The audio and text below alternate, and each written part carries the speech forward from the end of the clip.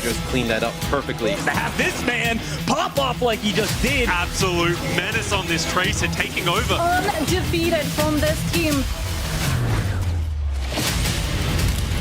That was such an insane final fight. They're just getting torn apart. That'll be it. And they run over the shot. One more chance, one more push. Maybe they turn it around.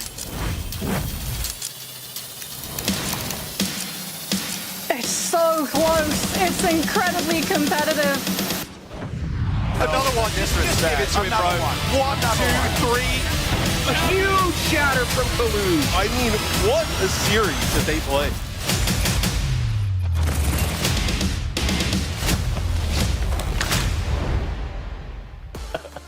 What's up, everyone? This is week 4, day number 1 of the summer qualifiers, and we're back with more Overwatch League action each and every day this weekend.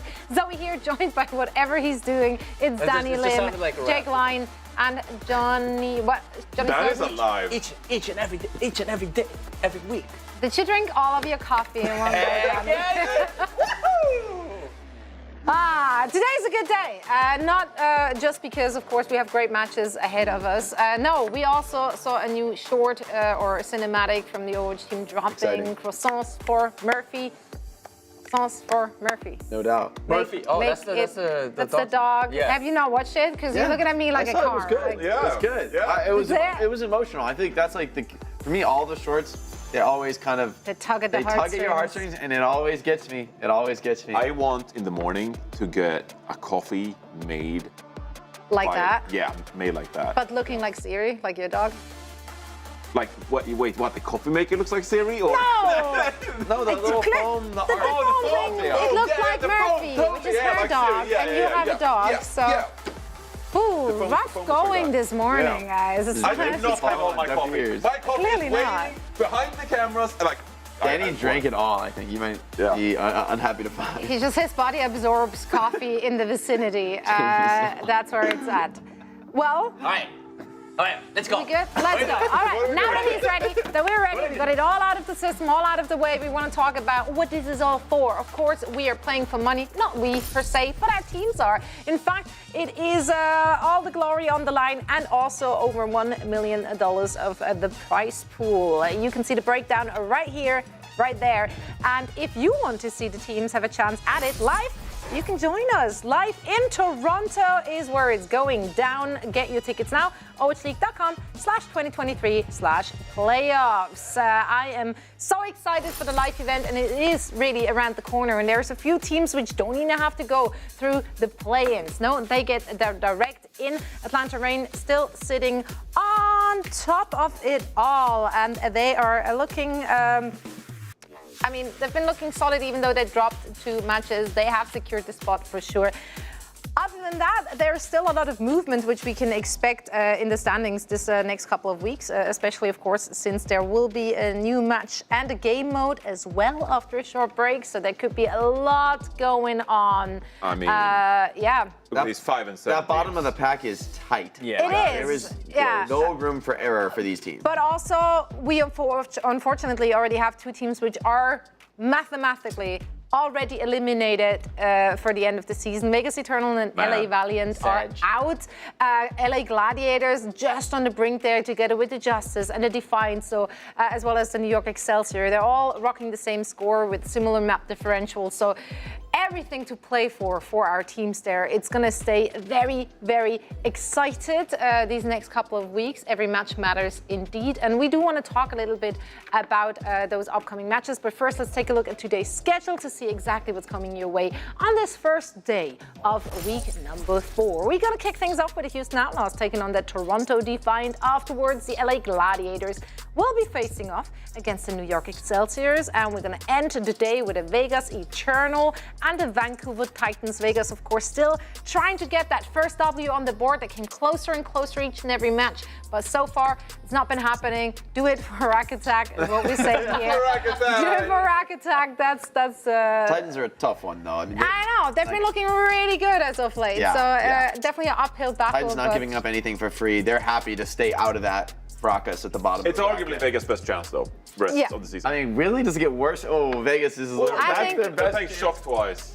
Oh, You know, and Vegas, also, I mean, they're Vegas, playing Vegas. spoilers now, right? Vegas Eternal, like, they're Yeah. they're like, hey, we have nothing to lose. Hey, we're just gonna drag you down with us. Hey, Yeah. it's just like, no pressure. I mean, they haven't had anything to lose for a while, Danny. Let's be honest.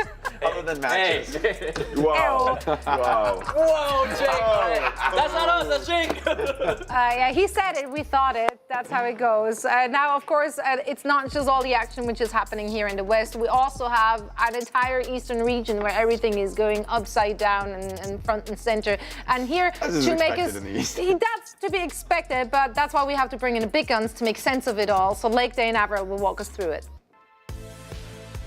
What is up? Welcome back to another day of APAC recaps here with me, Avril, plus Leg Day. We had a very nice day of games today. Not a single 3-0 to be found. It started out things with 3-1. Seoul Dynasty versus the Guangzhou Charge, and honestly, pretty entertaining. Jinmu brought out his signature Pharah, one Circuit Royale, playing a Pharah versus Prophet, who's on one at the moment. Hold the Pharah gun on Esperanza, but unfortunately, it wasn't enough. And I'm just glad we got to see some Pharah Leg Day, because that was actually some pretty good stuff.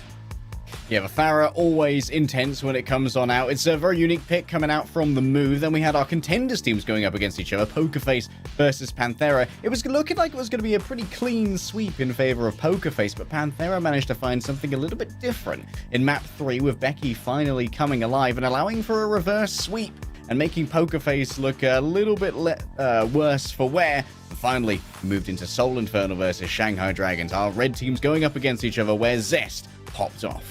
Once again, as usual, another player, the Mad Zest, best player in the lobby. Viper had, as you'd expect, more double pulse bomb kills. Always good for those in every single series, but ultimately it's Soul Infernal. They are just too good. Still a top team in the region. And it rounds out our 3 matches today. Soul Infernal, they come back tomorrow. They'll be playing in the Soul Bowl. Soul Infernal versus Soul Dynasty. It's got to be on LAN as well, so tune into that one. Back to you guys on the decks. There you have it. Thank you so much, gentlemen. Now, over in the Western region, there are a few teams we already mentioned, which are all sitting on the same score. And we want to take a look at some of those key matchups we're going to have this very week. Starting off with, well, the Gladiators and the New York Excelsior. That's the reaction I wanted to hear on this test. And to clarify, that's the Gladiators we're feeling that way about, right? Like, I think for New York, this team was like, I think they're still above expectations. I think people were putting them at the bottom as a team who might not make it, might not qualify to play-ins. And now they're very much in that, maybe lower middle of the pack, but very much fighting strong, punching above their weight class. It's Gladiators who we're worried about. Which is crazy. If you look at that roster, like, this should not be the discussion we're having about the Gladiators, but clearly they didn't get a good grasp on the meta, whereas New York Excelsior actually, yeah, they didn't win their match, their recent one, but they've looked good in the meta. They seem to have an understanding of how they want to approach it. For the Gladiators, is there any hope? Can they do something? There should always be hope for this franchise. Historically, they've had really, really great results. From an individual perspective, we've seen some highlight plays coming out from them. Players, for me, like Kevster, I think is always someone you have to talk about with the Gladiators. He's been with this team a long time, and he has been part of some of these huge franchise performances where they've had big results in the past, right? They have won stages, they've been top 3 placement, time and time again. And I think now to see them having fallen so far is hard for a lot of Gladiators fans. I think losing the battle for LA was like a heavy blow to this team. The Valiant. And exactly, and in a reverse sweep too. That's about as bad as it gets for the Gladiators franchise. And we thought that might be their nadir, but it's just going lower. And we've seen great plays from Funny Astro. Like, I don't want to take anything away to some of these superstars on the LA Gladiators. They do look great, but overall as a team, they have not gotten the results. And I think now is the moment where we have to start talking about their rebuild. A lot of the other teams that rebuilt, Shock, Toronto, look a lot better. They look like it might have been painful losing some star players, but they brought in better players. They in a team that fits better together. But for the Gladiators, that hasn't been the case. Here we can look at the map win rate in the spring stage, pre-rebuild, and then letting Dante go, moving on with Marvel. It's been a flop. It's been a flop. 13%. Exactly, and I do think this is a small sample, right? Like, Marvel has time to redeem himself, so I don't want to. You can't say doom and gloom yet, because that's a full stage versus just like the first few weeks of one. And we got shakeups in the mix, so there's a potential to bring this back, but you've got to strike now for the Gladiators. This match today is one of those ones where if you lose this, you're going to be looking back at the end of the season and saying, why didn't we qualify to the play-ins? It's going to be because of this match. This is arguably your best chance for the Gladiators to, kind of start building momentum again. I don't think New York's been like an unbeatable, super strong team this season.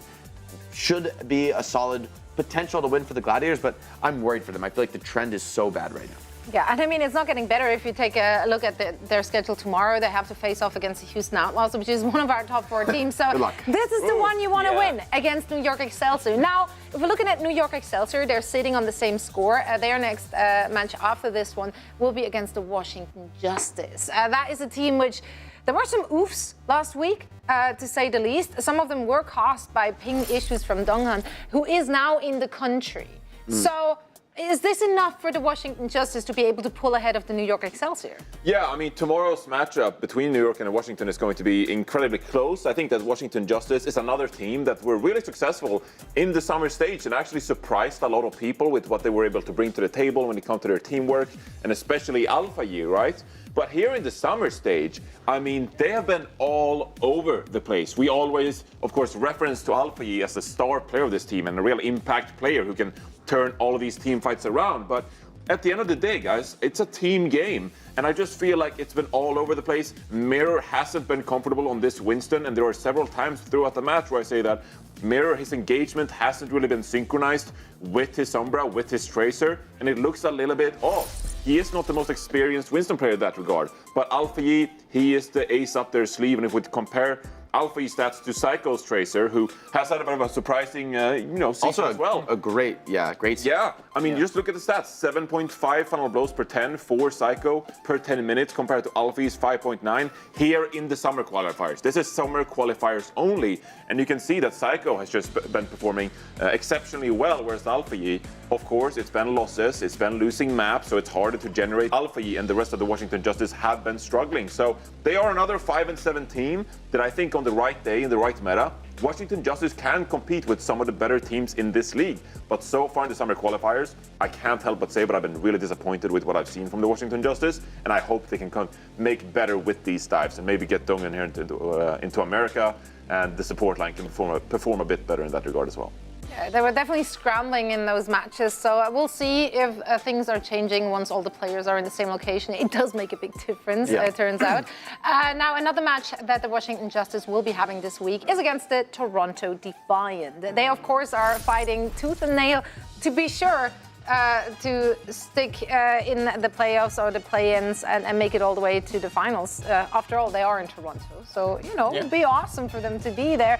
They are facing off against the Washington Justice. We talked about how they've been struggling. What about the Toronto Defiant? How are they looking at the moment? I mean, if this was the spring qualifiers, I think Washington Justice definitely would have the upper hand. But right now, like Johnny said, Washington Justice is sort of going through some tough times right now. And on the other hand, I think Toronto Defiant has been improving and have been looking a lot better. And I think that's thanks to the newest addition to the team, Spectra and Opener. Both of these players has been great addition to the team. And they've been, I think, looking a lot better coming into the summer qualifiers. Opener has been a great support player for the team. And also, Spectra is, I think, a DPS player that really Toronto needed. And he has been showing up, especially when it came to Echo. He had some crazy Echo plays. And not only these new players are like popping off, but also because of this, like players like Hydron, who could play the Tracer, which is also one of his signature heroes. So it sort of helps out the whole team in general as well. So we're seeing stats from Spectra and Alpha E. Alpha E is another great player, but Spectra, joining mid-season, and from all the matches that we've seen, he has, he's been a great player as well. So I think individually, I think they would be sort of on the same level, but I think as a team-wise, because Toronto Defiant has been looking a lot better, I would say the Toronto Defiant has the upper hand for this match. I gotta say as well, I can't help but be a little happy for the Defiant, because when you think about it, it's one of the most cursed franchises in the Overwatch League history. I mean, apart from last year, when at the Toronto homestand, they actually did perform well. They got third place at their own homestand, really cool. Apart from that, there hasn't been a lot of happy days for Toronto Defiant fans. So if they can finally find some momentum as we get closer to the playoffs, I'd be happy for the Toronto Defiant fans out there. They deserve it. They deserve it. We want to see them play in front of the home crowd. I mean, that too. Well, I mean, say it. Do I say it? Do I say it? Say it. They're gonna be there no matter what. That's that's actually Probably right, probably yeah, true. probably right, So we have a lot of teams sitting on that same score, and all of them are fighting it out. It is do or die. Every one of those matches matters. And these matches are hard to predict because on a good day, each of those teams could take it. I love that we have such a hotly contested lower midfield, which really keeps it interesting up until the very end of the season. Now, another thing which keeps everything interesting for us here is, of course, all the beautiful contributions from our fans in our fan art gallery, such as this beautiful piece. Woo! I believe it's acrylic on canvas sent in by Uzuri Cat. Thank you so much. It's titled Heroes Never Die. And it's absolutely gorgeous. Please keep them coming. Love seeing the physical pieces, Yeah, like, it's right? really cool. You can see the Definitely adds framing to it. around the picture, which means it's a, it's a camera photo taken of a physical painting itself. So really cool. Love it. I would buy this. Yeah, I would buy it too. Yeah. Well, I'm not stopping you to putting in offers. So you have going two into an offers auction, already. okay. Put it on auction. Put it up at Sotheby's. There we go. Bidding war. Do I hear? Let's do it. The bidding war is starting. Also, I $100 love when it's like pieces like that, which are physical photos. I always try to play detective on the background and figure out what's going on there. This is a tough one. I see some purple leopard sitting on something. It looks like a soft banana is underneath it. There's a lot. I don't know. It looks like a banana pillow underneath it. I don't know. I don't know. Yellow. I need It looks like a chair. probably a banana. It can't be anything I'm other a than simple banana, right? person. If Has it's to be yellow, banana. it could be a banana. Either way, it's or a definitely school bus. amazing fan art. So keep it up. Send them in to our fan art gallery. We'd love to feature your pieces in our big screen and talk about it, and keep us guessing with those backgrounds as well. We're gonna have a lot more to talk about when we come back after this break. So don't go anywhere. In the Overwatch League, fans are not mere mortals. And when your team needs you, we lock in and turn it up. The hashtag skins in the game. As the season ramped up, the leaderboard became a mecca of movement. Teams usurped teams, and each play of the game inched their team closer to enduring prestige. Countless hours of playing with the squad became a chance in the spotlight. But one final push lies ahead. As submissions close on August 10th. The Overwatch League team with the most points will receive a custom spray, which will be available to all Overwatch League fans. Remember to post your play of the games, pop-offs, and highlights wearing your team's skin, tagging Overwatch League and using two hashtags, skins in the game and your team's hashtag. Be the fan your team needs.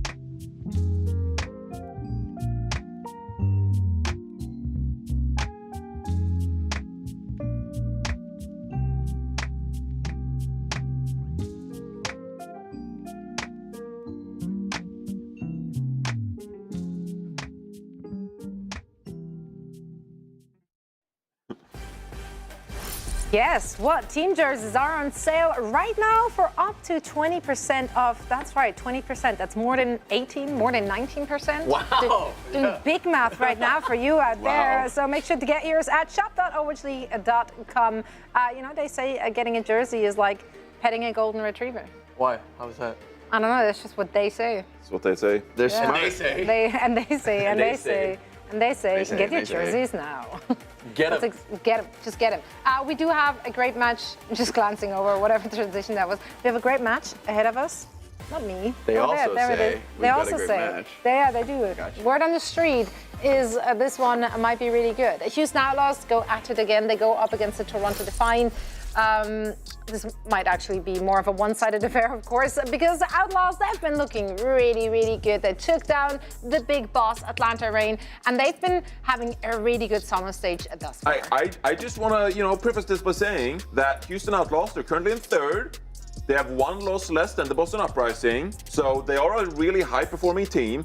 But arguably, you're looking at this squad right here, and you want them to win out. And that way they secure their spot directly to the playoffs, right? So obviously stacked lineup, but you never know what can happen. You never know what can happen in some of these matches, right? So really important for the Houston Outlaws to just win out. Yeah, this is one of those most losable of the matches, not to a top 4 team. I feel like you got to put Toronto as one of the most likely teams to play They've been spoiler good, yeah. after the rebuild. Yeah. Yeah, and I mean, you mentioned them, Spectra and Opener. They've been standout performing really already with their first look in this new team. Anything else you can say about that team since they rebuilt? I think the rest of the team has looked better too. I think we're starting to see more bright spots from the players who are still around from the original roster, with these other guys in. So sometimes it is, making a few changes can actually elevate the whole roster. It's not just like the new guys coming in and carrying, but rather, I think Hydron's been able to stick more to his specialties, bringing out more of his Tracer, which we didn't get to see that much in the first half of the season. And also his hit scan looks really strong because Spectra can handle the Tracer too when they want to play a hit scan comp. And then beyond that, I think Kalu's flexibility has looked more and more valuable as time has gone on. He's proven to be a real asset to the team.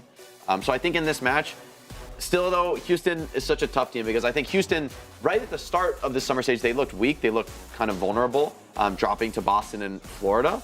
But I feel like they've kind of figured out their stride. Right at the start, they were forcing a ton of Tracer Echo and really committing to it. And I think it is a huge strength for the Outlaws, but they maybe overdid it a little bit. Now they're back in a place where they're still playing to their strengths, but not forcing it too much, right? They're using Tracer Sombra where it feels strong. They're playing now with confidence. I think that's a huge difference maker for this team. And ultimately for Toronto, I think that's going to be the hardest place to match up is the Winston dive. I think Fearless is the best Winston, or certainly one of them. And then you've got Ana, or rather, Shu on the Ana, Violet on the Shu break. is Ana, essentially. Shu and Violet together is a very terrifying support combo. They're not just going to survive, they're going to shoot back and kill you if you come to dive them. So I think that's what Toronto's up against right now.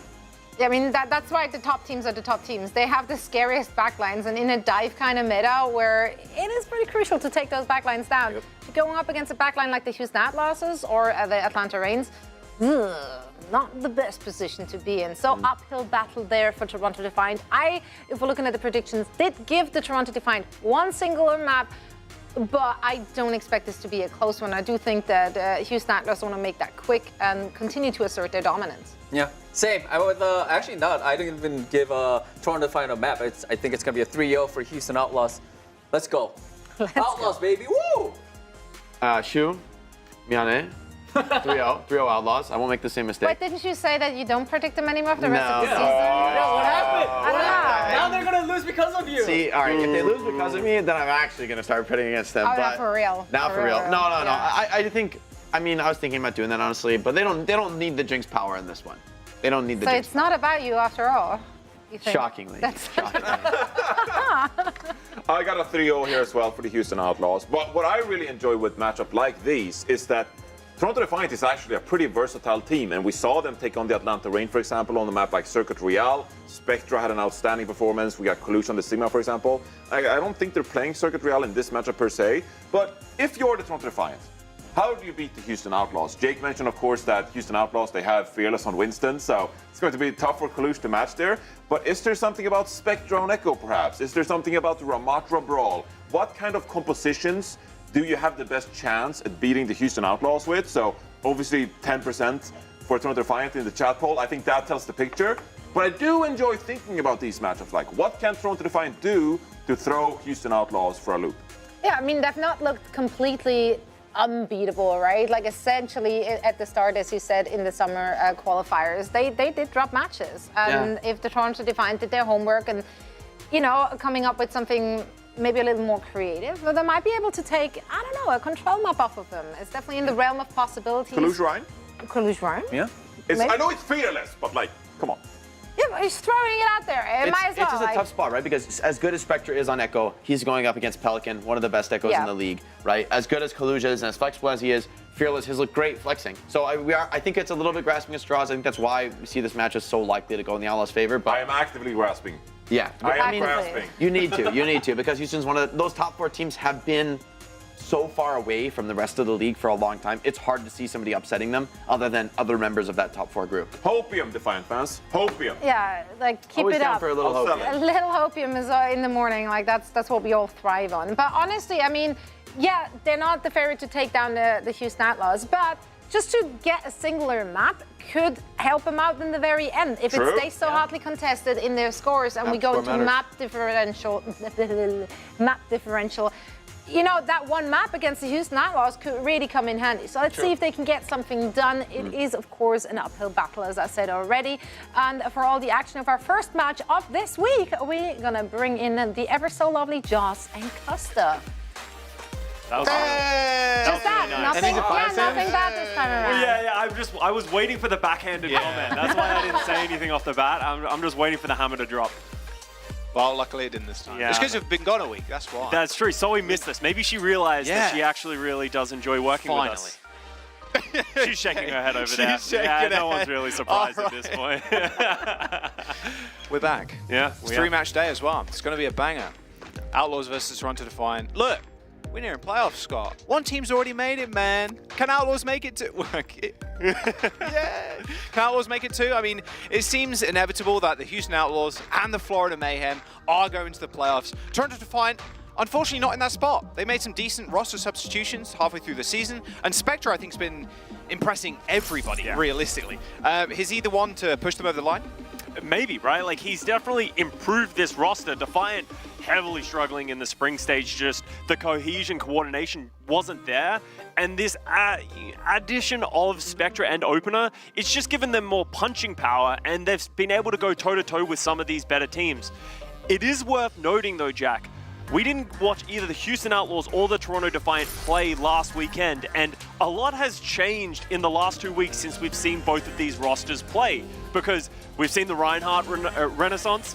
All of a sudden, people are starting to throw curveballs at teams, and remember, this is the last weekend that we ever have on this patch that we're currently playing. Ridiculous. So at this point, you need to just do anything you can to win. It's not about improving at the dive comp. It's not about looking forward into the playoffs. You just need to win as many matches as you can. Solidify your positioning. Houston Outlaws trying to get top 3 and a guaranteed spot. Toronto Defiant just keeping, winning, get seeds, get confidence so that they can sort of further on into the playoffs. Get seeds, Scott. Get all the seeds. Get all the seeds. You plant them, and then you harvest them in a couple of weeks when the patch drops. All right, Ilios, the first map. This is, I mean, Ilios in general. Come on now. It's going to be Winston. Reinhardt, though, for the later maps, potentially. We did skip over the map screen. I think I was looking at you when that happened. But we'll bring him up a bit later. And I feel like Toronto Defiant are definitely a team that could swing a curveball and maybe knock Outlaws out of the park. However, dive, though, from either side. Almost a mirror. Pelican just on the Sombra. Hydron on the Ash. It's going to be tough for Hydron to get stuff done, though. You can already see, not too much ult charge at the start of the game already. Too many shots. He's in positioning, though. So if he can just stay up here, keep raining down bullets onto the Outlaws, that gives them positioning to get the first capture. Hydron is under pressure, but I think we're going to have to see Fearless disengage and Defiant in control until Spectre goes down. Yeah, Spectre dying's not great. However, I mean, Defiant did end up capping the point first. They let this one go away for free, though. No chance for a contest. Now Hydron's off the high ground. And this is the tough spot now for the Ash, right? Yeah. You can get to height, sure, but you have to use coach, and then as soon as Fearless is that shift, you're dead. And you can just see the Outlaws, they're just hunting and corralling Hydron into a corner, waiting for him to step up so he can shoot, and then they punish. Drop a hack, drop a dive, and then all of a sudden Defiant might not be able to hold on. Kaluja's taking a lot of damage trying to take the space. But look at Hydron, he's just hacked. He's getting peppered by the Sombra in the backline. Yep, Kaluja's asleep on the high ground. She was 1 HP, and Antifa eventually falls. It's actually Hydron that takes me down.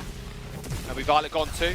Nano boost onto Kaluj. Should just do it. Hydron nearing that first bob of the game too. And now you're in a position where you can just really dominate on the Ashe. Those dynamites are so annoying to kind of deal with, especially if you're the Ana and the Brig. Like, Ana on fire, you don't really want to expend nades, so you're just getting packed like, a couple of times. You get healed. Yeah, exactly, right? And that's frustrating, and that's one less pack for Happy or Pelican to play around.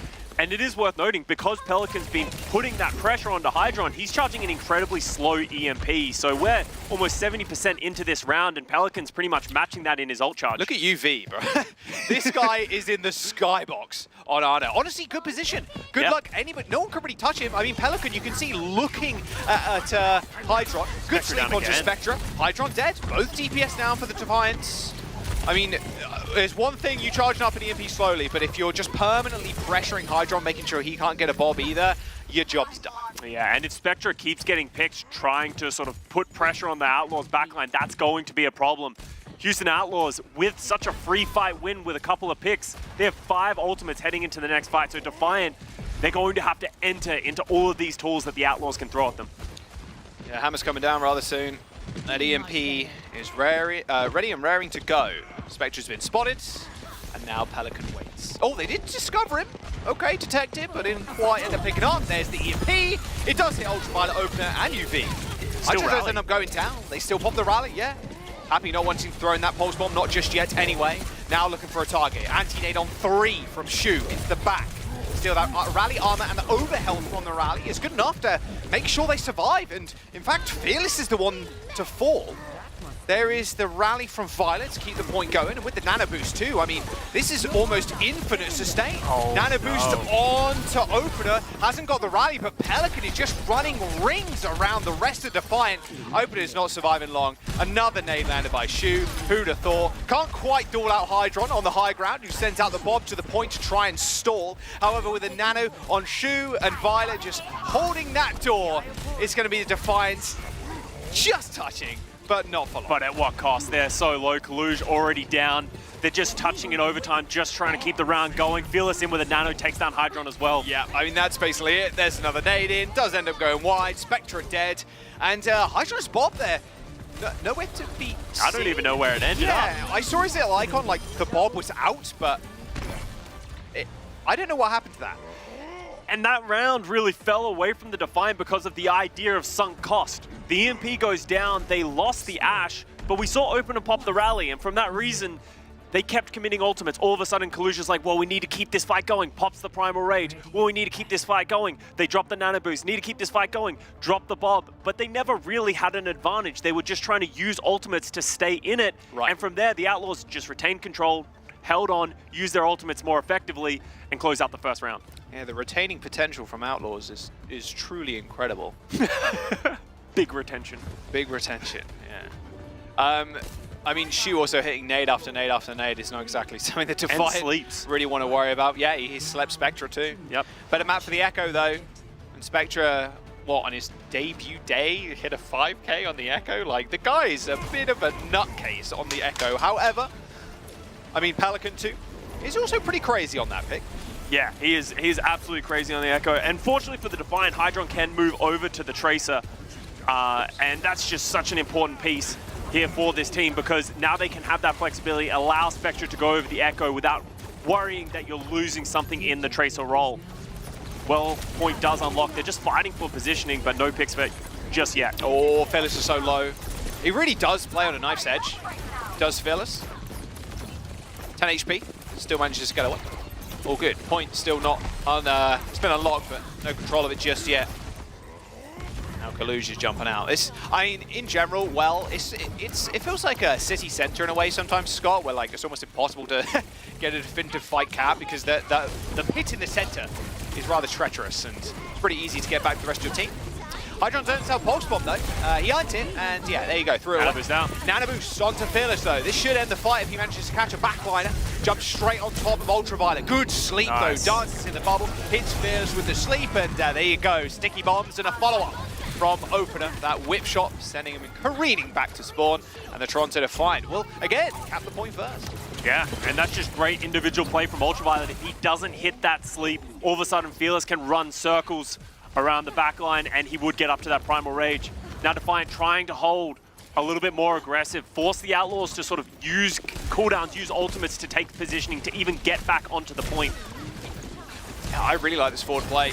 Good nade. Only hit Fearless though. I think he hit Violet's shield, so a bit unlucky. Ultraviolet does have nano, so they can use that one. That's the advantage. They drop it on the Echo. Uh-oh, yeah, Harry's got a pulse bomb. The bash misses, but so does the pulse bomb. Opener not quite just waiting happy from throwing that one out, but Spectre with the nano boost doing a fair bit of damage, nice but of course Fearless just juggling Hydra, just squishes him. I mean, duplication's available from Spectre right now, straight into the Ana, where's the nade? Sleep hits the bubble as Fearless perfectly juggles around it, gets hit with the nade, but he's all good because he's got Winston. And Violet pops the rally too. They're going to keep this fight going. Double Ana on the field for the Toronto Defiant. A rally still available for Opener as the copy fades away. But still, with Toronto Defiant capping this point, got a late rally from them. I mean, they're more than okay to continue this fight. Good sleep onto Pelican 2. Tried to dive bomb into the backline, get the duplication. Does manage to get it in the end. Hits a copy nade on Ultraviolet and Spectre, but there's no follow-up. The copy goes down as Hydra lands a pulse bomb on Shu. A duel in the skies from Pelican and Spectre, but Pelican loses it out. And the Toronto Defiant the whole time, Scott, had the point. It's literally what we saw in the last round, but you know, the other way around. This time the Outlaws, they're the ones using ultimates to stay alive in the fight, but Defiant just using everything that little bit later. Opener holding the rally just so late, popping it so late, gave them such a huge advantage. And now Outlaws have nothing less left. They're back up to a nano boost, but they're in final fight territory. I mean, Happy has to come up with something gorgeous right now. This pulse bomb has got to land. No pressure, Happy. No pressure. Sounds like there's a lot of pressure here, Jack. No. They can't hear us. Luckily. There's the nano boost. Another nice sleep by UV. It's got a nano in a couple of seconds. Oh, Happy hits a pulse, but no, they don't touch the point. Oh, tragedy. First day back on an A, Scott, and we witness another C9. And that was a C9. Actually, Avril, that was a C9. That wasn't a back cap. Actually, Avril, that's a C9. And it's even more disappointing for the Outlaws because Happy just hit an enormous 2K pulse bomb. That's a fight winner. That's a fight winner, absolutely. Outlaws were going to take control of that round, but instead, it slips away. A chat. I hate even told the truth, but I ain't even tell a lie. Words to live by. Facts. What? I love chat. Yeah. I love chat. It's actually one of the best things you've done in recent years, just enabling chat. The derangement sometimes is just, oh, it's chef's kiss. Oh, you can tell that they're all just loving having some banter going back and forth. Valiant, I think Valiant has got to be rank 1 in terms of like chat messages per second. Yeah. And synchronicity of chat messages too. Most number of C9s per minute. Yeah, actually. Doesn't matter what it is. They win around 100-0, it doesn't matter. We move over to Lighthouse now. Both teams playing the Echo once again. Maybe Defiant feeling more comfortable in this matchup. Point opens up, both jostling for position. Hydron's gonna have to give it up just a little bit, but Opener's coming to help. All right, Opener down on the low ground, not with Azana. Someone sleeping on the high ground, that's Kaluge. All right, for the first time this map, Outlaws end up capping the point first. Violet's hit with an anti-nade, has to play a little bit safe, unable to help Fearless, who's getting kind of corralled in the center. Hydron with a nice little double kill. Go on, Sun, blink off the map. No, good. Who's going to double blink onto Pelican there, but not to be. But Toronto Defiant with a very quick team fight there. Fearless has been getting punished a lot, which is very rare for Fearless Winston. He's usually so understanding of his limitations and his health pool, but right now Defiant are doing a great job of punishing him every time he tries to take an aggressive position. Good nade. Yeah, Kaluge gets slept, but no punish. Yep. Oh, Hydron. Oh, yeah, I didn't expect. He's like, oh, wow, that's damage. Violet was on one end and Fearless is on the other side of that, so unfortunate. Little shield bash kill. Should be quite easy to stall out though. Toronto Defiant have support. What's coming up, Scott? Yeah, exactly. Ultraviolet Nano Boost is going to keep them in this fight. It's going to probably go on to Kaluge just so he can anchor onto this point. There you go. Yeah, he do be anchoring right now. He sent that one straight to the bottom of the ocean. Happy with the pulse bomb. Hunting, searching, Opener right in front of his face. Easiest pulse bomb of his life. Kalush still anchored down that point. Scott, even with that kill. Spectra duplicated into an Ana, but instantly got slept. Kalush does the dirty business though, the dirty work, and kills Shu, and another kill onto Happy, who just double blinks into him, in fact. Toronto Defiant, they do end up losing control at this point, and the Houston Owls want to make sure they can make their mark here, and with Opener and Ultraviolet coming back and trying to heal Kalush, he's going to be able to get healed up somehow. I mean, Pelican just lets him go. Double Winston, maybe even a double Primal. Not quite, Phyllis doesn't have his, luckily. Toronto Defiant ended up killing off the main tank, and with Pelican nanoed, I mean, he has to find some serious damage here to chew through this overheal. Yeah, you could see Pelican just miss the kill onto Kalush, and that's given Defiant a window back in. Yeah, there you go. There's the cap, Scott. Can Pelican just keep them in this? I mean, Shu's on the low ground right now. Pelican's on height, and Ultraviolet's just doing a bit of free farming right now. Good fight from Toronto Defiant there. They stopped that aggression from Pelican's Echo easily. And yeah, they have a huge advantage. They have a Pulse Bomb and Nano Boost coming up as well. And at 66%, Defiant have all the tools to close out this one, but Spectra getting picked. That's gonna hurt them. Outlaws now in an advantage in a 5v4. Oh, Ultraviolet. Oh, the sticky bombs. Whiff. Woo! That's a big whiff. None of those hit. There's the dive. I heard a pulse bomb from somewhere. Sure. And yeah, cross map. Shu ends up going down. Another uncharacteristic death. Scott. Shu never normally falls to a trace of pulse bomb. Normally it's him sleeping it. Spectra takes care of Violet. And well, Scott, we're in the final fight now. 10% to go. Speaking of uncharacteristic, Jack, Houston Outlaws in a 5v4 advantage, just unable to capitalize. They're the ones that lose out. And now all of a sudden, they're the ones desperation touch onto the point. Good move. Ooh! Happy just managed to get there. Nice move from Opener to force Happy to use one of his extra blinks to get it. Fearless is pretty low. There's one ultimate coming out for the Outlaws, and it's the rally. Violet insta-popping it. No, look at the dive. It's so good for the Toronto Defiant. But Violet instantly popped rally, but almost as quick as he popped it, he fell over. Houston Outlaws, they may have a nano coming up, but Fearless is already dead. Shu's gone. Toronto Defiant, 2-0 the Outlaws on the first map. The backline looking great. That's confidence right there. Kalush ready, pumping his chest. Like 10% of the chat voted Toronto Defiant. Like they need wins right here, right now. And this is a team that's been struggling, Scott. Yeah, they've been struggling. They're on the up, and a round like that, a map like that, going up against the Houston Outlaws, that's just confidence, because that's a straight up dive mirror in both the Sombra and the Echo, and they proved if we play this Echo dive, we can beat them. And that was a convincing 2 rounds, both on Well and Lighthouse. Well, I mean, I think they're thanking the meta in a way, especially in the DPS role, has shifted away from this Sombra and more towards this Echo, because Spectra's Echo is nasty. There was a couple of times where Shu and Violet were kind of able to shut him down, but his proficiency on the Echo versus Pelican this map, it felt way higher, Scott. Yeah, and honestly, the dives overall from the Outlaws just not really coming up with much. Opener and Ultraviolet did such a great job of sort of trading aggression, and every time the Outlaws were diving, it felt like they weren't getting value and they were getting punished from it. That's inherently why Pelican just felt like he didn't come up big in the ways that he usually does.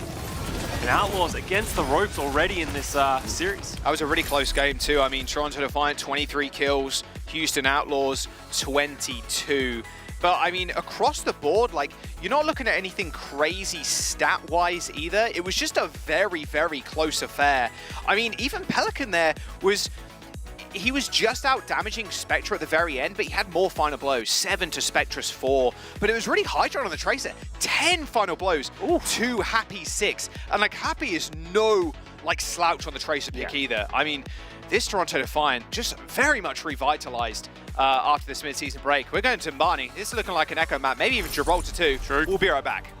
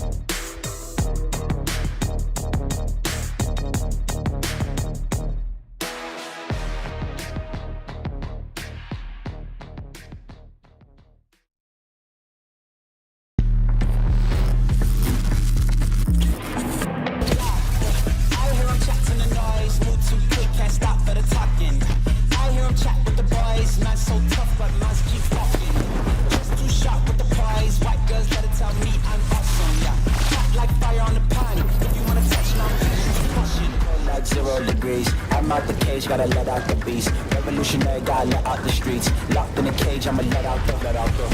Wake up, get out the sheets. We came for one man, forget about peace. We take the west side, take on the east. I'ma put him in the cage, never let out the. Yeah, I hear him chatting the noise. Can't stop for the talking. Like fire on the pine. If you wanna touch my please. I mean, it's a fire intro. It's a fire intro. What can I say? I mean, Sermashed's one with Kiriko was sick. It kind of reminds me of, you know, when you get those like high quality figures, they kind of look like that, the way they're positioned and stuff. I'm like, man, they should release like a whole ensemble of like Overwatch characters, like all in one big giant model, you know, or like a few together kind of thing, like Genji and Hanzo and stuff. Yeah. It's kind of wicked. Yeah. Are you going to drop me with a call? I was thinking about it, but I didn't want to do it. I don't want to do it this early in the weekend, you know? I don't want to blow it so early. But I'm just trying to create conversation. Toronto Defiant, though. Don't need to create conversation when this team is playing this well. Yeah, look at this guy. Oh, 9 final blows. My bad. I thought it was 10. Just making things up on us, Jack. But yeah, Hydron Tracer really came up clutch, and we sort of spoke about it a little bit on the Ilios map, but Hydron, as a hit scan player, this was a huge weakness the Defiant had in the spring stage because he wasn't their other Tracer player. They were usually having you know, someone else come in and sort of pick up that role. So he was having to play the hit scan or the Sombra, and his Sombra was just quite lackluster to the degree. So him being able to switch over to the Tracer, enable Spectre to play the Echo, has been a huge boon for them, enough so that they're able to take down Outlaws in the first map on Ilios. Yeah, I mean, in general, Hydron is just a crazy player. Even, even going back to last year, it feels in a way, when it comes to DPS and like the situations he's been in, it feels like a proper in a way where you're like, okay, we need him to play the best role, so we need someone else to flex around him, but we've never had that flexibility in the other DPS slot where we like, okay, Hydron, we really want you to just play your best heroes, Soja, Tracer, etc. But like, we can't do that right now because we need a Sombra, but now we have Spectra who can play things like Echo, which is really good in the meta. Like, this is a really good look for Toronto. And I'm excited to go on Nambani too, because another good Echo map. And we see some crazy stuff from like Mayhem, a little bit of Rhyme, you know, a little bit crazy things can happen on this map. Like, nothing is off the table right now, and especially with the new patch around the corner. Hey, it's a great Echo map. Yeah, it's a great Echo map. But honestly, from what I've seen from both of these teams so far, it doesn't feel like either of them are straying too far away from the meta so far. They're not pulling a London Spitfire or a Florida Mayhem and just sort of throwing whatever works at the opposition, because this composition is quite good for both of them. And if you're the Toronto Defiant, you're more than happy to take this Echo Mirror. And if you're the Outlaws, they have confidence in themselves. They're not going to blink. They're not going to lose that first map and decide, hey, maybe we can't match up here. So from what we're looking at right now as both teams get set up, it is going to be the Winston Echo Mirror on Nambani. Yep. Oh, look at those moves from opener. Go oh, yeah? schmooze, Get it. Yeah, there you go. Oh, yeah. Oh, okay, it's finished. All right, well, you know, the game started, Scott. The game started. There's the TP, but no one took it. Nice job, Happy. Couldn't do it without you. No, come on, man. That's the rest of his team's fault. They see Violet, like, look back, like, come on. Whatever. It saves, like, 0.5 seconds. Yeah. Oh, by the way, Spectre just hit a full launch of sticky bombs on Fearless. Yeah, he's 35% ult charge already. Yeah, that's pretty good. And that's no joke. That can add up as time goes on. Yeah, like if he can get the first duplicate, that can enable a dive. Both teams just posturing on this high ground. Ultraviolet willing to hold his ground. Has a lot of confidence in Opener to keep him alive. Ultraviolet's a strong man holding that high ground against Fearless, that's for sure. Nice beam there from Spectra. This goes Fearless with that execute damage below 50% HP. Two Tracers just kind of hugging each other in the back line. Oh, but Happy gets the better of that one. Little Hydron stopped hugging first, so he goes down. Yeah. All right, two and a bit minutes. Full at 3. There's the kills. All right, nice nade too. Wow. Do other than shoot. Yeah, that initial ult charge that Spectre got, unfortunately, didn't really mean a whole punch. Happy winning that duel is just, it's disaster, because basically what Hydron was doing there was just playing goalkeeper. Like, you don't really want Happy to get behind Open and Ultraviolet to force the drop to the floor, and that's why it ended up happening. Good pick too by Shoot. And that's going to hurt even more, because all of a sudden Hydron, he's going to have that really fast spawn, and that's going to enable Outlaws to really sort of take this position. That's why Fearless can jump on the high ground, Pelican can start charging up his own duplicate himself. Now the Defiant, they have a lot of ground to make up, and Outlaws moving quick. Ultimates are coming up for both sides. We're probably going to see 10 in this next fight. Yeah, everybody's dropping every ult. Just get point 2 Nambani over with. Just get it over and done with. Pulse one for Happy. That was so close. Luckily there were heals though. just forcing Kalush to get heals. Look at that damage. Nano boosted Echo, yeah, it's no joke. Speaking of which, there's one at Toronto Defiance own, but I mean, Ultramar's already dead. Duplication, not the best target in the world in the Winston. Normally you'd want an Ana there, but maybe it still makes some schmoves. Opener's in the front line right now. He doesn't have to protect another support, so he pops the rally. Oh, what a move! What a whip! Whip from Pelican. They bash it into a flail. Opener, Pelican showing you how it's done on the brig. Opener popped the rally too. Yeah. I mean, that is just free for Pelican. That coordination, Fearless pushes him to the edge. Pelican gives him that last little love touch. Nasty. And that was absolutely 10 ultimates off the bat there, Jack, but Happy was the one who opened it up with the pulse bomb. Defiant are going to try and contest this late. Going to take a lot of damage, but it doesn't feel like Outlaws can force the objective just yet. Yeah, pretty much 10 L's using that fight, Scott, almost. I mean, Happy's got a pulse bomb, that'll be the next available. But they're in such a good spot, man. It's so... Oh, don't touch! Yeah, they can't. I mean, Kalush is pretty low there. Opener tried to bash in to get the charge, but it's so close. It was just a bad spot in that tunnel, right? So it's rough stuff. Happy, I was thinking maybe Happy gets a pulse bomb there, but it was Opener just bashing back to make sure he doesn't get isolated. And that second point captured incredibly quickly as well. 5 minutes remaining pretty much for the third point. And Defiant just haven't really had any resistance. They've just been getting first picked and falling down from there. Welcome to Numbani, everybody. Yeah. Point 2 does not exist. And now we're charging up for another 10 ultimates for another big team fight, Jack. Well, there's the first one. It's the Nano into the back. Happy already had to do with a recall, but this time it's Hydron that starts off the fight with a bang with a pulse bomb. 4 minutes to go for the Toronto Defiance. They do only use 2 ults in that fight, so they're feeling pretty good with themselves, I'd imagine, since Shu and also Happy used their Nano and Pulse Bomb. Yeah. It's all about the dupes now. Exactly, the duplicates can come up big, and we've been seeing a lot of players duplicating the Ana. You said yourself just earlier, Jack, Winston duplicate doesn't get that much effectiveness unless you can get the Primal Rage, but because you only get that 300 health pool when you duplicate, it's just not that effective. So we'll see what Pelican decides to go with here. Defiant trying to hold aggressively, but they eventually do start to fall back. Kalush gets naded and goes down. That's so bad. How does one man do it? How does one man land so many nades? I do not know. Another one! Oh, there you go, a double into the backline. Boy just wins fights just off of a single nade. Well, maybe it was Pelicans. It was one of the Anas, that's for sure. There's 2 of them on the field right now. I mean, Kalush jumps out of spawn. Luckily, he's got Primal, gets instantly naded again. Rally from Opener. Can't get bashed off the map this time, though. All good. Goes aggressive, trying to get revenge on Pelican. Doesn't quite land the kill with the whip shot. And that beam damage not enough. Too much healing there from Violet. Pumped into Shu to keep him up.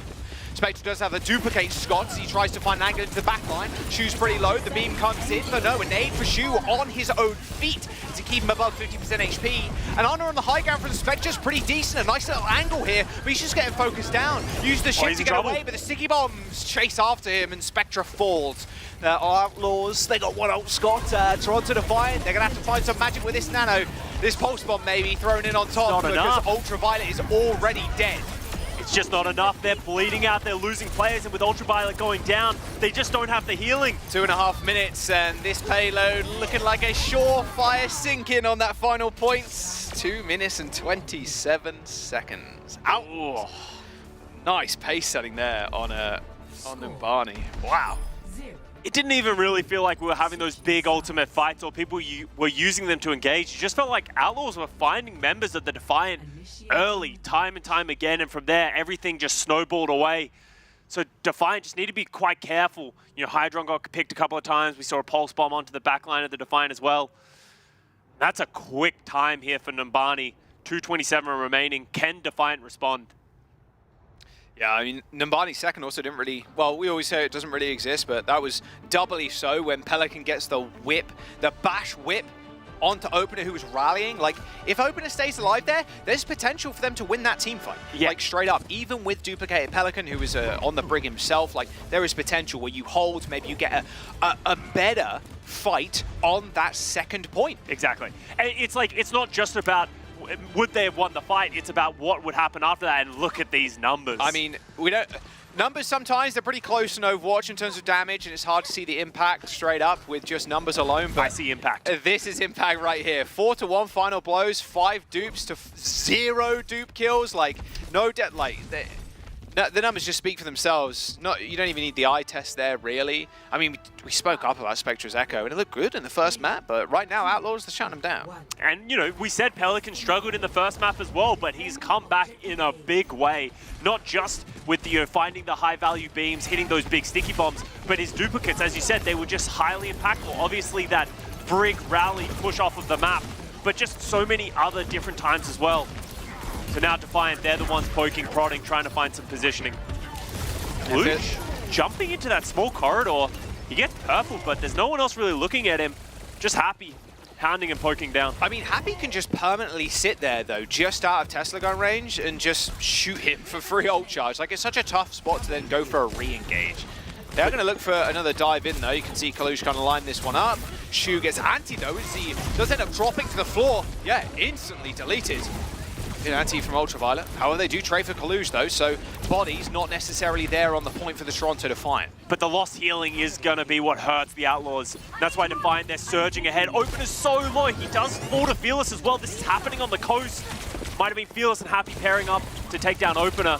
I mean, that's what you want. If you lose your support right there, you just want to int onto the backline, try and get find kills, find value, and that's exactly what they did. And, well, look who's back again. Well, it's Shu. He's on the low ground, but that's okay. Full strength now, the Outlaws. Just clutch play by Fearless. All of a sudden giving them a lifeline. It's a minute off the clock already, but more importantly, ultimates are coming up for the Outlaws, giving them tools to hold on. They have the Nano Boost. They're going to have a Primal Rage as well. Happy still trying to poke down Kalush. Nano Boost onto Spectra. There you go, dive straight into the backline for Pelican too, but it's his own backline playing a little defensive. Both Winston's dead. Duplications available from both Echoes. They can still see themselves in this fight. Spectra struggling to maybe find a copy. There's the dupe from Pelican. Transforms into Brig again. Both pulse bombs thrown out. I mean, this is just scrappy on this point. Toronto Defiant have 2 ticks though, but Pelican's holding it. I mean, there's a sleep onto Happy. There's the execute kill from Spectra. They take him down. Can Outlaws respond in kind? Spectra with a later duplication with the pulse bomb. Lands on the shield, but it's all good. Shield Does down. Get the refresh of the health, and yeah, bubble down, boys. It's all good. You can push now. You can see the Defiant, they're still trying to push their objective. They have numbers coming in. Great Primal Rage. He's forcing Sleep.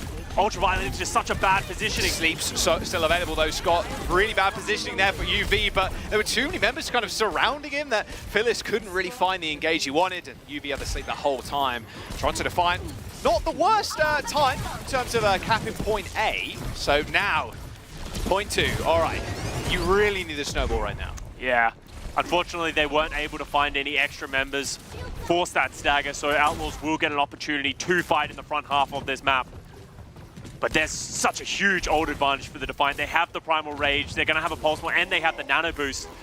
Outlaws need to be careful, especially with Violet getting Biotic Grenaded. Pelican's just alone. Didn't get the healing, and now all of a sudden this looks really bad for the Outlaws, Jack. Well, also their movement bed there. Why was he up there? That was a bit of a weird angle for Pelican to take. Maybe trying to find a different angle. Nice snipe from Kalush again. Double right-click kill, back-to-back. Nano Boost is decent, and, well, more than decent, they got kills. That'll do. 3 minutes to go. I mean, Shu does have the Nano for a re-engage here. Violet's going to be late, Scott, but he's got Rally in 10. Is it going to be enough is the question. Yes, they have the Nano Boost, but without a Brig, are they going to have the sustainability to actually take a fair fight? They got Nano, that's all I'm saying. Anything can happen. Happy's got the Pulse Bomb too. He's been pretty damn accurate with it thus far. There's the Nano, onto Fearless, looking for the Brig. Now turning his sights towards UV, but another good sleep.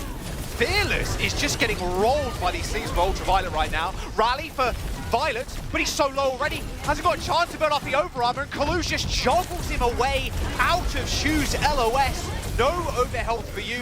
Kalush manages to get out too, regardless of that anti, and his Primal Rage fading away. And now it's only Pelican to try and kill off. A duplication again for Pelican onto the Brig. Much more favoring that target than the Ana. Maybe a bit of a panic one, but in this situation, it looks pretty good. A free rally on the horizon for the Outlaws. Pelican is still pretty low, getting healed up, however. And the Toronto Defiant just struggling to get anything done. The free rally does end up fading away as the Echo duplication ends up deleting itself, as the Toronto Defiant, with 2 minutes and 2 meters, are going to have to do something with this rally. Both teams are just brawling it out. Opener's getting pushed into the Outlaws. Yeah, but Ultraviolet Sleep's just keeping them in this one. Opener with the rally. Not enough sustain, though, to stop Pelican just dishing out damage. 3 kills for him if he can finish off Opener. He is nanoed. He do be swinging. Violet, Ultraviolet is still alive with that nano boost. Violet not quite so lucky though. The beam on 2 targets. Pelican can't quite choose who he wants to take down. And now the Outlaws are on the back foot. They are still holding down the fort, Scott, as another duplication's coming up for Pelican. These supports are playing out of their mind. 2 minutes to go, and finally Pelican is taken down. Someone please cap the point. Hydron with double kill. There we go. Toronto Defiant in what potentially was the scrappiest point 2 Numbani fight of all time. You say it's scrappy, Jack, but I almost consider it just expert support play. They're just managing to stay alive through all of this aggression, all of this damage that is being thrown from both sides. How many important sleeps did Ultraviolet hit in just that second fight? He slept the nano boosted Fearless, he slept one of the other aggressors at some point as well, hitting those biotic grenades while also keeping Opener alive. This is what they needed, but even now, Toronto Defiant, they're already below the time of the Houston Outlaws. But now backliners are falling left, right, and center. Yeah, and they invest dupe as well. Oh, I mean, I guess it's not the worst for the Outlaws there. You still got double support ult. But Toronto Defiant with 4 ults in for this next fight. Duplication is just such an important one, especially in this last point, Scott, where the supports are going to be stacked up towards the back. If Spectre can get like a high ground duplication on the Ana, that could be all over for this defense. But I mean, it's still a lot to stay on the Outlaw side too. Yeah, and you can use the Ana duplicate as well to just enable you to play more aggressively than you usually would as an Echo as well, because you can duplicate at any moment, give yourself that second lifeline. But once again, lots of ultimates coming up, Jack. Nano boost onto Spectre, going into the backline. Onto both Echoes, Scott. I mean, look at Pelican already shooting down Kalush, forced him to Primal Rage. They're trying to get Violet back into his backline. Little does Kalush know, though, Violet has that rally. Toronto Defiant, they haven't really used much. I mean, the Nano Boost and the Primal, but this big dupe. I mean, for Spectre, he's struggling to find an angle. Look at this disruption from Fearless right now. Slept, naded, but he's still alive. A friendly nade there from Shoot to keep him up as the rally is popped by Opener and Violet.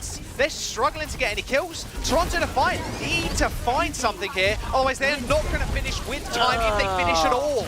Late duplicate from Spectre as well. Still alive. Yeah, they're just living to tell the tale. They're holding on, but Defiant used so many ultimates good kill. to just continue to go. They engage with the nano boost, then they primal, then they use the duplicate, they use the rally, but they didn't really get anything in response, and Outlaws just popped everything second.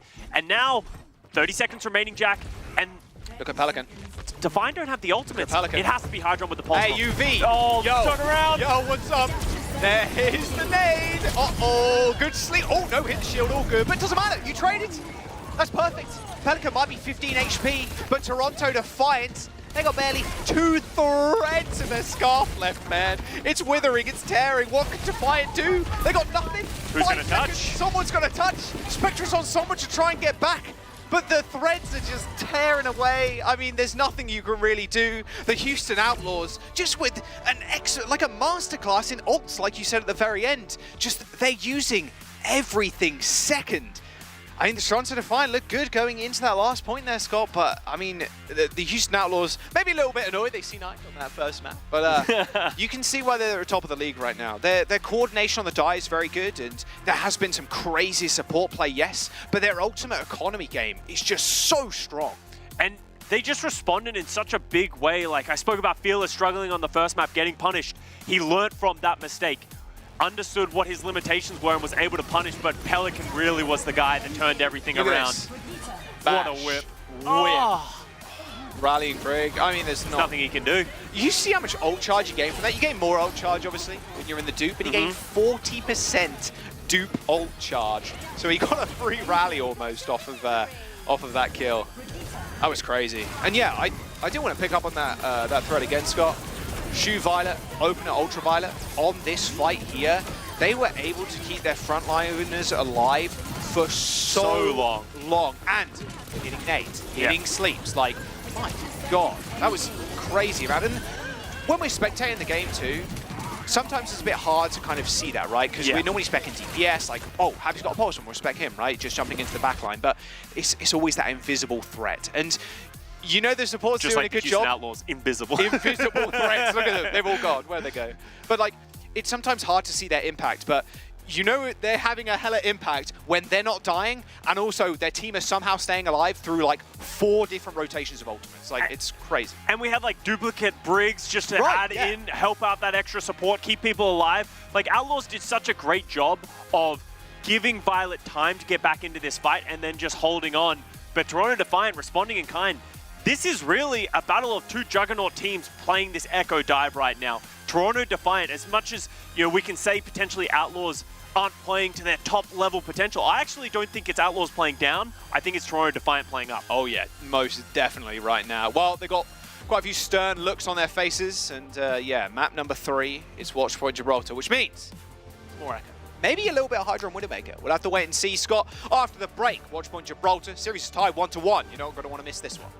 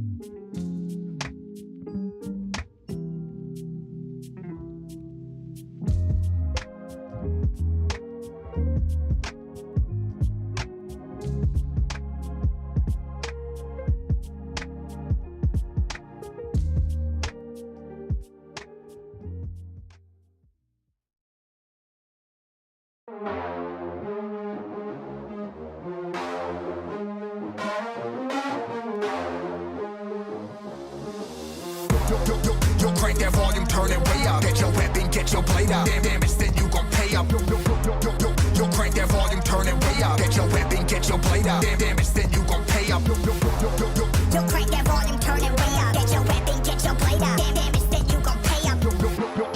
Yo, crank that volume, turn it way up. Turn it way up. Turn it way up. Crank that volume, turn it way up. Way up.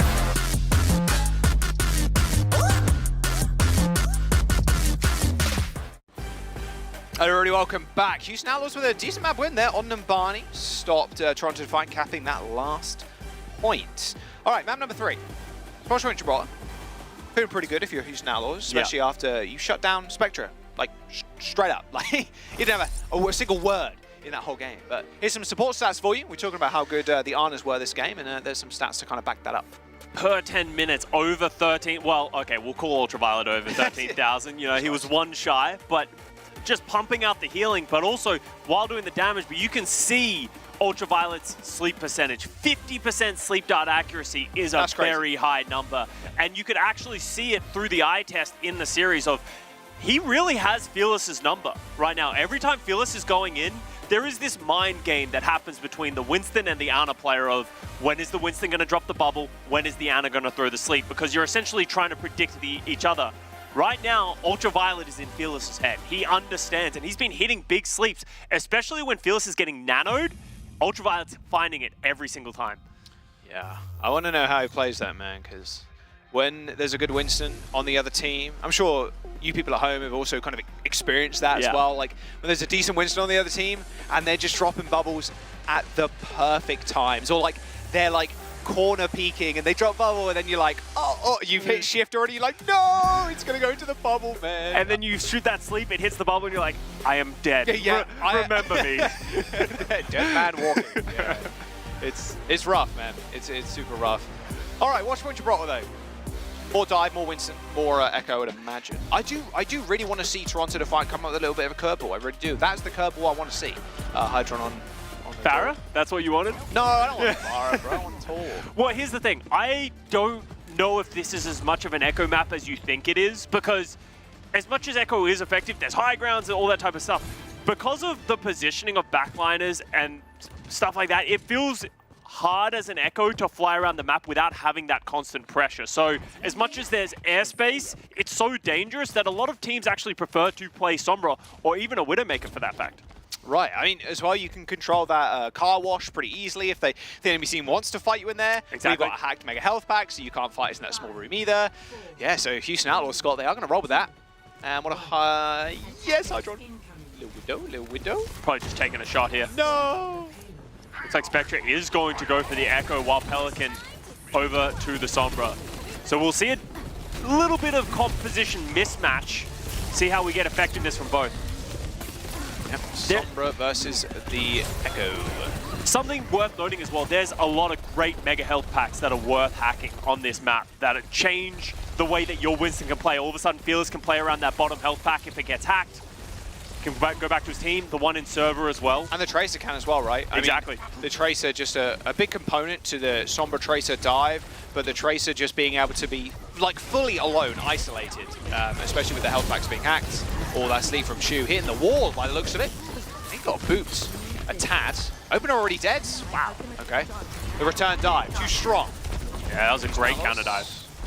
Even though the sleep went wide because of the whip shot, as just perfect response there from the Houston Outlaws. Oh dear, that sucks. Well, Hydro? Now we just sort of, the slow grind begins. Ultraviolet is coming up to the nano boost while Shu already has it.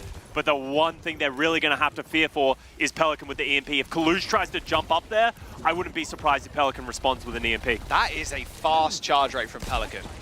Like, keeping up with support charge like that is so nice. There it is. Solo EMP, they were not expecting that quick. Yeah. There's no way. And even if he was, what do you do about it? You're just never going to dive because you have the fear of the EMP. If anything, if you're Kaluj and you expected that EMP, I'm just going to jump up, get EMP'd, go back to the spawn room. I'll see you guys in 15 seconds. Right? I'll see you in a bit.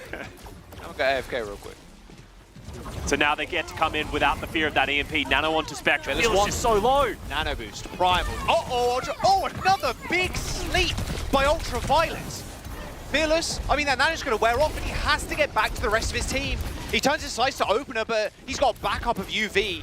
UV has just been on fire this whole match, Scott. Got to keep this up, though. Pelican trying to find a manual hack on Kaluj. Does manage to land it, but it's merely a tickle versus any additional damage that could force him at the primal range. Both rallies. Both rallies, but a pulse bomb is going to kill Ultraviolet. They got the rally and the overarm here, or the overhealth, sorry, and they're going to force themselves to high ground, but a triple bash from Violet there. Just setting the fight, really. And a good nade from Shu. I mean, what more can this backline really do for the team? They're immortal. Dude, Violet was absolutely the gatekeeper there, making sure no one would get through that door, doing a Hodor impression. And all of a sudden, the Toronto Defiant they're running out of time. They had such a huge advantage with Fearless using the Primal Rage and the Nano Boost at the same time. But Defiant fumbled a little bit, unable to get out of that small room and utilize their own advantage. And now Pelican's coming up to another EMP. Yeah. 10% to go. Oh no, that's so bad. How did he die? No recall? The reason that is so bad is it's not just about him falling and then wasting extra time. This is more of a window for Outlaws to get their ultimates back up. Now Pelican actually has the EMP. Shu has the Nano Boost. Oh, I mean, that's a 2-man. Spectra's dead. Kalush can't bubble there either. They get Kalush, it'll be great, but if not, that's fine. Spectra dead. Good stick onto Fearless. Bubbles himself so the explosion doesn't hit the rest of his team. That's a good pick from Hydra. Yeah, but they still need to wait for their own players right now. So all the Outlaws are doing is bending back a little bit, waiting for the Fearless to get back. But Hydron falls again. Well, man's got Nano Boost. At least they've got that, I suppose, but then so is Shu. Toronto Defiant just struggling, man. I mean, they're struggling to keep Kalush alive, like, let alone keep Hydra up. Nano Boost, Ultraviolet hit with a big nade, and Violet just holding that shield. Does it not break it? Another nice sleep, but this time it is Shu. A duplication onto the Ana as they try and get something done. But Ultraviolet already dead, and he's still alive. Someone kill him. He didn't die that whole time. He knows it. C9 ... He knows that they chase him to the edge of the earth. I don't know how Spectra didn't hit him with that biotic grenade, but that was crazy. Yeah. Just some weird fumbles there from the Defiant. Hydron getting picked a couple of times. The dives not really coming out the way that they needed to. And that's a close hold as well. 64 meters on first point Gibraltar. That rarely happens. Usually, if you are going to get full held on the first point, you're at least near the checkpoint. You know, Shu's other name is Houdini. Really? Yeah. Escape artist. According to what? Is that just... According to me, right now. Oh, really? Okay. Quote me that 5 seconds ago. Whatever date it is. I mean, yeah, that's a punishing amount of meters. It's even rougher when it's in the car wash, so I guess they got it a little bit further than that, right? I mean... But, like, where it is like, how do you defend that cart? Right, hopefully we can get a look at the Golden Box of Victory at some point, because, like, it's not even over the lip of the ramp. And what that means is that they're probably going to have to defend in the underpass. They're going to have to stop, because if they try and hold this high ground, someone from the Outlaws is just going to push this car forward. If Pelican plays this Sombra, he might just sit on the car for the rest of the round. Real rough, actually. Yeah, there's the Golden Box of Victory. Yeah, it's so close. Yeah, on the ramp. So it's through the main section of the car wash, but it didn't really level out. That is unfortunate. Well, it's fine. Got a tall task. But you know the task. Sometimes that's important, right? Got to know the goal before you complete it. Yeah. Oh, little hook. Oh, Fearless. Oh, okay. Nice little life weaver. The Roadhog out of spawn is evolving. You know, now we have a Symmetra teleport into a Life Weaver pool, and that could actually work. Like that, it's hard to predict something like that. Spectra dead. It's just a hack and a follow-up whip from Violet. Yeah, I mean, free payload push. They're going to attempt to stop it, but I mean, Hydron's already forced a recall. Yeah. This is looking mighty bad. Outlaws are just going to take the high ground as well, knowing that the Defiant are going to have to pull back. Huge biotic grenade by Shu. Can they follow this up? I think they can. Yeah, Yudi's dead. Opener, and it might just be over. I mean, Toronto Defiant, they're trying to assail Mount Everest with no Sherpa. Like, they got no guide. There's not really much they could do without their backline, and I think that's about it. And there's the payload. Watchpoint Gibraltar's over, Scott. Outlaws 2-1.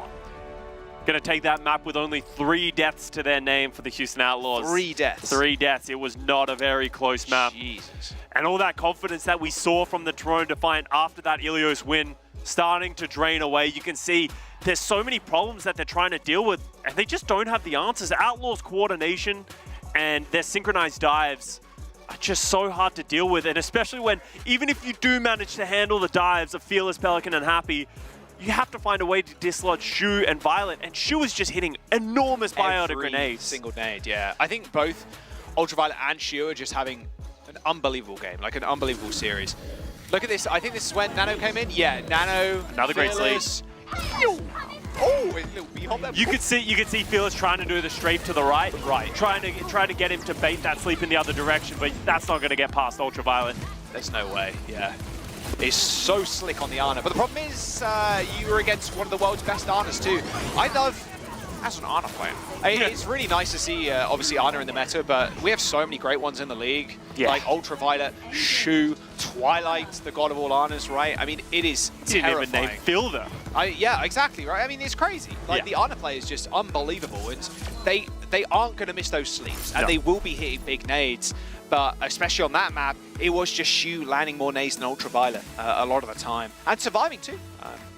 Real escape artist. I mean, we're going to Coliseum now, Scott. And this is maybe a map where Toronto Defiant can flex up a little bit. I mean, Zoe's probably feeling pretty happy. She did predict 3-1. So if Outlaws do end up winning here, it will be a 3-1 victory for them. But we could go to map number 5, which could be our tight 2 minutes.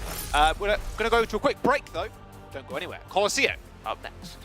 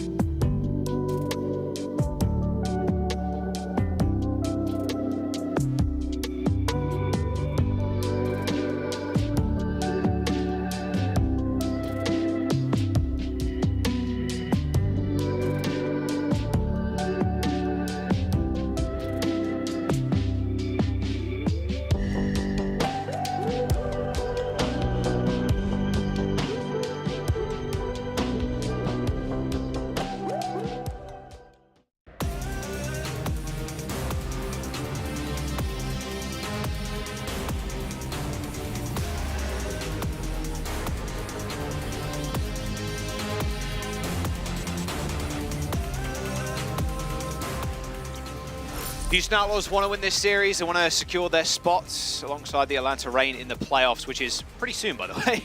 We are getting close to the playoffs, Scott. I mean, it's insane that we have a team already locked in. It feels like yesterday we just started 2023, but now we're almost all the way through. And Happy is definitely helping. Yes, 5 minutes played. It was a quick map. Like that was a quick. And you can just tell the Houston Outlaws feeling a lot more comfortable as this series goes on. And Happy Tracer has just been continuously impressing us throughout this year. obviously known primarily as a hit scan player. He started this season by playing the Sombra, enabling Pelican to play the Tracer. But as the season's gone on, they've decided to flip that over, and it's ended up proving like it's worth it for them. There was a point in time where they were just swipping. Swipping? Swipping and swapping. They were swapping both their Sombra and Tracer around. It was Pelican. They're happy. The Pelican are happy. It was like, but now it's good to see that they've kind of solidified that role, because I think both of them can play that pick at a very high level, but I feel like if you're swapping all the time, it can't be like just a map thing, right? Like, it's an issue that Toronto Defiant have, right? Of Spectre and Hydron, they need to change their Tracer player if they're going to play Echo or Sombra, but Pelican can play the Sombra or the Echo now. So that means that regardless of the map, they don't have to switch their DPS players around to make a swap of their composition to the Sombra and the Echo, which is huge because you don't have to wait for a team wipe, throw away some ultimates or anything like that. But as we head over to Colosseo, this is an interesting map because Winston Dive isn't really the most popular thing here. We've seen a lot of different looks. People like to play the Ramatra Rush, even some Junker Queen to counter the Winston. A lot of Hanzo play because of the long sightlines, long corridors. So what are both of these teams going to do? Because for the most part in this series, we've seen the exact same thing. Winston, Tracer, and either like an Ashe, Sombra, or an Echo.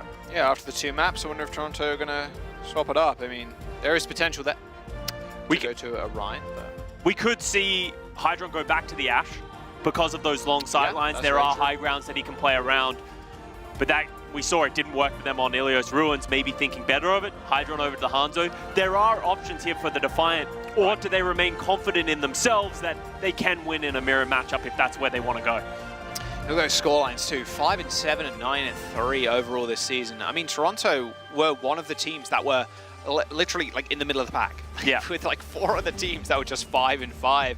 For the last couple of games, they've just not managed to take it home. But I mean, their strength of schedule has been a little bit rough, even with the substitutions that they've made and the team looking like it's improved. But they do need to find a dub here. Just again, even if you're going even like during the regular season, good shot at playoffs and like a decent chance of getting a high position as well. So let's have a look at what they're playing. Looks like Hydron on the Sombra, Spectre Tracer. It's all right, straight mirror. Yeah. Defiant want this win. They need to get out of this 5-7 record, get out of that bottom tier so that they can have that confidence of we will end up in the playoffs. But as you said, mirror matchups here. With Sombras, it's going to be even more of a poke fest than we usually see on Colosseo. Both teams fighting for the left side glass here, just trying to hold that positioning. Kalush ends up diving over there as well. Oh, wow. That was a weird engage, but they end up getting Violet for their troubles. That should be a first fight win here for Toronto Defiant. Yeah, dive successful. Pelican did steal the bot for a little while. Easiest 7 meters of Pelican's life. Yeah, actually. All right, all good though. Bot in control of the Toronto Defiant as they win that first fight. Yeah, I'm not really sure what happened there. Maybe Violet got a little nade or something like that, but it didn't end up going down, which is wonderful. I don't think he was anticipating Kalush coming through that top window. The glass, yeah, right? Yeah. It was a great jump. Like that's a precise jump that Kalush needed to hit, so showing his prowess on that hero. But now Defiant have to deal with the problem that everyone has to deal with of how do you engage this fight while the backline of the Outlaws just sits for free on the high ground. It's a good little mini pack to hack. Oh, there's the rehack. Okay, we didn't see it. Both teams just charging nano, charging EMPs, waiting for anything to happen. Oh, no bash on Violet. Might not matter though, but yeah, like you said, just charging EMPs, waiting for things to go down. Spectre's earned a pulse bomb already. Shoot, he knows, he sees the darts, but Soda's happy. Sniffs Spectre out, Nano Boost into the backline for Kalush, who's done himself a primal but does get slept. Nano Boost was fearless too, already half HP, dropped the bubble, he's gonna have to force his way all the way back, but Happy hounding Spectre down. Good kill, bot still in control of the Toronto Defiant, however, as they do try and execute the kill onto Kalush, he's so low. That little ice cream truck or whatever it is does end up blocking the LOS. As just everybody from the Toronto Defiant now just dying on the payload to get the reset. Kalush didn't activate Primal Rage there either. He did get slept, but yeah, maybe not wanting to invest that cooldown. Just happy with the meterage there. Yeah, well, they were down one player. It goes back to what we were talking about earlier of if he pops that Primal Rage, all of a sudden Defiant have to start committing more resources to that fight, which just isn't worth it. Just be happy, we got our meterage, we tried, now we can take another fight. Both teams having the exact same ultimates. How are the EMPs gonna drop? Hydron's waiting to see Pelican come back to this translocator. He's broken it. EMP hits, only hits Kalush. No translocator for Pelican either, so they should be able to execute the kill. I say there that. It is. Yes, there it is. Tried to get to the Mega Pack, but didn't end up working out. Good kill. I mean, EMP's a big ult too, and Outlaws only got one, and they didn't even get killed. Follow-up just wasn't there. It felt like Outlaws dropped the EMP, but we didn't even see open a rally. Yeah, I mean, I think that was actually just on Fearless leaping too. You saw Hydron try and get a manual hack on it, force Fearless to go, hey, I don't want to get hacked right now. I'm going to hit the leap. Good point. So there's no follow-up for the EMP. So, yeah, maybe just that small pick there was all that they needed, or the small cooldown force. Okay, now, just a bit of a reset into the center. EMP available from Hydron, though. It's still pretty low, had to back out. You can see Fearless pops his Primal Rage very early there, expecting Hydron's going to EMP him when he jumps in. But Hydron just didn't even do it. So now the Primal Rage is out, and he's still holding on to it. Here comes the EMP. I mean, he's lining up against 3 people. But where are the kills? The rally from Violet was already going off, perfectly predicted by the backliner, as the Toronto Defiant pop their own Primal Rage. They've still got ults, and okay, they are investing. They're trying to get in. A long-range sleep from Shu does send Kalush to sleep, but a pulse bomb on the floor. Violet drops the shield, and now he drops dead. Toronto Defiant still trying to force pressure onto Fearless, who was nanoed. A good anti-nade stops him getting healed, and now the push will continue for the Defiant. A lot of ults invested in that fight, but Toronto Defiant come up for the better. Violet, too late, realizes that he might need to drop that pulse bomb off his shield. Drops it, but couldn't get his shield back up in time, so he falls. A crucial mistake. Trying to find punish him for it. Pelicans charge up another quick EMP though, Jack, so they're going to have this one. Is Kalush expecting this one to come? Checkpoint pressured now, as Kalush is trying to push that bot with the help of Spectra. Pulse bomb in the hands of Happy. He spotted the support, or at least one of them. He knows Ultraviolet's way back in the far back line there. Nano boost from Kalush, trying to make something happen, trying to create more space to get that checkpoint, get the butt scratch mode initiated. They can't do it. Just with the positioning of Fearless on this high ground, they can't push the bottom, they can't keep the fight going. Oh, so EMP. Oh, wow, wow. Good EMP. Open to Kalush, hacked, high in the skies. No more bot push. As a sleep and a nade will find the kill. Still a lot more meters there. And you forced Outlaws to use EMP? Yeah. You're more than happy to take that if you're the Defiant. Obviously, prefer to live through that EMP, but that's such a big cooldown that's fallen, and now they can take another great fight on their side of the map. Hydron's charging up an EMP pretty quickly of his own. And now it's the Outlaws. They're the ones who have to find a way into this this offense, start getting some meterage under the bridge. Maybe Happy with the pulse bomb. He's come up clutch already multiple times on the backliners this series. Can he do it again? Well, Shu and Violet hanging by the mini pack right now. Oh, hello. Hydron sleep. Ooh. Good sleep, but even better recall there, just spamming that E key. Doesn't quite get the insta-kill. A lot of people low on the side of Toronto Defiant right now. There's that nano boost from, onto Fearless. That was so easy. Does kill Ultraviolet. They do kill Happy, so a trade there's not the worst. And of course, Colosseo moment, when you can just stall from the bridge. You can do that. However, I don't think there's anybody really there. Spectra kills Pelican. And again, I think that was Hydron actually camping the little translocator. So they're going to stop the Houston Outlaws from getting that golden line of victory. Or, well, of the lead, I suppose. And Fearless just gives up his life. Yeah, and they're Those are staggering. small mistakes here, Scott, from the Houston Outlaws right now. Yeah, and the Defiant are capitalizing on it well. They didn't have to use any ultimates. They're coming up to 5 for this fight. Outlaws are going to be careful about getting staggered here. Shu's already caught in the open. Violet's also there. All right. Oh, Hydron gets forced out though. Nice little spy check. And he's so far away too, mind you. Hydron trying to hack the planet right now, trying to get in that back line. Violet, if he can get that rally off just in time, like he did before, I mean, they're going to be more for the better. And you can see there's a little silhouette on the left-hand side, just permanently hacking Shu, making sure they're having to check for him, test where Hydron could possibly be. But Hydron's been waiting so long for this EMP, finally drops it, gets Violet, but traded Good Spectra back. counter EMP, Pelican ends up hitting it on Hydron. Kalush finally activating that Primal Rage, and there's no Violet to protect you there, and I don't think you got sleep either, Shu.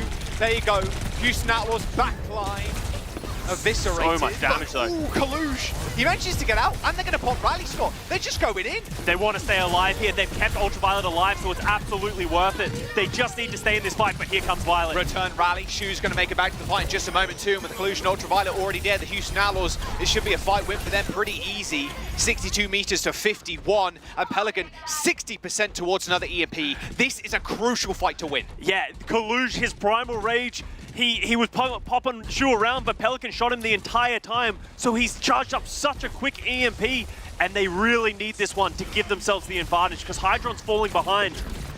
Oh, wow. Yeah, Spectre forced out too, so he can't juggle the bot. Okay, they're on the payload. They're on the bot at least. Hydron, they're trying to force Hydron out too. Good nade on the Violet. No follow-up. No follow-up. All good though, just push back a little bit, getting a little bit more space, but Ultraviolet's taking a lot of damage. You can see him in real life dodging out the way. Drops to the low ground. Good sleep again.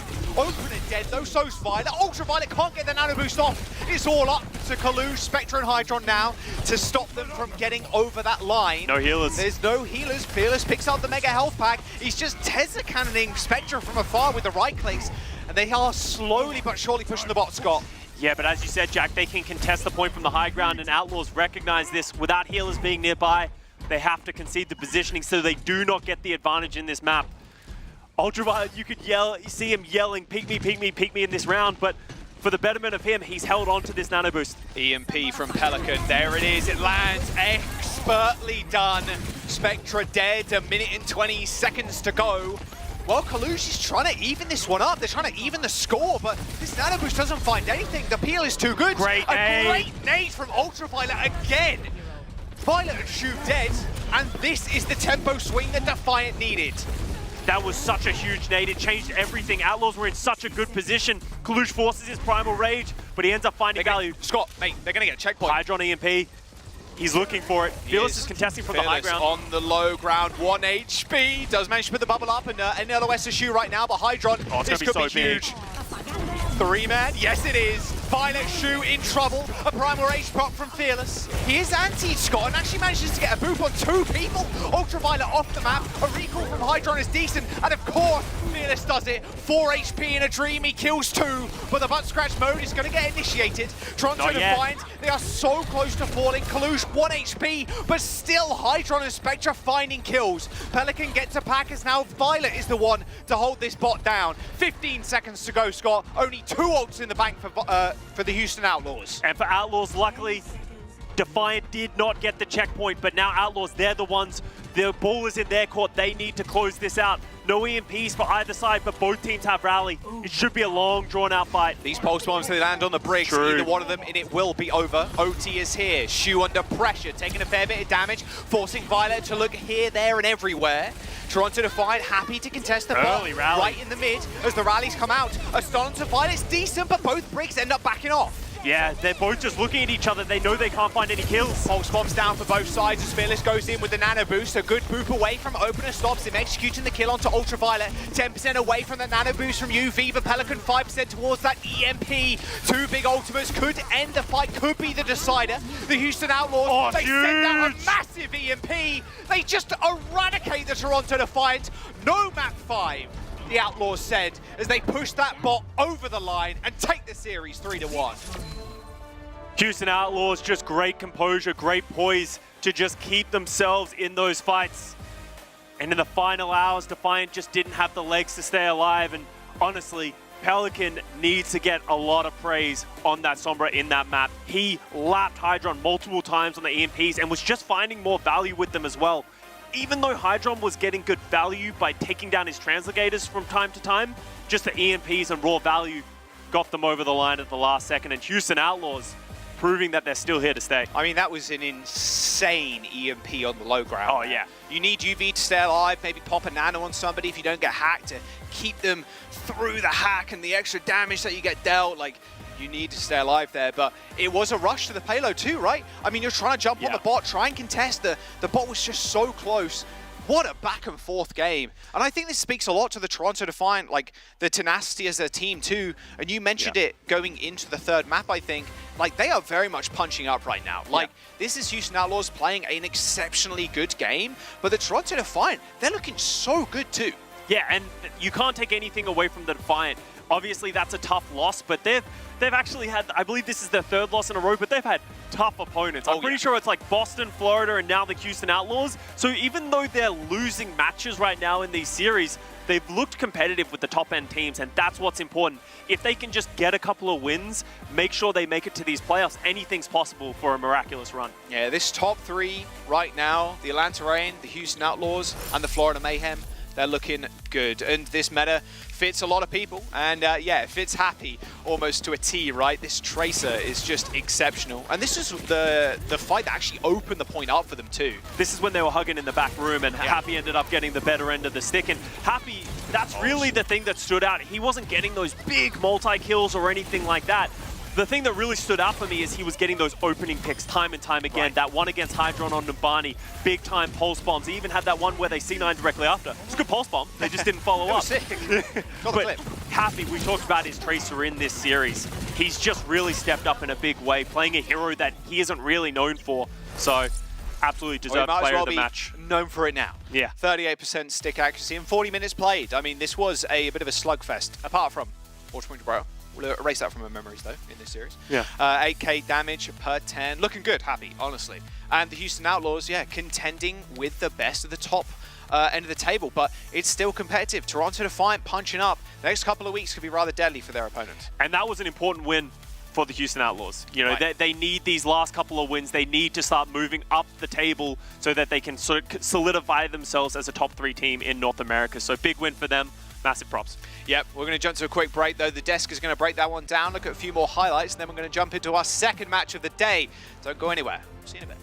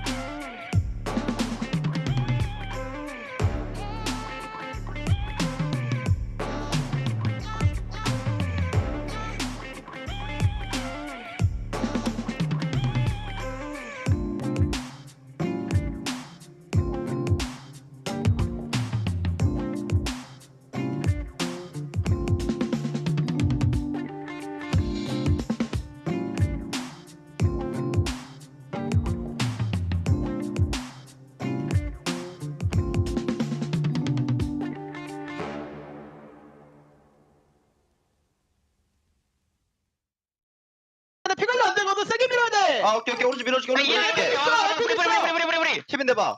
원숭이. 죽으면 안 되잖아 티비타. 이겼다. 난 이겼다. 보수야. 아 씨발 EMP 개빡세네. 지렸다. 아 잘했다. 다행이다.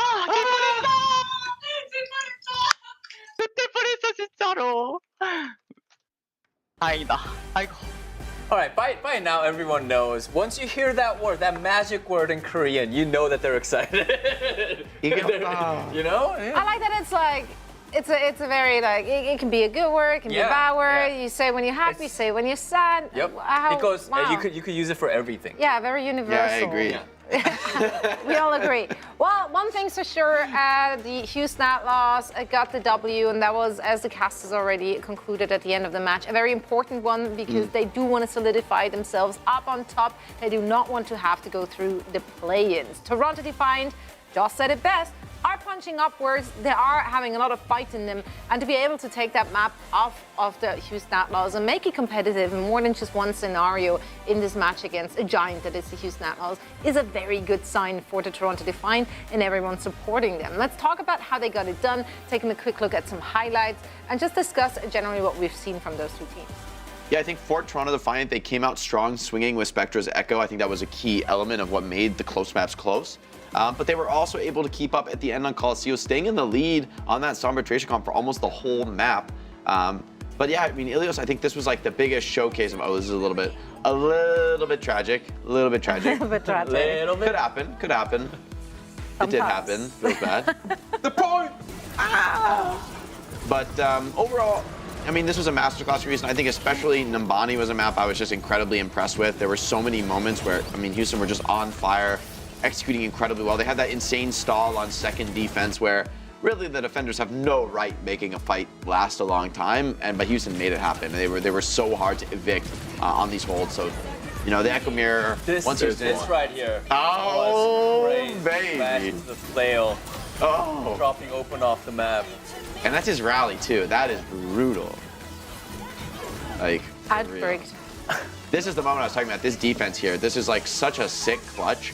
This is a spot where the attackers should win, unironically, 9 out of 10 fights, maybe. Like, it is so favored to the attack, and the spawn is so close.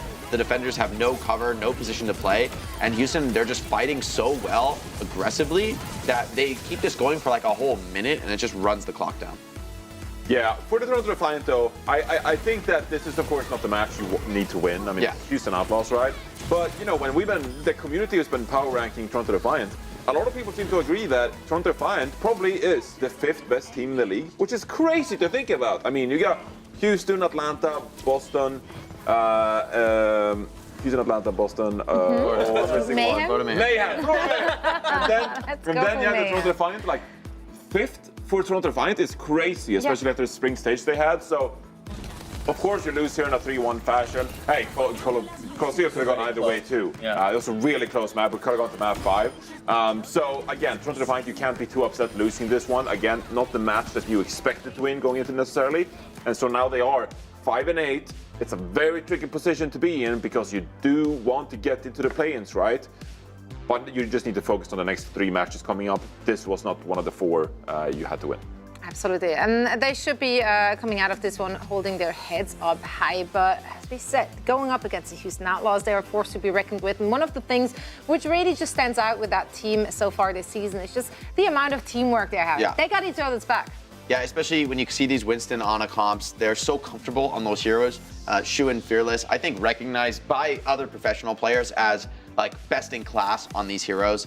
Shu is a monster. This was a crazy moment I caught in that last match where Fearless, with the Ana copy from Spectra, Fearless barely blocks the nade, so Shu doesn't get hit. Fearless tanks it with his body, says, "Get down, Mr. President." And then, look at this from Spectra's POV.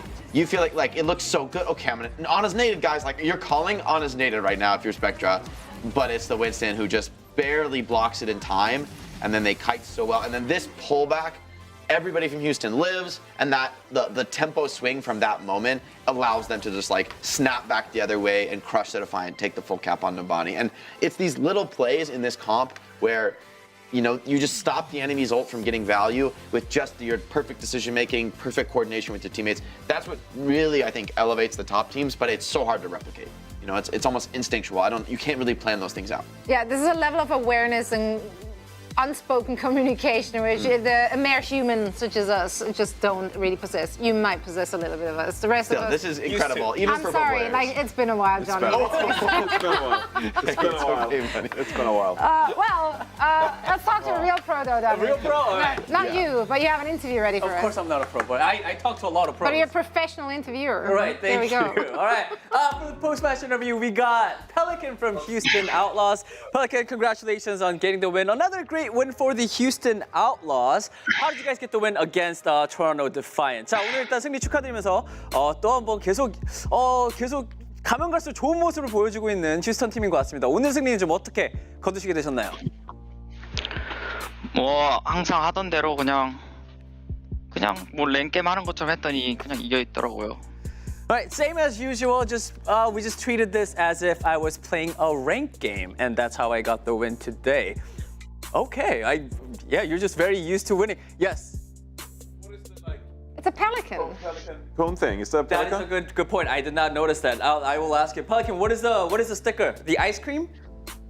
이거 뭔가요, 이거? 이거 펠리칸 소프트 펠리칸인데요. 소프트 콘 펠리칸. 누가 팬한테서 받으신 건가요? 아니면 어디서 받으신 건가요? 아, 팬한테 받은 겁니다. Apparently, it's a badge made by the fan. It's a pelican-looking soft serve ice cream. Yeah. 귀엽네. Cute. All right. I don't know how to transition that to my second question, but hey, yeah. I mean, you today had an amazing performance on Sombra and Echo as well, and I just wanted to ask, because you're so good at both heroes, do you have a personal preference on which hero to play? 자, 오늘 두 번째 질문으로는 오늘 또 솜브라랑 또 그리고 에코 두 영웅 다 굉장히 좋은 모습을 보여주셨는데 펠리칸 선수가 개인적으로 좀 둘 중에 하나만 고르자면 좀 이 영웅을 좀 더 재밌게 하고 있다라고 좀 이렇게 말씀하실 수 있는 영웅이 있다면? 솔직히 둘 다 재미없고 트레이서가 재밌어요. 아니 왜 둘 다 왜 재미가 없어요? 이게 너무 많이 하기도 했고 이젠 트레이서가 좀 하고 싶은 네.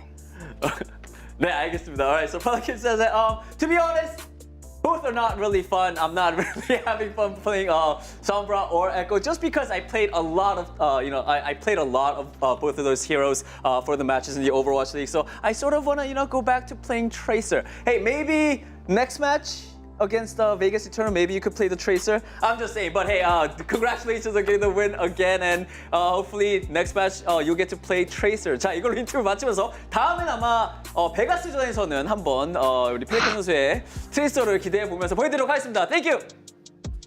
Thank you. Wow. Thank you, That's a very Pelican answer. Like for him, I think he's a player who's so flexible. He wants to sort of hit that full range of his potential. He could play every hero in the DPS lineup, no problem. So I could see that from him. Put him on Tracer. I mean, he could definitely hang. I don't think it's like that's a challenge with a player like Pelican. You want to get his full range, but also you're just better if you're gonna like Happy wants consistency too, and I think Happy's been insanely good on the Tracer. For Pelican, I think it's more that he can play every hero. He could even play hit scan, and so I think it's always hard when there's a meta where he's limited to a few heroes, which is a lot of metas these days. But who knows? We could get a hit scan meta for playoffs where Happy's on the hit scan, and then it would be Pelican on the Tracer. Very, very possible. It's still amazing how he says he doesn't enjoy it, but it just kills on every hero that he plays. Oh my god! I mean, if he doesn't want to play Sombra, he should stop playing like that. Don't play that good. If you want to get off Sombra, if I'm coaching, I'm like, yeah, you're staying on Sombra, Pelican. You're owning. So he did it to himself. Really. Yeah, it's his own fault. I was like, oh well. Suffering from success. Exactly, it's rough out there. Now it's gonna get a little rougher for at least one team because another one will take an L, whilst an opponent will walk away with a W. No Let's way. take a look at this. I know, it's crazy. We do not do draws. Gladiators and Excelsiors are going to duke it out, and one of them will not get the W. Shocker. LA Gladiators, of course, not been looking too hot. And once again, if you're looking at that lineup, that is a very surprising kind of statement to make because we just know what their DPS line can do, right? The talent is there. The talent is there, and this should not be a sentence used in correlation of the Gladiators. Alas, here we are. Yeah, meanwhile for the New York Excelsior, I mean, This is a team that's really grown on me throughout the season because coming into the season, inspiring. Several of these players have popped off this season. Cycles Tracer, for example, we saw. OG moving over from the Looks great. Looks great on this coming into team. New York looks more fantastic. confident. Yeah, so New York Excelsior, a bit of a surprising, positive surprise this season, and this is a great opportunity to like really increase your chances at making the play-ins. Yeah, Fitz as well as a player I want to talk about with incredible performances on Sombra. I think he was known like years ago, people talking about Lip and Fitz in the same type of conversation with Sombra. Maybe Lip was like #1, but Fitz is like clearly was always a competitor and in the same conversations. And I think this is a meta where he can really shine. I think Psycho on the Tracer has been really rock solid. So to have your Sombra Tracer be so comfortable in their roles, I think makes a huge difference. And the whole team has been looking stronger and stronger. Like even making some of these maps very competitive against the Use Now Laws, who are, again, for New York, not an opponent you need to beat. You just need to basically beat the Glads. Your goal for New York right now is don't be that third from the bottom team that gets eliminated. That's really all of these teams' goal, right? Like just don't get eliminated. Once you get to play-ins, all right, it's a new story. You're in like a tournament format. Things change. New meta as well, different maps. So everything is still. So this is survive. Exactly. And Gladiators, I feel like, are the ones feeling the pressure. They're feeling that sort of wolf at the door of all these other teams who have been playing well and hungry. And Gladiators, it's very much that, Jake. But so we talked about Fitz and all those Tracer players and whatnot. I do want to take a look at the backlines here for this one. If we're looking at the Gladiators here, what can Fanny Astro bring to the table? Yeah, I think that Funny Astro is a really interesting player to discuss here because they have been the Gladiators have been favoring Funny Astro more as of recent, of course. And it's always incredibly good at Lucio, but now in a meta that deserves a lot of Brigitte, we have seen Funny Astro flex over to the Brig as well. So 56 minutes played on Lucio here in the Summer Qualifiers, 46 minutes on Brig. But we primarily know Funny Astro for his Lucio play, also about 6 minutes of Mercy play in there. If you're playing Echo, for example, sometimes you see some Mercy pockets come out, playing Pharah. We've seen Gladiators play Pharah against some of these Brawl teams, right? So I think if we take a look at the map set in today's series as well, there are some of these maps where like you have to move away from the Lucio, and we need to see Funny Astro play someone Brig. We're not going to see Ilios today, so sorry, bud. You're not going to be able to do pull-up moments like this, like you did against the Vancouver Titans. But if we take a look at the map set, I mean, you're going over. First of all, you get a good map for Lucio, which is going to be Antarctic Peninsula. Okay, great. We can put Funny Astro on Lucio there. Numbani, Dorado. This is where things start to get a little bit difficult when it comes to Funny Astro's flexibility. So I really do think it's important throughout this series to put a bit of a microscope on Funny Astro and how he's performing through the series, because I think he'll be a pivotal player for the Gladiators. And one thing I see as like a sort of a worry for the Gladiators as well in that vein is like Funny Astro is such a great Lucio, it sort of makes you want to play Rush. But I feel like Marvel looks more comfortable and better on the Winston, makes you want to play Dive. And in contrast to teams like the London Spitfire, where it's like, okay, yes, they don't really have anybody comfortable on like the Dive heroes, that's not their optimal picks. Everybody feels good on Rush. And so for the Gladiators, it feels like right now they're being pulled in opposite directions. They've got great high skill players, but they're not sort of all fitting together into one comp where they can all shine. Somebody's got to sort of bear that uncomfortability. And in the past, they've been able to do that because they've got players like Kevster and Yaki who are so flexible, can go around to anything. When you need the core hit scan, you bring out Kai, he's rock solid on that role. But this season, it's just not been coming together for them. So I think the question for me is more about the team play. Can you execute on these comps? Can you get back to that way, those winning ways of, okay, our individual players are just so good, we don't need everybody on a comfort hero, right? Like that's what you're hoping for as the Gladiators. Yeah, let's take a look at our predictions for this one. I had to give this one to the New York Excelsior. I think in terms of team cohesion, they're ahead of the Gladiators in terms of just understanding of the meta. And then as we just looked at the map set, not really favoring their style either. So this is going to be a tough one to predict. I hope for a close match. I hope that the Gladiators had like an awakening over the last couple of days. But if we're going by the performance we've seen so far in the summer stage, I don't know. Yeah, no, I 100% agree. I also went with the New York Excelsior. Even I think last week I was the only one who still believed in the Gladiators, but it did seem like they were still struggling. You learned your lesson. I learned my lesson. Hey, if they turn it around today, hey, I'm happy for them, but judging from what we've seen, New York, like they got Kellen and Psycho, who's been just, impressive from all their past matches. I have to go with New York Excelsior. I feel like New York has been coming into their own recently, more than just criticizing Gladiators and they're on a down cycle. Like I do think New York, they look much better. They're much tighter as a unit. I think OG has been a great addition to the team, and they've sort of figured out how they want to use their roster, how they want to deploy different pieces at different times. Especially that DPS role looks a little bit more figured out now and more solid, frankly. So I've got the New York Excelsior, but I do think it'll be close. I think the Gladiators, it's so hard to predict against some of the players on this team, but they have been in a death spiral, and you can't ignore that. Yeah, I'm going with New York here as well. I will say the path for victory for the Gladiators is you need to win on Target Peninsula. Like, I really do think you need to win on Target Peninsula and hope to win on Esperanza and force a map 5. Yeah, get to Lijiang where Faniestro is back on the Lijiang Tower, for sure, absolutely. But I got New York Excelsior here. I do think they are the favorite. Gladiators in a massive slump. Don't think you can, okay, 48. Woo-hoo. I mean, this is like, for the fans to be going New York's way here is huge. Yeah. Even though this is super tight, I think historically, if you just you don't know the context, you don't know the beta, you're just tuning back into the Overwatch League, everyone's taking Glads here, other than season 1, Yeah. And it's been a while. So for these franchises to be back on even footing shows the level of change we've experienced and the level of strife that the Gladiators have endured. And once again, of course, a reminder to everyone watching, they are currently sitting on an even score in the standings. So this is really for all the marbles. None of those teams want to be the third teams, which will be knocked out alongside the Vegas Eternal and the LA Valiant. So let's see which one can start this week off on a high note and which one will be left scrambling. And for all the action, we once more bring in our dynamic, lovable duo, Joss and Casta. Wow, so nice. Wow, yeah. Whoa, we are. The compliments are just getting better and better. I'm not going to lie, I'm here for it. You said it's been a short season, but it's been a long season of enduring Zoe's hatred. But it feels nice now that we're at the end to really start getting some love. Yay! We did it. That's the whole point of this year, right? Let's go. Yeah. It's going to be a good game. 5 and 7. That's crazy. 3 teams on 5 and 7 coming in today. Yeah. And another team that's going to be 5 and 8 now. Fun fact about both of these teams as well is 4 matches remaining, both of them sitting at 5 and 7, trying to not be in that bottom 3. These guys actually play each other twice in their remaining 4 matches. So one in this meta, one in the next meta after we have this break. So it could go either way, but for both of these teams, it should be a must-win in their docket. And I think the desk did a great job of highlighting it. New York Excelsior on the way up. Los Angeles Gladiators pretty much in freefall. Yeah.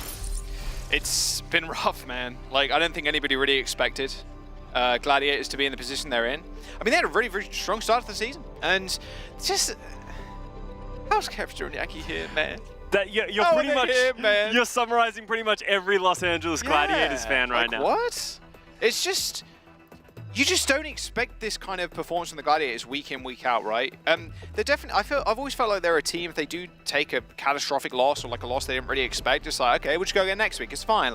We have the consistency of Kevster and Yaki, obviously a new addition to the team, who, funnily enough, was on New York Excelsior, right, the other year. And it's just so strange. And what's really been working well for the Gladiators has been Kevster. He has been the consistency, the consistent piece of the team. But the rest of them, I feel like, just not stepping up. And as we roll out the gates, we're looking at a very different team comes from what we saw in our last series. Yeah, we're going to see some rush, both teams coming out on the Ramatra. And for me, the Gladiators, one of the big things that have really hurt them this stage is the integration of Marvel. It doesn't feel like we've seen him step into this team and feel comfortable at all, just on different pages at different times. This time, Gladiators, they're going to be routing around, taking over the Excelsior side, but haven't really gained anything from that. New York Excelsior have control of the point, and they're starting to get the progress.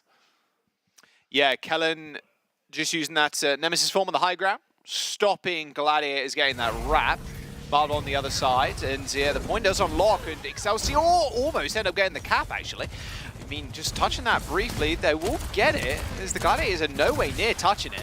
Kevster trying his darndest to push Galen off the high ground. My word. Asher goes pretty low. Same with Marvel. However, that lamp is going to save his life. But now a couple of exo boots. Not enough. Over the high ground. No, not quite. That wall from Psycho. Too good. And Marvel goes down first. Cal just could not keep him alive. The positioning he had was difficult. Kevster does manage to respond back onto Kellen, but it's not going to end up mattering in the long run. Yeah. Funny Astro falls. I expect Kevster to fall as well, and Excelsior get the first capture point. And yeah, I think that was just an interesting positioning choice there from the Gladiators. They went over to the New York Excelsior slide, but they never got positioning on the high ground, so it felt like they were always walking uphill in all respects. But now we get into the old fight, but Yaki has a Blizzard and Psycho's not even close. Yeah, wow. That is a hell of an ult discrepancy. All right, high ground push here for the Gladiators on the outside, trying to wrap in. However, Psycho's just ready to wall off as soon as Marvel steps up. Kind of taking a fair bit of damage though. Decent window there from Creative, but they actually end up backing away from it. So maybe not as good as I initially anticipated. Glad he's just disengaged. There's no reason to stay in. Yeah, they're going to use a window of their own. Cal opening that up. Bit of a better one this time, just overlooks the point. There's the sound barrier. Kev's taking a lot of damage, rips the overclock, escapes to the safety of that land. Nice shot onto Lucio, but he does manage to get away. A later ultimate hit from Fitz, and Kellen is the first to fall.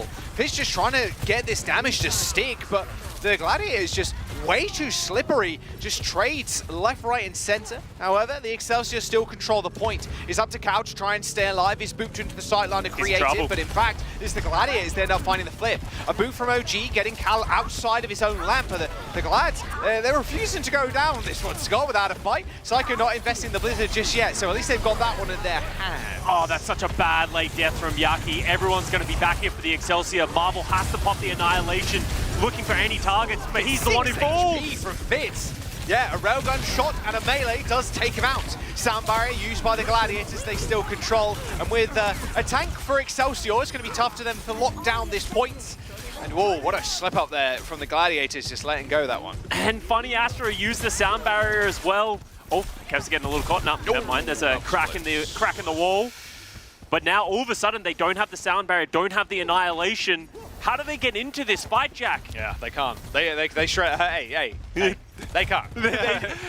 No further questions. You know, just no questions, no answers. They just can't. Okay? They just can't. Blizzard Annihilation. I mean, maybe Kevster gets something big here with Cal, window, overclock, start one shot. Maybe, yeah. But Kellen's going to aggress. As soon as you see the Gladiator step up, Kellen's going to go with his own Annihilation. I mean, that window is begged to be shattered, right, by the Blizzard, by that ultimate Annihilation. There's the Blizzard in the back, the freeze onto Marvel. Doesn't quite get frozen up, eventually gets chased down, but he does survive for an excessive amount of time. The Annihilation has been pulled by the New York Excelsior. Kevster just unable to shoot anybody. And Excelsior just had too many answers in that last fight. The Gladiators just kind of stumbling over their own ultimates. Like, they used the beat very late into that last engagement. They ripped the Annihilation. There's just nothing that can be found. And that's what's really been going wrong with the Gladiators in this stage, right? Marvel pops his Annihilation after Yaki falls in that one fight, tries to go aggressive. Funny Astro tries to drop the sound barrier, but just too late. And from there, their ult economy is in tatters. They have no way to stand up to the Excelsior, and everything falls away. So miscommunication, bad play, not on the same page. And the Gladiators doesn't feel like they've really fixed a lot of the mistakes, at least from this first round we've seen. Yeah, second round, here we go. Little TP out from Psycho. Oh, yes. All right, here we go.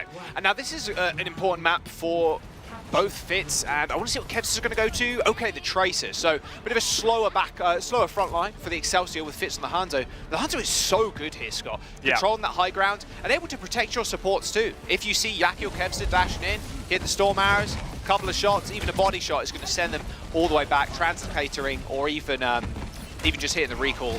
Yeah, and you can see he's just happy to sit on this wall, just sort of pumping out damage. There's an opportunity for him to find a pick on his own at any moment. And if he can find more damage than Yaki can on the Sombra, then that's huge for them, right? The only thing that you're really losing with this Hanzo is the big EMP ultimate that the Sombra provides. Yeah, nice bit of information gathering too. The recon dart.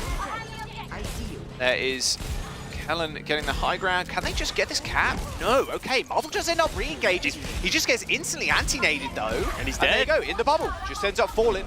There is a good return nade onto Fitz, but I mean, you take that trade any day of the week. Sleep from the backline. Cal missed Astro purpled now. And Astro is in trouble. Should be fine though. He's on high ground. Kev's just got pulse, but still, Excelsior control, and Fitz can have more than enough time to come. Yeah, and now they're the ones who, they don't have to play aggressively anymore at all. They can just sit on this point. You can see Kellen trying to sort of hold aggressive. He does get stuck, but it's not going to be enough to get him down. Yeah, I mean, you've got the heals, really. I mean, you have to get the Winston under half HP to just guarantee that kill. Fitz end up falling, though, to Marvel. And he's great at playing a little bit safe. But yeah, here you go. Here's the trades. Hacked, antied, Kellen. doesn't care.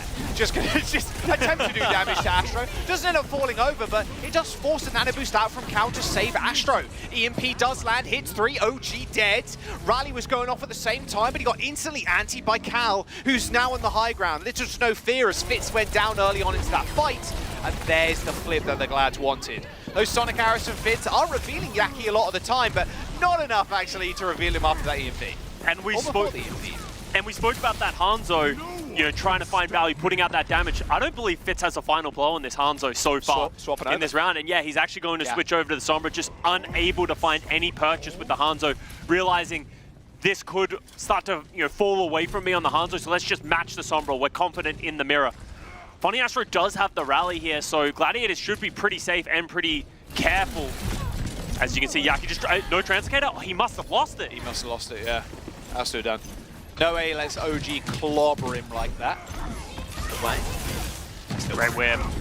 Nice little play. That's going to force his Primal. There it is. It is, yeah.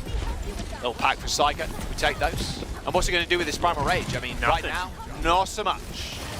And that's just an ultimate out the door for the Gladiators. Now the Excelsior, they're the ones putting pressure on the point. Kellen gets hacked, but he's perfectly fine.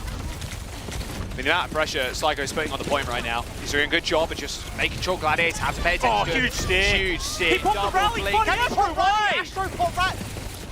Multiple rally. Oh, that's such a huge mistake. All of a sudden, you know, this fight for the Gladiators, they're probably going to lose it because they just lost their Brig, but now they don't have the rally to get back anyway. They're going to try and just make this fight even, I guess. They pop the rally and they use the nano to get in, but Kevster's dead already. There goes Marvel. 50% for Excelsior, rally advantage, EMP coming up. Like, that was just a straight mistake from Astro. I can't even imagine what was going through his mind. Maybe he thought the extra armor would keep him alive. It doesn't. It just doesn't. So now all of a sudden, just like the last round, Jack, Gladiators in control. Start throwing some ultimates out by the wayside, and now are they going to be able to hold up to the Excelsior? Yaki needs to get a big EMP. But look how spread out the New York Excelsior are, and they have the rally to respond. Yaki has to find OG with this EMP. He does. I can see him. There's the EMP, hits Kellen and Psycho. There's the kill. OG with a bash there, sorry. Goes straight in with the ultimate. So they got the rally, the overarm. Nice anti-nade onto OG, but look at that healing coming out. Dodges out of the bubble in LOS now on creative. Here's the re-engage. Good sleep, but still, Excelsior making this one even. OG might be alone. He's dead, yes, but the backline from the Gladiators are also down. Excelsior just trying to cause OT. There it is, 99%, and they're okay with letting the point flip over here. They can come back in. Not too many ults on their side of the board, so it's a good chance for the Gladiators to come back in this one with a pulse. That was such a huge fight win for Gladiators. They were at a disadvantage.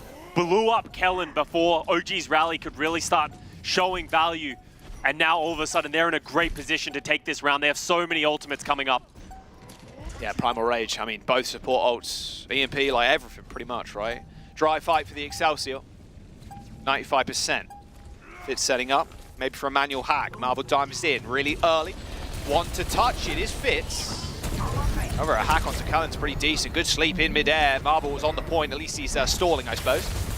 There's the re-engage. Nano boost onto Marvel as well. There's no whip shot. I don't think there's any sleep either, but there's a defensive nade. Kellen and Psycho need help though. They're in trouble. The whole backline of the Excelsior currently trying to deal with Marvel. What a perfect distraction technique. OG dives down onto the points, but it's not to be. The Gladiators close out that round 100-99. And that's the Gladiators we expect to see, winning fights through just great individual play, working together. The synergy comes even after a few mistakes, able to keep their composure and close out that round. Great play. As it looks like Gladiators and both the New York Excelsior are going to switch over to the Ramatra Rush. The devs were talking about it heading into this map. This should be where the Gladiators feel the most comfortable, when Funny Astro can play that Lucio, when they can play these rush style. But so far, in the first round, New York Excelsior looked a lot more comfortable. We'll have to see as we head over to Icebreaker. Yeah, much more in the wheelhouse of Astro, that's for sure. Crazy aim on the Lucio too. Kevster on the Sojourn as well. You know, he's a great Sojourn player, but Fitz isn't even going to take the duel. He's actually going to play a Hanzo instead of the Sojourn. I kind of like the Hanzo, although it's very easy to get Railgun charge off of the ramp. Yeah. The shield isn't that strong, and then when you pop Nemesis form, you want to be in there swinging. So That's a lot of easy railgun charge for Kevster. Gladiators have the high ground, New York Excelsior have the low ground. This is actually quite a nice low ground to play off of though, because your backline is so protected. The wall splits off the healing from Kellen, but he's going to be fine. Yeah, he's got Nemesis form. Actually, forces Yaki to pop block. Psycho, though, on the other side of the map, it was a little trade there of Nemesis forms.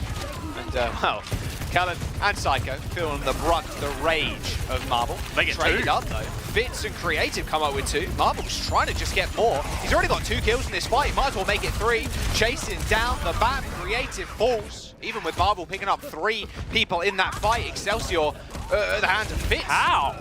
And they're winning. Wait, Fitz, don't die.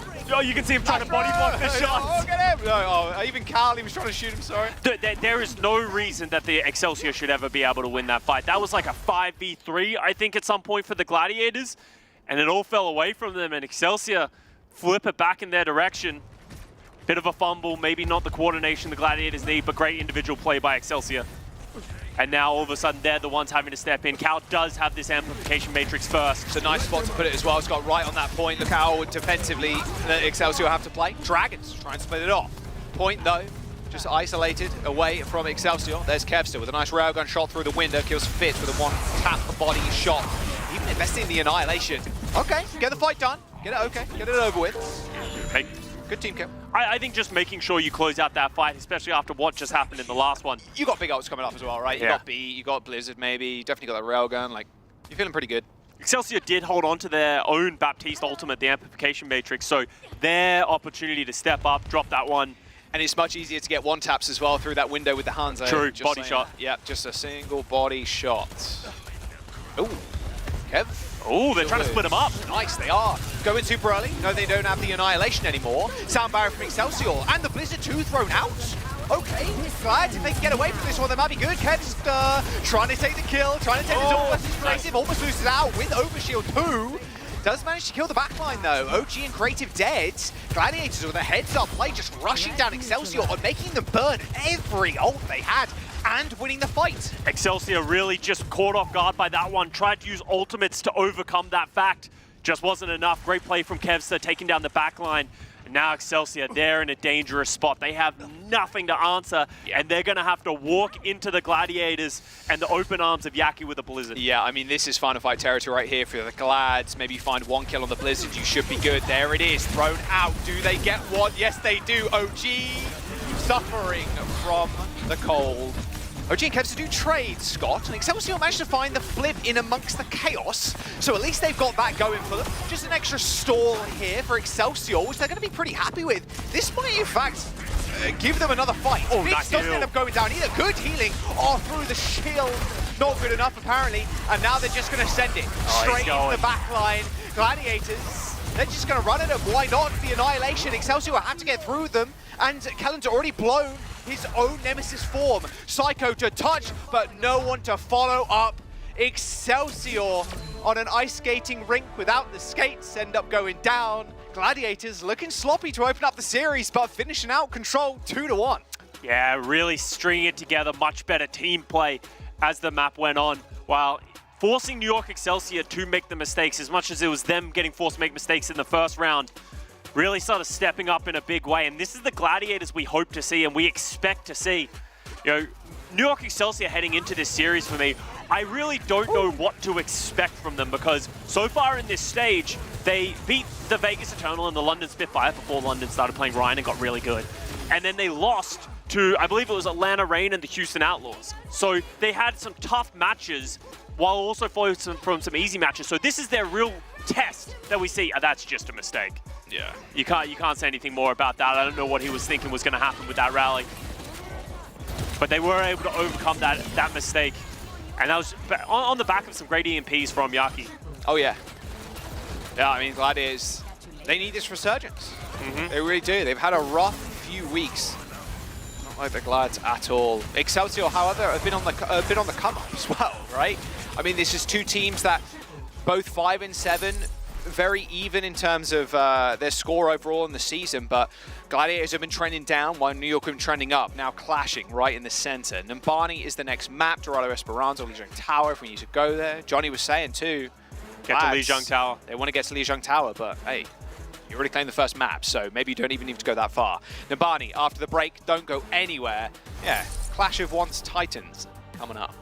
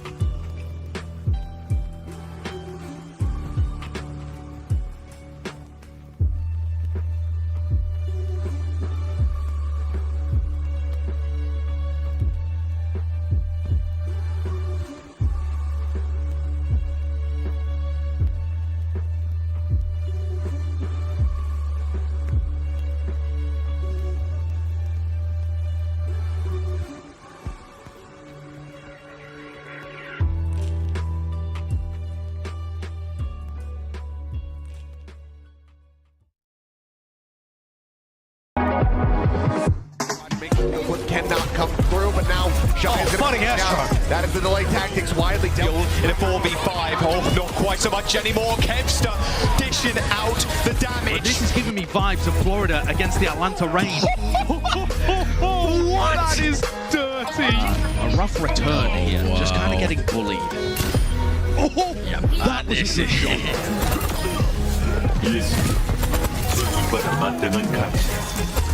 Oh, wave hello, maybe goodbye to the rest of your team, Decay, because Lastro's on the field, Nano Zen just to keep him alive.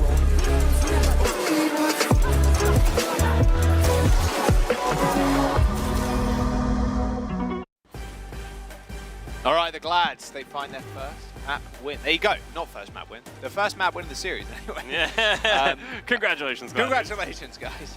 Yeah, it's been a bit rough for the Gladiators over the last couple of weeks. Not gonna lie. Nabani is the next map. We'll see if they can do the same thing here. Smiles on the faces, though. All good. At least Asher and Cal, anyway. Kevster, mean mugging the camera right now. You know, he's a serious guy. Serious guy. Some people believe that Kevster doesn't know how to smile. It hasn't been programmed into his AI. Yeah, his AI, his artificial intelligence.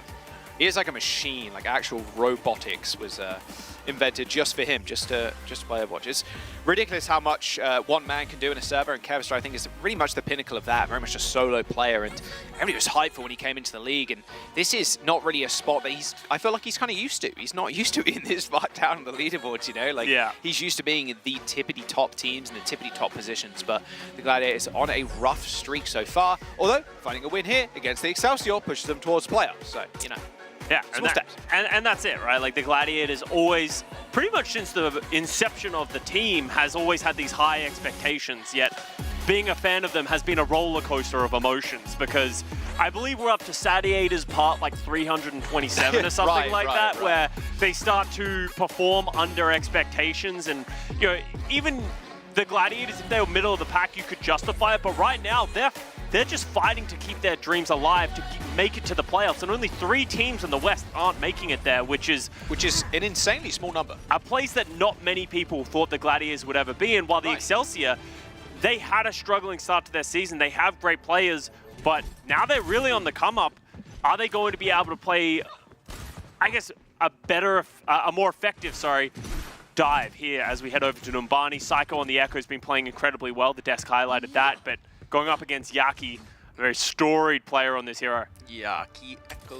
We even have a Brennan Josh clip from Hanamura all the way back in 2020 when Yaki was doing that. You know, he's been around forever. I think that was earlier than 2020. I was trying to remember when that was from, but it's been a while. He's in it though. Both teams are playing the Echo, committing to this one. Like it. Like it a lot. Love the Echo on this map. Yeah, you almost need to. Sombra is just so difficult to play. Routing's terrible. Yeah, the routing sucks, right? I mean, what you root underneath, you hack Mega, like you try and get to the back line, there's just not much there. Cal, 1 HP though. Wow, and he still kills Bit. All right, okay. Sharpshooter. Yeah. Kellen, this will be a big pick. Can they get him? Oh, they get Psycho though. Just those try shots from long range from Yaki. That was a great dive there from Excelsior. Just wasn't enough. Cal lived with a sliver of health. And he was naded too. Yeah. There's we saw Crimzo, which I'm definitely taking into my ranked games by the way, hit the vert nade. Like, you know where the mega health pack is? You know where Kellen is chilling? It's just on that back wall. Bro hit the vert nade from there. I'm like, and it hits the back. It hits where Kellen Astro is. We're getting some sweaty nade spots. And it's important because as an Ana, it's very difficult to offer anything. Yeah, it's so tough to hit a nade up here. Yeah. You have to hit it on the wall, but then you have to be at like a weird angle. Like, yeah, it's really rough. Oh, Psycho gets caught. Good pick by Yaki. Oh, copy Tracer. Oh, this is an ego juice right here. 3 pulses galore. 1 pulse, maybe 2. He's still alive. Oh, no. Only 25% towards the next pulse bomb. And as long as he doesn't go down, it's all good. There we go. He's out. Yeah, they wanted the staggers, just weren't able to find them.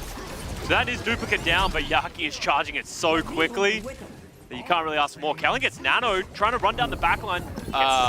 Slept, boot. It's a sad life to be a Winston player in this meta sometimes. Without a bubble, Pulse, valuable from Fitz, and point pressure. That's number 1 for Fitz right now. Kevson's bowling is a big deal. Kellen's pulse to Pump Rage gets slept again.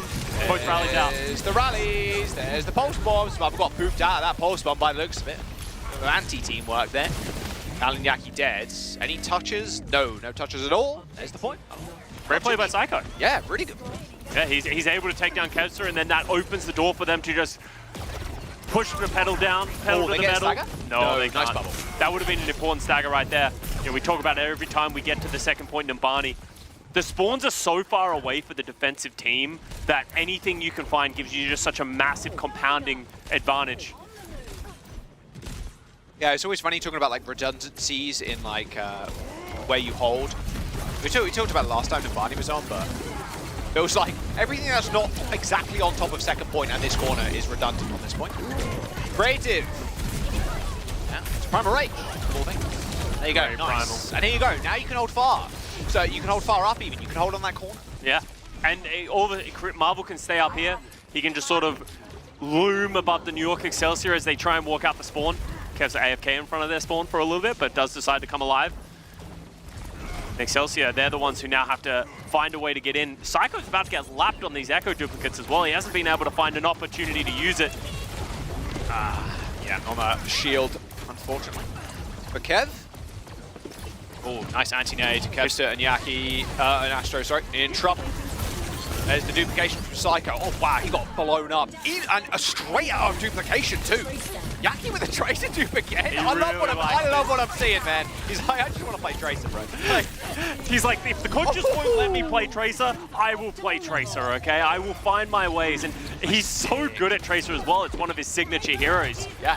And honestly, double Tracer when you're running people down, like, yeah, you don't need to copy the Ana if you're going that far in. I mean, we just saw what happened to Psycho. Copies Ana, and the sticky were already landing by the time the copy was out, so his health was under half, and he tries to do an offensive nade rather than a defensive one, and yeah, you can get burned up pretty quick if you're the Ana.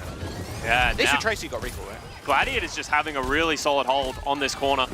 Just able to keep Marvel alive, keeping the healing up. Marvel's going to actually disengage, fall back to the high ground, even though they have the nano boost. Maybe afraid of playing too aggressive. Never mind. Aggressive it is. There's no nade there to follow up, so this nano boost wins some damage. Not too much, but wow, Psycho putting up some serious numbers right now with that damage boost from the nano. Excelsior are trying to punish the Gladiators for trying to stay in this fight, but they will continue to live. Yaki switches over to the Sombra. Gladiators are going to get another opportunity to touch it. They have the rally. Marvel has the Primal Rage. Yeah, Primal rally for Ash throw. They are going to be able to touch. At least Kev's there as well. Ash are a bit caught off guard there. Bubble's gone down from Kellen, could be quite big. Pulse spot available from Fitz. There's the rally for both teams. Oh, nice Mid-air stick, doesn't matter though. Pops the Primal anyway. Although, will it matter actually? He did get anti and had to back all the way up. He's getting the overhead, but Marvel's won! Psycho hounds him down, and now Astro without a shield and without a hope. Well, Psycho. There goes the back line. Psycho and Fitz are just having a game right now. Excelsior cut that point. 2.5 minutes to go. Gladiators, oh, they're in full effect there. That dive was quite clean from Excelsior. Marvel just, once again, not on the same page as the rest of the team. He goes aggressive after falling back, getting healed back up in that Primal Rage. Goes aggressive and accomplishes nothing but gets punished for it. And as you said, Psycho is just all over the Gladiators right now. The beam and just the tri-shot, honestly, it feels like is the primary way he's getting picks. Oh, they got the sleep onto Yaki. Nice. It's so big. All right. Okay. They should go up. I think it's time to go aggressive. Don't let them disengage. They have so many ultimates coming up. Yeah, you might as well. Hey, you got a free dupe too. There's the beam. Oh, it's not quite good enough, but no. Nade. Astro holds shield. Bashes. Psycho's trying, but no. The nade straight into Astro's shield. Psycho might be able to get nano, maybe. Nah, not enough healing, not enough damage. 1 ult down. With Psycho dead, Excelsior have to reset. Good hold there from the Glads. It looked disastrous. If Cal fell, that would have been it. It really felt like Excelsior were on different pages. Kellen and Psycho try and go aggressively, but the backline just somehow falling down to Marvel and Kevster. So they do get a reset here for the Gladiators, but only 1:20 remaining for the Excelsior. EMP from Yaki's Yaki got the there. EMP, yeah. This is hard to deal with. Oh, yes. Oh, I mean, this is just... Yeah. Oh, that is just large. Lost the nano as well, I believe. Lost nano. No more Psycho, no more OG. So no nano. Yeah, Creative tries to drop the nano boost onto Psycho to keep him alive. Stagger him too. Look at this. Oh, Look at this no. push, man. That's rough. That's an extra 10-15 seconds off the clock. Excelsior looking at their final fight. Yeah. It's getting real rough. It's hard to find a way into this fight. They're going to go through the high ground, clear this one out. Or maybe thinking better of it, they're not actually going to clear the high ground.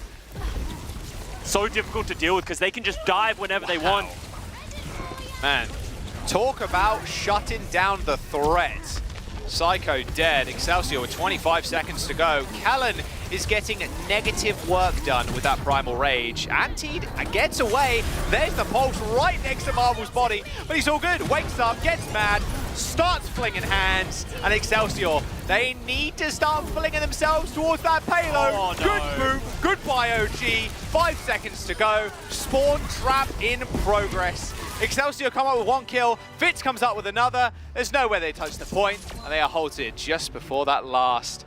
Gladiators with a heck of a defense there in the very end. Just really understanding their composition. Once Yaki switched over to the Sombra, the coordination on the dives. Yaki hacks one, Marvel follows up, Kevster's there as well. what was Psycho doing at the very end? He was trying to get in, trying to get damage in, just doing what he was doing the whole map. Yeah. And as soon as he peeks his little head out, and that's just because they're not controlling space effectively. I talked about it. They're going to take away the high ground from the Gladiators, and then they just decide, well, maybe we don't have time, or it's not worth it, but they end up dropping down from the low ground, and that just enables the Gladiators to set up a trap. Trap gets sprung, and there's nothing that you can expect your backline or anyone to be able to do. Man. Oh, man, oh, man. Well, we'll see what Excelsior can do on their defense. Hard map to finish, though. There. It's Nambani, after all. Yeah, but not if you only get the cart halfway through the third point. Because usually we see it capped at the very end of the point, but it's only about halfway through. Oh, it the was a sweaty Carimzo nade. special. Wait, yup. Look at that, man. It's so nice. There you go, everybody. Pull out your notepads. Write that one down. Oh, that funny thing is, though, Cal was already running. Yeah. Oh, that and was... he killed Fitz too. I mean, Fitz with, what, 0.2, 0.1 of a second extra there, and he would have been good. Yeah. And Cal would have been dead. Well, I think Cal did a great job. I don't know if he just, his spidey senses were tingling when he decided to drop off the point, but as soon as, almost before the nade hit him, he was already dropping off the high ground. I'm not sure, like, because you can hear the Arna's like, foom. That's the nade, that's my nade sound. Foom. Okay. Foom. We'll get you into sound design. And you can hear that, but I'm not sure if the audio cue can reach there. But I mean, he probably saw the enemies running at him. That's probably more likely. Once again, like Creative just does the exact same thing, right? Maybe he saw the Winston jumping at him, knew something was amiss. And New York Excelsior have given up the high ground very early without any commitment here from the Gladiators. And now it's a lot more difficult for Creative to offer anything from this Jeep position. Yeah, rough stuff. I mean, even this bubble from Callan's not great to stop Astro from just walking up onto his face. Yeah, free tick. I mean, Kevster has to chase one person away, maybe two now. Fitz dead. Good tracking from Kevster, my god. Alrighty, he's still got it. Don't worry, everybody.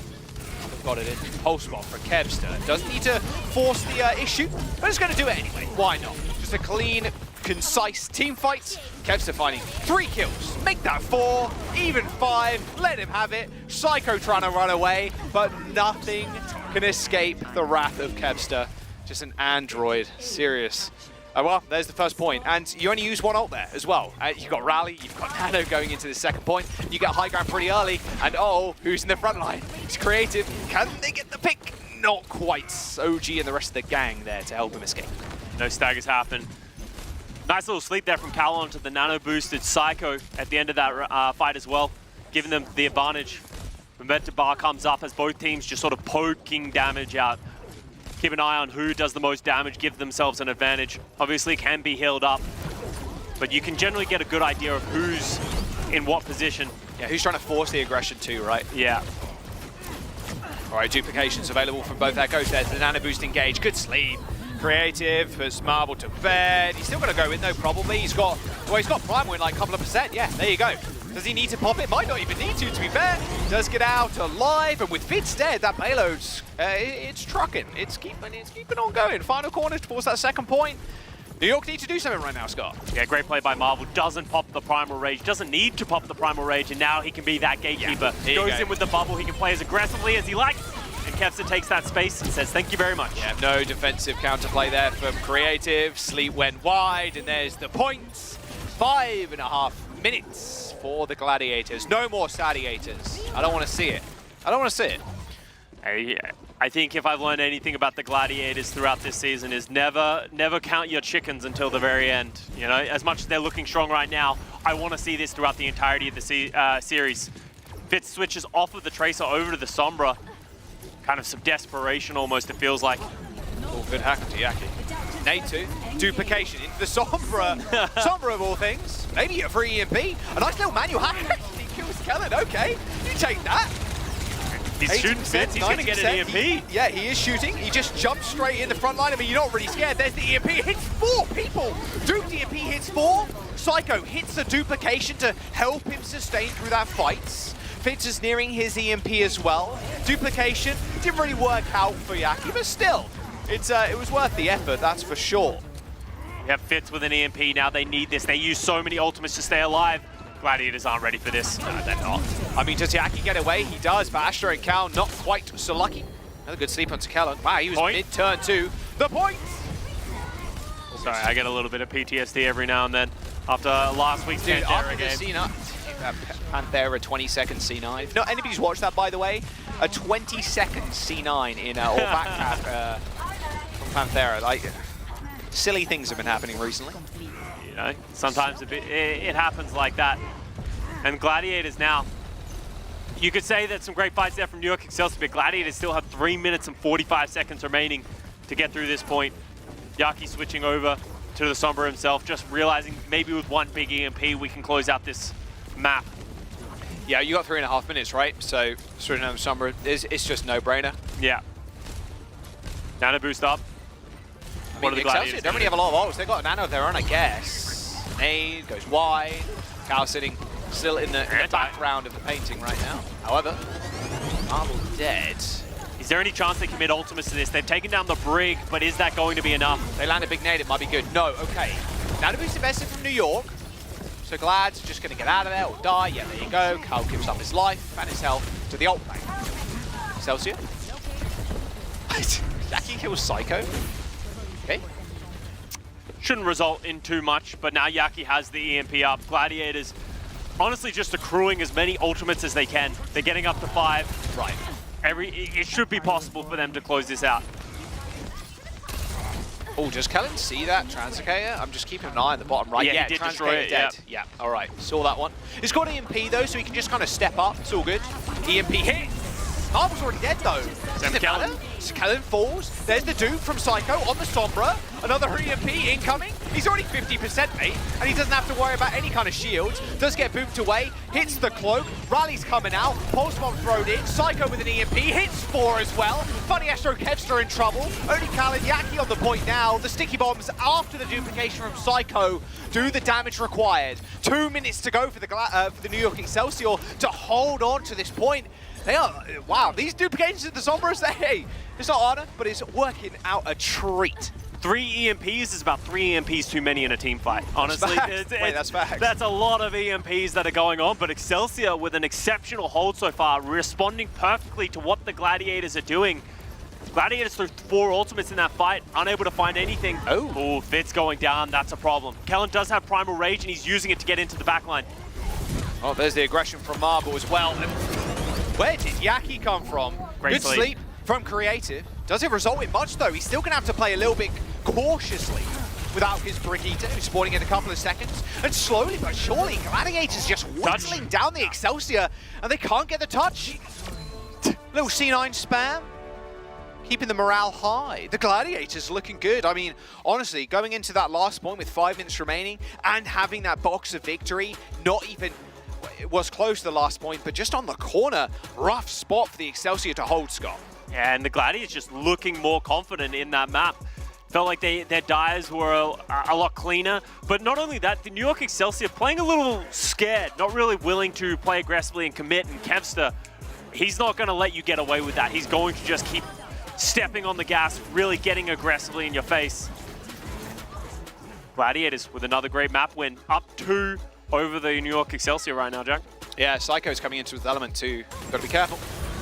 Guys looking better and better every single week, I feel. Every single week we see him, just improving gradually. I mean, you got to maybe quicker than gradually right now, because obviously playoffs is around the corner. I mean, same for the Glads, right? Like I mentioned before, Glads very much on a downtrend currently with their recent match history. And Excelsior on the upwards trend. They're kind of meeting each other right now, but Glads potentially want to swing it around, you know? Yeah. Get out of the bear market straight into a bull market. And as we say the terrible 3 words, the talent is there. That's 4 words. The talent is there for the Los Angeles Gladiators. Why is there 4 words in that? What do you... Okay. Okay, let me go. Okay, the go Gladiators, anything's possible if they make it to the playoffs. We end up in a certain meta where these players are comfortable. Anything can happen. So these matches are must-win here for the Gladiators because they have confidence in themselves that they can go deep if they need. Different patch, different meta. I would assume anyway as we go into the playoffs. We're going to jump to a break. Dorado. Glad, they're close to closing this out to a 3-0. We'll see you after this.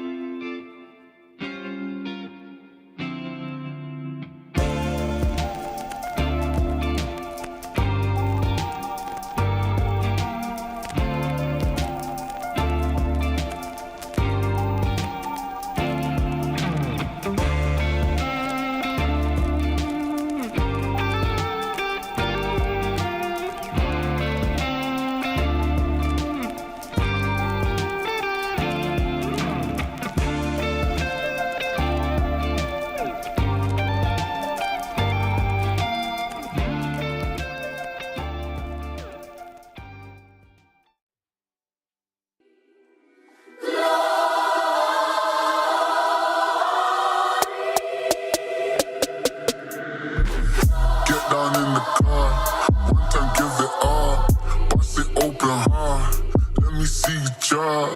Get down in the car. One time, give it all. Bust it open hard. Let me see you job. Hustle, baby, hustle. But the oh my.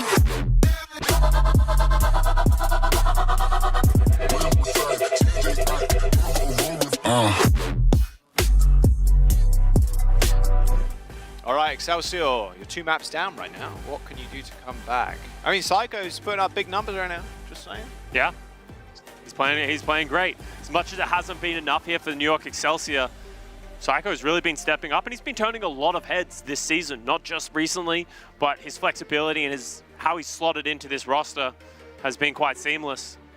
But so far, as I said, they just can't hold on to the power that we're seeing from the Gladiators. As we head over to Dorado, another map, a lot of high grounds, plays very similarly to how Numbani does. Yeah, Gladiators not making any substitutions either in terms of their backline. Still running Cal and Astro. Yeah, no, we haven't seen too many subs. I mean, normally we'd see Astro come out when they want to play double flex, but it's more like, well, right now we just want to play perma brig because we know how important like Rally is, and at the end of the day, control much better for things like Lucio because you want to get back to the fights fast and you want to be able to like dive the backline ASAP. You need the fights to go quickly, but when in terms of Dorado and Numbani and stuff, you just need that brig. Like you need to defend your honor, and it's been interesting to see Astro kind of evolve. But I mean, you made a couple of mistakes at the start of the series, popping that rally with Pulse Bomb, but it's been looking better now. I have had people hit me up and be like, oh, well, if you pop the rally and you're full 300 health with the armor changes, it's been fixed, you should be able to live through it with like 1 health. Still ill-advised because if you take any damage, you don't get healed up instantly. It's not going to really offer you very much. So still a mistake, but honestly, for me with the Gladiators, it's just, have you seen this man as Lastro has sort of fallen completely out of the running? Because in the past, Funny Astro was taken out on maps like Dorado and Numbani. Lastro would come in, he'd play the brig, but we haven't seen that as much lately as Cal has taken over the major flex support role as well. This is what the Gladiators are running with these days. Hasn't been working lately, but it's working in this series as Fitz is now on the Sombra, Yaki's over to the Echo. All right. It's a race for Fitz here. Try and get the EMP as quick as possible. A more front-loaded damage, of course, from the Echo, as you can see. Kind of taken extremely low. And it's going to be difficult here for New York Excelsior with a Sombra to dislodge the Gladiators from this high ground. You see them hacking players, but it's just not going to be enough to really pose any threat. Oh, good anti from Cal. Wow. There goes the back line. There goes the point. And that's a huge pick. All of a sudden, all that, the only thing Excelsior got from that was Marvel overextends. The only thing they got from that was getting the cart pushed forward. With Marvel falling and how close the spawns are for Excelsior, that could be a window for them to get in, take some positioning. Oh, and that results in Kevster going down as well. So a pretty minor mistake by the Gladiators ends up becoming a big mistake. Oh, can Psycho get healed? Yes, got packed. All good. Marvel's back. Hopefully shouldn't be too much of an issue. Yeah, backline of Glads do manage to get out of there. They weren't caught on the cross. Also available for Psycho in a couple of seconds though. Point. Okay, all good, don't worry. Everything is in control. Yeah, okay. It doesn't always feel like it. Yaki's making this long flank around the backside. EMP from Fitz. Oh, it hits 4. Astro Cal in trouble. Marvel's getting chunked down. Cal super low. There you go. Might just be the point that EMP is a little bit too much for them to handle. However, duplication onto the brig. My word, the duplications this game have been a little wacky, and I'm here for it. I'm going to be honest. I love it. Yeah, I mean, Yaki got a free rally there, right? And they needed the healing. Like, without that duplicate of the rally, there's a potential that they don't have the sustainability to deflect the Excelsior. But now, Excelsior, they're the ones who are missing the ultimates and they're missing the time. Fitz had to use the EMP, didn't come up with anything, and now a minute 45 to charge a new one. Nano boost onto the back line. Cal in trouble. Astro is there to help. Still, though, so much damage. Again, these anti-nades from both Honors, Creative and Cal, so sick. And there is the point unlocked, despite Fitz going down. Yeah, that was just a great nano boost. Callum was able to get into the back line, and Cal, Funny Astro, just not able to live through the aggression. So don't even need the EMP. Cheeky little rotation. Yaki going... It's on defense, though. The sightseeing route. Yeah, I do know the there's a Lucio. You know the Lucio surf maps. There's a little route around there. It's like really difficult. I love Lucio surf, man. Oh, me too. It's so much fun. So good. I feel like the Lucio surf is the aim trainer for support players. You know what I mean? Like all the DPS players jumping into like Widow lobbies and stuff. And I'm just busy chilling in Lucio surf. It's fun times. Just hitting the rollouts. Yeah, it's so fun. All right. Both primals available for Callan and Marvel.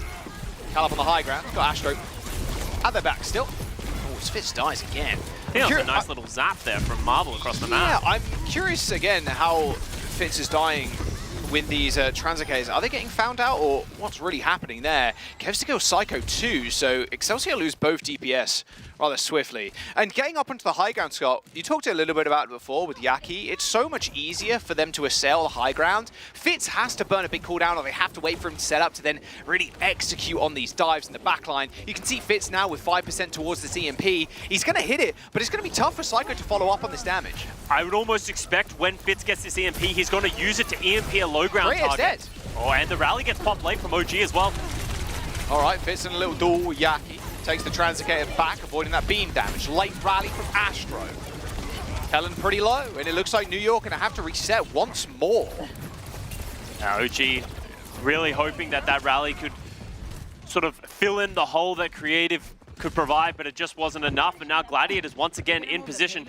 If Fitz tries to find an EMP on this high ground, who's going to be there to follow? It has to just be a Callan, maybe with a nano boost. Oh, what an EMP. But Callan and Astro survived. Yeah, no follow-up. They are perfectly content sitting on the high. Oh, where did Astro go? He shield bashed into a different universe there, I think, with Callan smacking him around. There's the follow-up that was required. Wow, it took a little while, though. But we'll take that. That payload was kind of moving that whole time, too, so they're going to round this final corner towards this second point. I mean, Cal, they're going to be able to get back with the nano boost, maybe. You're going to need some big stalls here. Duplication available, Primal Rage 2. Kevster jumps on, receives a pack. Nano boost onto Kellen, as well as the pulse shot from Psycho. They want to put this payload in, put on that pressure. Duplication from Yaki, double Winston on the point to hold the fort down. Looks like Marvel's going to jump in with the Primal Rage. Yaki just plays point Winston. Oh, Marvel, no. Marvel's with the sleep. He's hacked too. But no, Nano Boost re-engaged straight back into the front line as the Gladiators are going to be able to hold on. New York Excelsior use a fair bit of ultimates in that fight, but with this EMP nearing, the Gladiators are in for some rude surprises here. And Gladiators have to use the duplicate, the Primal, and the Nano Boost to just push the Excelsior away. So that's a window here for the Excelsior. Get those ultimates up yourselves, and then you'll have the advantage. All right, well, there's the manual hack onto Yaki. Kevster's on the high ground. Someone's going to check Kevster. He is going to land a pulse on your backline at any moment. Psycho and Fitz are already half dead. Well, full dead now, on Psycho's half at least. 30 seconds remaining as well, Jack, and you can see the Gladiators, they don't want to let them disengage. If they can find another pick, start staggering, it gets hard. OG recognizes that, pops the rally himself, and Gladiators, they're like, okay. Yeah, 15 seconds to go. We're good. We back up. We're cool. Astro, 4% towards his own rally. I mean, Cal, they haven't got nano, but it's all good. Rally's going to help them survive, and all Cal in trouble. Rally popped. Cal's still super low. They're so low. How are they not dying? Not even Fish throwing in the EMP. A good sleep onto Kellen, and the Gladiators backline survive again. Cal ends up killing Psycho. The EMP from Fitz.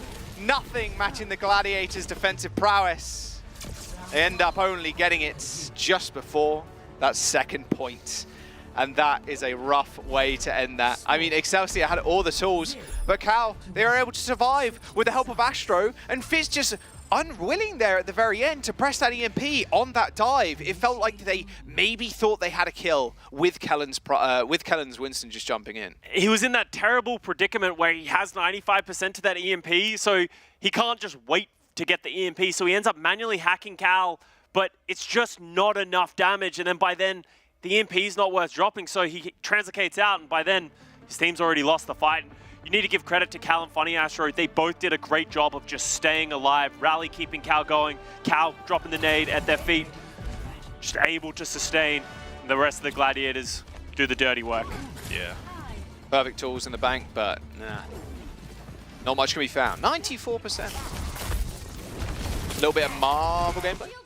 Ooh, Oh, this was that right click. Okay, yeah, so maybe he did have a translocator down. Not sure. Maybe it was broken. Don't know. But good right click from Marvel there, cross map. It just got like Shoot Mania vibes for anyone who knows what that is. That's what I got from that. Wow. Old school. That is, yeah. That is rather old school. Hey, but you know, Marvel making it work. Main tanks, they can aim. That is crazy to think that Winston didn't have that right click that one time. I know. What did you do when you were trying to shoot at people from range? You're just waving at them. Yeah, that's basically what you did. Sucks. That sucks. Yeah, that's pretty true. That's pretty true. All right. Both teams playing the Echo now. Really thinking better of it on the defense. Thinking they can hold this high ground a little bit smoother. Big nade hits Funny Astro, but punish isn't there. Decent. Okay. OG a little bit further away from creative, but they forced them off of red. They have. And you can see Marvel, next point of attack, goes over to the opposite side. That is an aggressive jump here from Kellen. Can be difficult with his backline, but if he's able to... Yaki's one. Great shots from creative.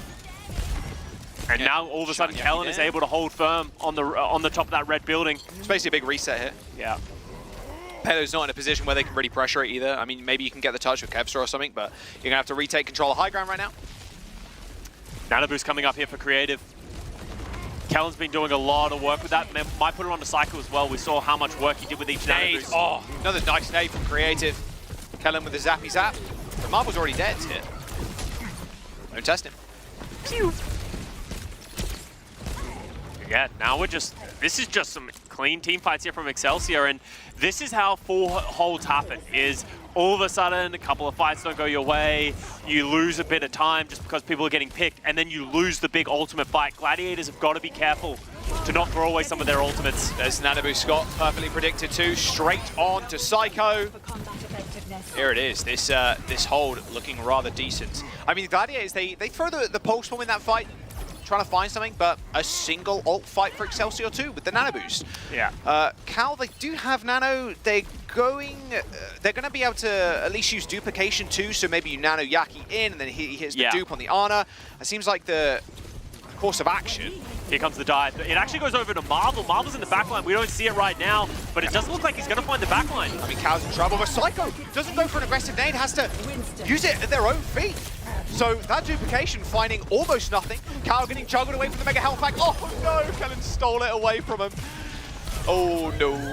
Well, Fitz end up falling too, and Gladiator is slowly but surely taking bricks out of this house from Excelsior. They're slowly collapsing the defense. But Excelsior are going to get another touch with Rally. Yeah, because the cart was so far back, there's nothing that the Gladiators can do to stop the Excelsior from getting another fight. But as you said, Jack, they have the Rally, they have the Primal Rage. Marvel's going to try and go early, it looks like. Put this pressure onto the backline, don't let them find the value. He's got Primal too. There you go, just rips it. Oh, I didn't even know where Marvel went. I was to the moon! Yeah. All right, there's both rallies. Good sleep on to Marvel, but instantly woken up. Nade to the feet of creative there.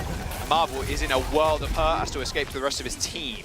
Both rallies have faded away. Cal, they still have the overhealth at least. And here's the Nano boost from creative. Still in a little bit of trouble. Sleep hit the bubble. Nano not used. Excelsior have lost one of their main sources of healing now. They've got to at least trade. Astro holding the shield up. Psycho just doing enough damage to force the Gladiators backline away. Oh my god, that sleep from creative could have cost them dearly, but they do just manage to hold on. Psycho dies late from a great shot from Cal. All of a sudden, Gladiators have a window, but creative's coming back with the Nano boost of their own. Ellen, only one that gets antied by Cal's nade. There's the Nano boost. Whoa. Astro gets flat. Ooh. Where'd he go? Where'd he go? Nade from Cal gets nobody. And they're going to have to back up, quickly reset. You've got 10 seconds to go. You're going to need to find a purchase here. Yaki's got Nano, and their beam isn't going to connect. And a good sleep from creative, but instantly woken up. Yaki hits the copy, but look at the rest of his team. They're nowhere to be found. Most of them are in spawn. Yaki could get a free pulse, but I mean, OG's pretty chilling, just hanging around, just holding up that shield. No free pulse for you, Yaki. He gets it, but is it going to land? Absolutely not. Excelsior with an unbelievable defense on the first point. They're not out of this just yet. We are going to a map number 4. The dive of the Excelsior just comes alive on that point, on that defense. Psycho and Fitz just coming up with so many picks. The very end there, and Gladiator's just not able to hold on, and That's why I said to you, Jack, you don't count the Gladiators' chickens before they hatch, because they look to be in the driver's seat of this series, especially in this map, but just weren't able to close it out. Now, all of a sudden, they have to find one on either Esperanza or Lijiang Tower. Yeah. Well, we're going to push first. Esperanza is the map up next. Yeah, the dive looked good. Psycho again. He had big numbers on Numbani. Just continuing that trend on to Dorado. We're going to jump to a break. Another map 4 coming up. We'll see you after this.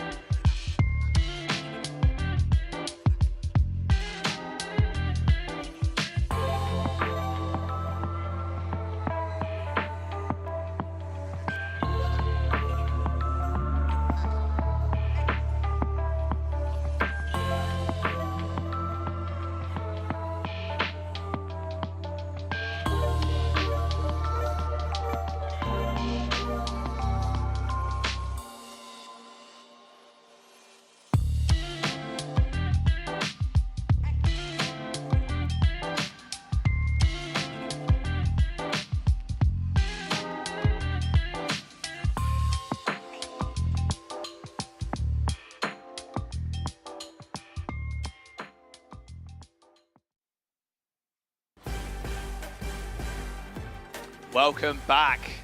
The Gladiators held on first point Dorado. Pretty rare spot to be held on first. Yeah. I feel like Dorado, you at least always get it to second, and then it's kind of the battle to get the point actually in, and then the third. But Excelsior come back in the series, man. As I said, I'm here for it. All it takes is a couple of ultimates that go by the wayside, a couple of great picks and great plays like you just saw from Fitz on the Tracer. New York Excelsior are able to hold on just that little bit. And have a look at the numbers. Tracer and Dorado, 7 final blows, only 1 death. 420 time played. You know? Nice. You love to see it. Yeah, 1 pulse, 1 kill. Let's go, baby.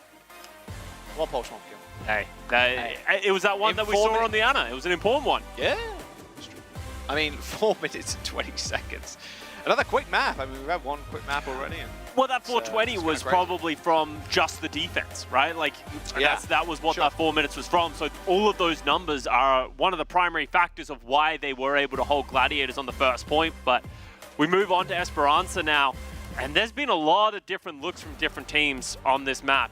most people are trending towards playing that Winston, Tracer, Sombra because you can sort of route around. Yeah. But there's opportunity to play different things. We've seen certain players play hit scan, trying to just utilize those high grounds, Ramatra Rush, Junker Queen, if you don't really want to lean into the Winston either. So we'll have to see what both of these teams go for.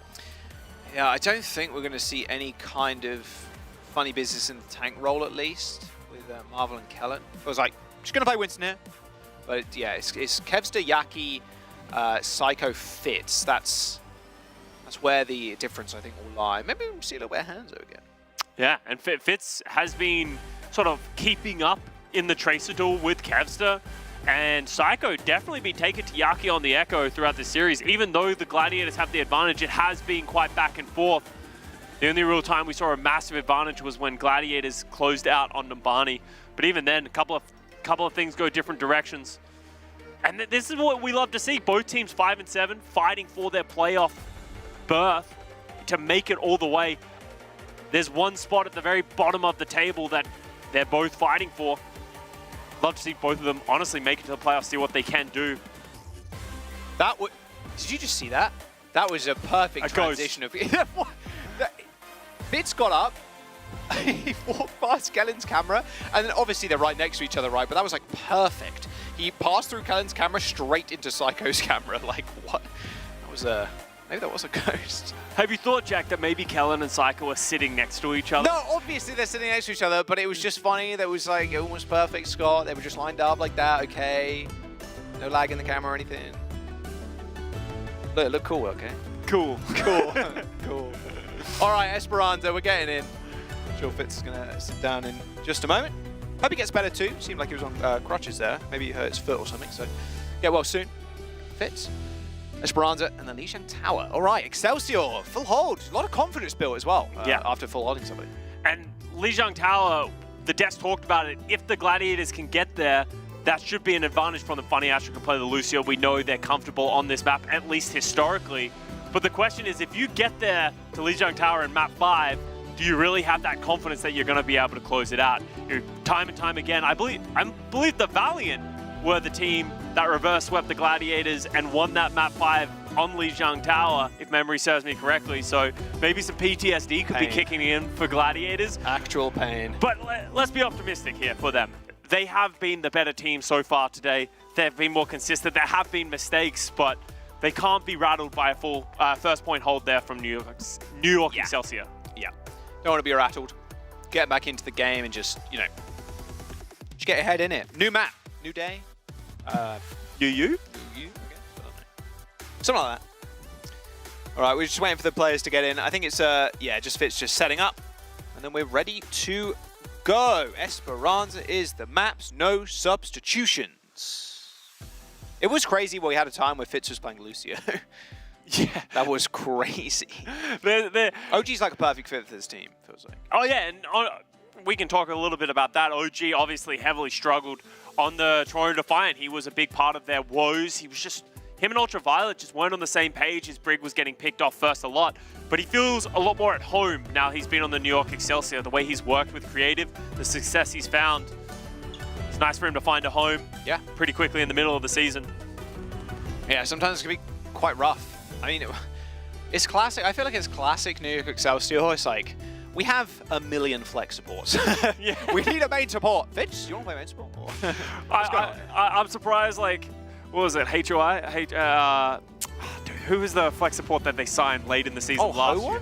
Ho1. Hey, Ho1. Yeah, I'm surprised Ho1 didn't get a call up again. Come back. We need more flex supports. We need another main support. Help us. Ho1, you want to come back? You want to come back? Yeah, seriously. All right, let's have a look what they're going to run on Esperanza. TP out from Kevster and Psycho. Yeah, same stuff for the back line. And Fitz and Yaki on the Sombra. So double Tracer here, I would imagine. Both players and both teams playing the exact same thing. Comfortable with this choice. Marvel and Kellen, both known for their Winston, so not too surprising. It's just hard to play these Lucio compositions. It feels like you're running uphill. You're trying to close the distance the entire time. Yeah, Brig does, obviously Lucio is the AoE healer, right? But like Brig, especially when you're getting dove, if you pack your Ana, even if without a nade you hit somebody, that Inspire, the pad, like all that, it's so much. It's a lot of healing, man. juggernaut backline. Both just sort of fighting for positioning here. Actually fighting for this left side mega pack control. But no one's really doing anything just yet. Waiting it out. Probing and prodding. Getting healed up, slips back into stealth. Hack onto Kellen. Good little bit of damage, but yeah, this map is very nice when you're playing support. That is for sure. You get that little high ground. But, I mean, Excelsior have kind of forgotten the high ground with their supports, just wrapping right into the little bakery, little kitchen area, I think it is. Cal getting up to that nano boost. That could be the first ultimate that comes up if no one's able to find a pick. No isolation. It's going to come up first for Gladiators. Kevs is almost nearing that pulse too. OG in trouble. Tried to get the pulse bomb off the schmack with the melee. Marvel's so low. Away, man. He does get out, but it might give Kevster an opportunity to just double, triple blink into the backline. Nano boost for Gladiators. EMP super early. Cal in trouble, 1 HP. Flings out the nano onto Astro, but already the team has fallen. And they nanoed Astro to keep him alive, but everyone else wasn't so lucky. So now it feels like both teams with reduced players just sort of poking and prodding for the cart, but no one really wants to play aggressive. The bot in control. EMP Finyaki. Hire me, sound designer. I can do it. Yeah, you're doing great right now, Jack. And EMP, Yaki's looking for him. He might just solo EMP creative if Honestly, there's any follow-up. OG throw around the corner. Oh, hello, yo, what's going on? Oh. Well, I don't know if he got the call to like a transport back, but that was a face full of Winston. There's the rally. EMP's good. Hits Fitz, Psycho, and Kellen. Kellen rips the Primal Rage though, straight onto the high ground. Oh, Cal's in trouble. Just getting served into the rest of the team. Good sleep though. Can Cal survive? That is the question. Astro holding the door fast, and Cal again survives, but now Astro trouble. Gave his life for Cal to survive, but not for too much longer. And there's the first fight. It was a long one. Yeah, that was a 3-minute first fight of someone trying to find any advantage. Yaki's EMP was good, but the problem is the follow-up wasn't there onto any of the targets. They got 3 great hack targets, they just didn't isolate any one of them. And now all of a sudden Excelsior closing in on the first checkpoint and Fitz is rushing up to another EMP. So close. EMP didn't find like the definitive fight win. Are they gonna let it go? It's not the worst thing. The checkpoint's not the biggest thing. Oh, Marvel gets whipped, has to pop the Primal Rage. Oh, and Fizz got EMP2, and Translocator straight away, cleanses that anti-nade. And now he's just going to line up for this EMP. I mean, Marvel is out. Yeah, he did try and jump to the window, but I mean, this EMP, if Astro drops here, yeah, the EMP is huge. Like, 4-man EMP straight into the lap of Fitz. Excelsior. I mean, Fitz charging these EMPs and just letting them loose like that, his timing has been so good. And he staggers, Astro gets anti. I mean, a free leap in from Kellen? No, okay. Doesn't decide to go in, but Cal, they end up getting caught. There's nowhere to go. They're Look at the bot, stuck in the corner, and the bot is moving the whole time. That's such a brutal stagger. As now, Gladiators are coming up on the ultimates that they need, but Excelsior are more than happy to use their advantage. They don't have to play aggressively. See Yaki just through those walls standing near creative. Nano boost onto OG.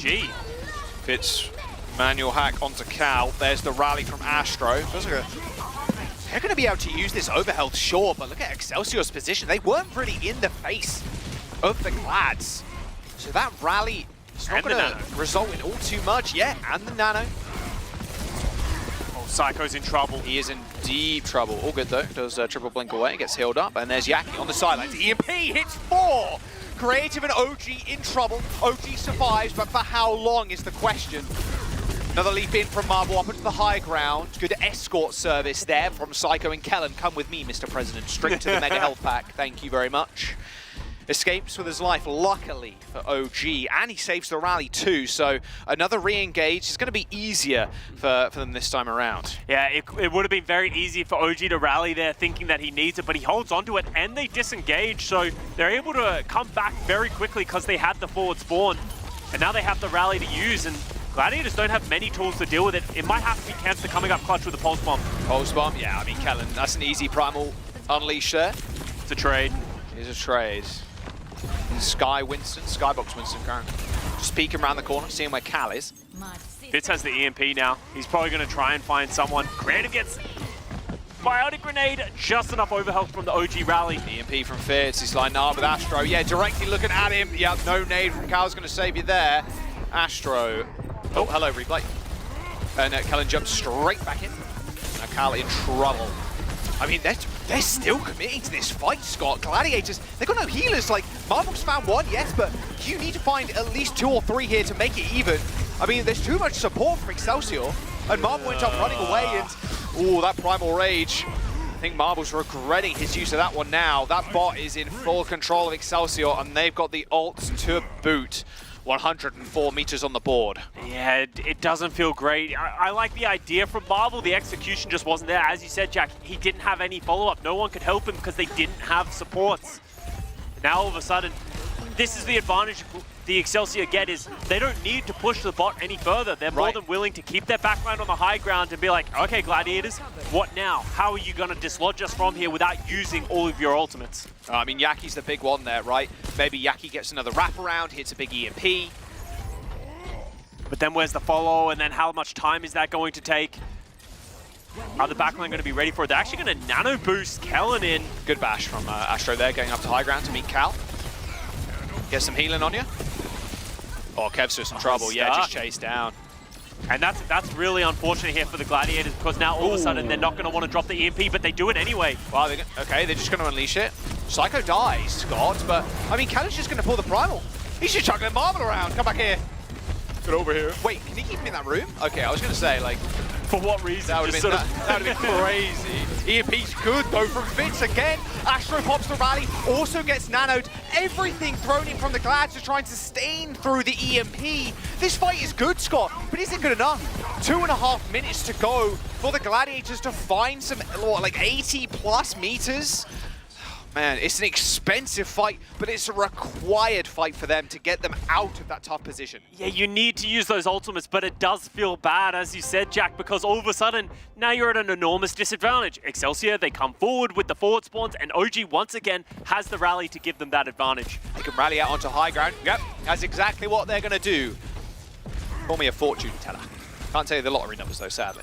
Psycho ends up falling. Cal This is in huge. trouble. There's a nice manual hack there onto Cal, but there's no damage, but a lot of pressure still. Psycho kill is pretty big, doesn't have pulse bomb anymore, and Marvel with the Primal Rage is going to decide to pull it, give himself and the team a little bit more time. There's the kills. Gladiators, even at like what felt like an old disadvantage, they're still able to come up with something. Yeah, we saw OG walk in, pop the rally, but Psycho falls, so that's why it's so big for them is now all of a sudden, it's a fight that the Gladiators win while the Excelsior use more ultimates, and now they're the ones with the forward spawn, and now they only need to close 50 meters, Jack, to be able to get back in the lead. Forward spawn's super nice, man. And Yaki's got EMP the whole time, the whole team fight. He was farming. Yeah. Same with Fitzo, 20% away. It's going to be a big ult fight coming up here. The Gladiators, they don't have any of these support EMP ultimates yet. hits, Fitz and Kellen in trouble. Fitz goes down, Kellen to follow. Nice. And the Gladiators, they're just quicker with it here. Nice manual hack from Yaki, nothing found, all good. OG dies at the hands of Cal. And this is the big fight win here that they needed, but now they have to be careful. A big stagger's good. Can they get Psycho too? A little right click from Marv maybe? Look at the meterage, Jack. All of a sudden, we're up to 80 meters, They're 20 close. meters remaining. And with those staggers, are the Excelsior going to be able to get back in time? I believe they will. Fitz with the EMP. They do not want to let history repeat itself. They do not want to go to Lijiang Tower on map number 5. Fitz has EMP, there's a nano, there's a pulse, everything they need to end this fight and maybe end this map as well. Fitz just lasering down Marvel, who's already used the bubble, leaves away. Nano boost on Kellen, EMP hits, Kevster down, Gladiators in a 4v5. Astro's popped the rally, decent overhealth building up as well as armor for himself. A nade from Cal in the front line is going to send Kellen reeling just a little bit, but a later rally from OG might be good enough to end it. And Marvel ends up going down. The New York Excelsior, I mean, they don't really need to do much, just focus down one target at a time and they should be good. The bot is on their side of the map, so getting back to the point for the Glads is going to be nigh on impossible. The They do rally have is four just almost spawns, too good. They do have the 4 spawns, yes, as Marvel comes back on the Doomfist. He does come back on the Doomfist. Is he going to have enough damage? Don't know. He's well, definitely not on an ult charge, I'll tell you that right now. Psycho's nearing the Pulse Bomb as the bot is now firmly in control of the Gladiators. They need to be able to find at least one pick to get back into this one. No ult fight. This next one is the decider. We're in OT as Gladiators cannot step off the bot. EMP for Yaki is 20% away, but Psycho with that Pulse Bomb could end this day. Kevster down. OG just swinging away. Marvel can't find an isolation kill. The Pulse Bomb is good from Psycho as Marvel dies. OG survived on 10 HP as the Gladiators, they're in OT, but they cannot find the kills. They can't find the damage. And Excelsior are going to bring them to a map 5. Excelsior just hold on by the tip of their fingers. Yaki was so close to that EMP. If Marvel was able to stay alive for just a little bit longer, potentially they could have closed it out. A little too close for comfort for the New York Excelsior at the end there, but they got it done and they go over to Lijiang Tower. History about to repeat itself. Gladiators on Lijiang. We went to a scary map number 5 the other day. The Gladiators, like we mentioned, they have been on this slight downward slope, losing against teams we didn't really expect them to lose against. And pressure is mounting here. And Excelsior, in this game, Scott, they push so far, so early. Like, they got a checkpoint, and you said it wasn't like a big deal initially, but if the Gladiators weren't and they didn't end up resetting the bot, the Excelsior were just using their forward spawn to reset onto the high ground over and over and over again. And it was tough for the Gladiators to really get much done because you mentioned it as well. They were forced to use ults. They were forced to dislodge OD and creative on the high ground. Yeah, and that's the cycling and the presence of mind you need to have if you're a team like the Excelsior. That's why they drained so much time and that's why they held on. Yeah. Lijiang Tower is our last map. Reverse sweep on the cards for Excelsior. Oh, it's a map 5 banger right after this.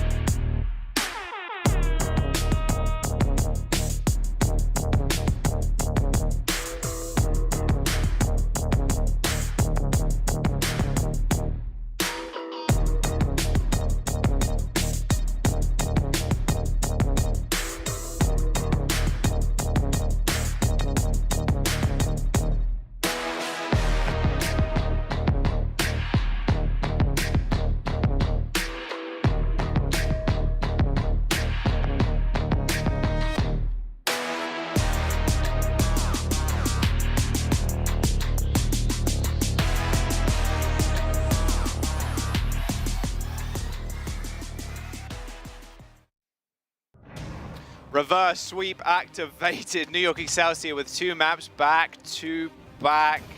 A full hold on Dorado. 106 meters pushed on Esperanza. We're going to Lijiang Tower. Shockwave is in for the New York Excelsior. And this is a very similar sight for the Gladiators. A Lijiang Tower map that they were taken to by the LA Valiant, where Laya hit some of the sickest left clicks and boops of his life to net them the win against the Glads the other week. And Glads right now, it's the same situation, different team. They're on the downswing right now, but this is where they really need to ricochet back and send them into the playoffs. The desk said the Gladiators need to just make it to map 5, get to Lijiang Tower. When they said that, I don't think they meant like this. This is not the position you want to be if you're the Gladiators. Your back's against the wall, the pressure is on you, you're the ones where the momentum is slipping away from you. We do have Shockwave coming in for the New York Excelsior. I think, if anything, this just shows New York Excelsior, they're going to play Rush on every single map, which isn't surprising. This is a very common thing on Lijiang Tower. All 3 maps you can play the Ramatra Rush. Shockwave can come in, he can be maybe your Hanzo player, maybe your Mei player. It's hard to really know what swaps they're going to make. But hey, Astro's still got a big smile on his face though, so Astro, they're still in this. The passion, the dedication is there. It's there. The talent is there. Sometimes the talent isn't enough though, Jack, and that's what happened last time when they went up against Los Angeles Valiant in map 5. Gladiators were a favored team in that series. They were a favored team to be able to close it all out, and they weren't able to get it done. Can they prove that they've fixed up their mistakes and overcome the tight odds here on Lijiang Tower? We'll see. It wasn't really close on Mbani despite the scoreline, to be fair. Yeah. Even Antarctic Peninsula. Yeah, it was pretty close actually on Antarctic Peninsula. No decisive wins. The most decisive win so far has been that Dorado game at the hands of New York Excelsior. But even then, Gladiators held them on the second point. So it could have gone either way. Yeah, seriously. Honestly, it's been blow for blow. Pop-up moments, some mistakes from both sides. It all gets decided. Honestly, I love that it goes down to Lijiang Tower. Lijiang Tower is just such a fun map. And a storied map at that. It is, yeah. Actually. Lijiang Tower. Yeah. Should we call it Laya Tower now? Actually, yeah. You know what, Lijiang, you've had your time in the sun. It's Laya Tower now. You know, you don't get control of it forever. You know, we gotta mix it up. Honestly, maybe it could be OG Tower or Funny Astro Tower after this. We don't know. Nah, it doesn't have a ring to it. You honestly, need a name that begins with an L. Okay, and Laya fits the bill. Okay, Funny Astro. Sorry, you're out. Yeah, buddy. Yeah, yo. You're out of here. OG, same. You're out of here. Interestingly, we might actually see this difference. Excelsior coming in to play the Symmetra. That's why Shockwave's in here. Kellen on the Reinhardt. Okay. We've seen this matchup a lot lately. Reinhardt has been getting the better end of it. All right. Kevster is on the Sojourn. Psycho straight to the point with ya. Yeah, just trying to make an offhang.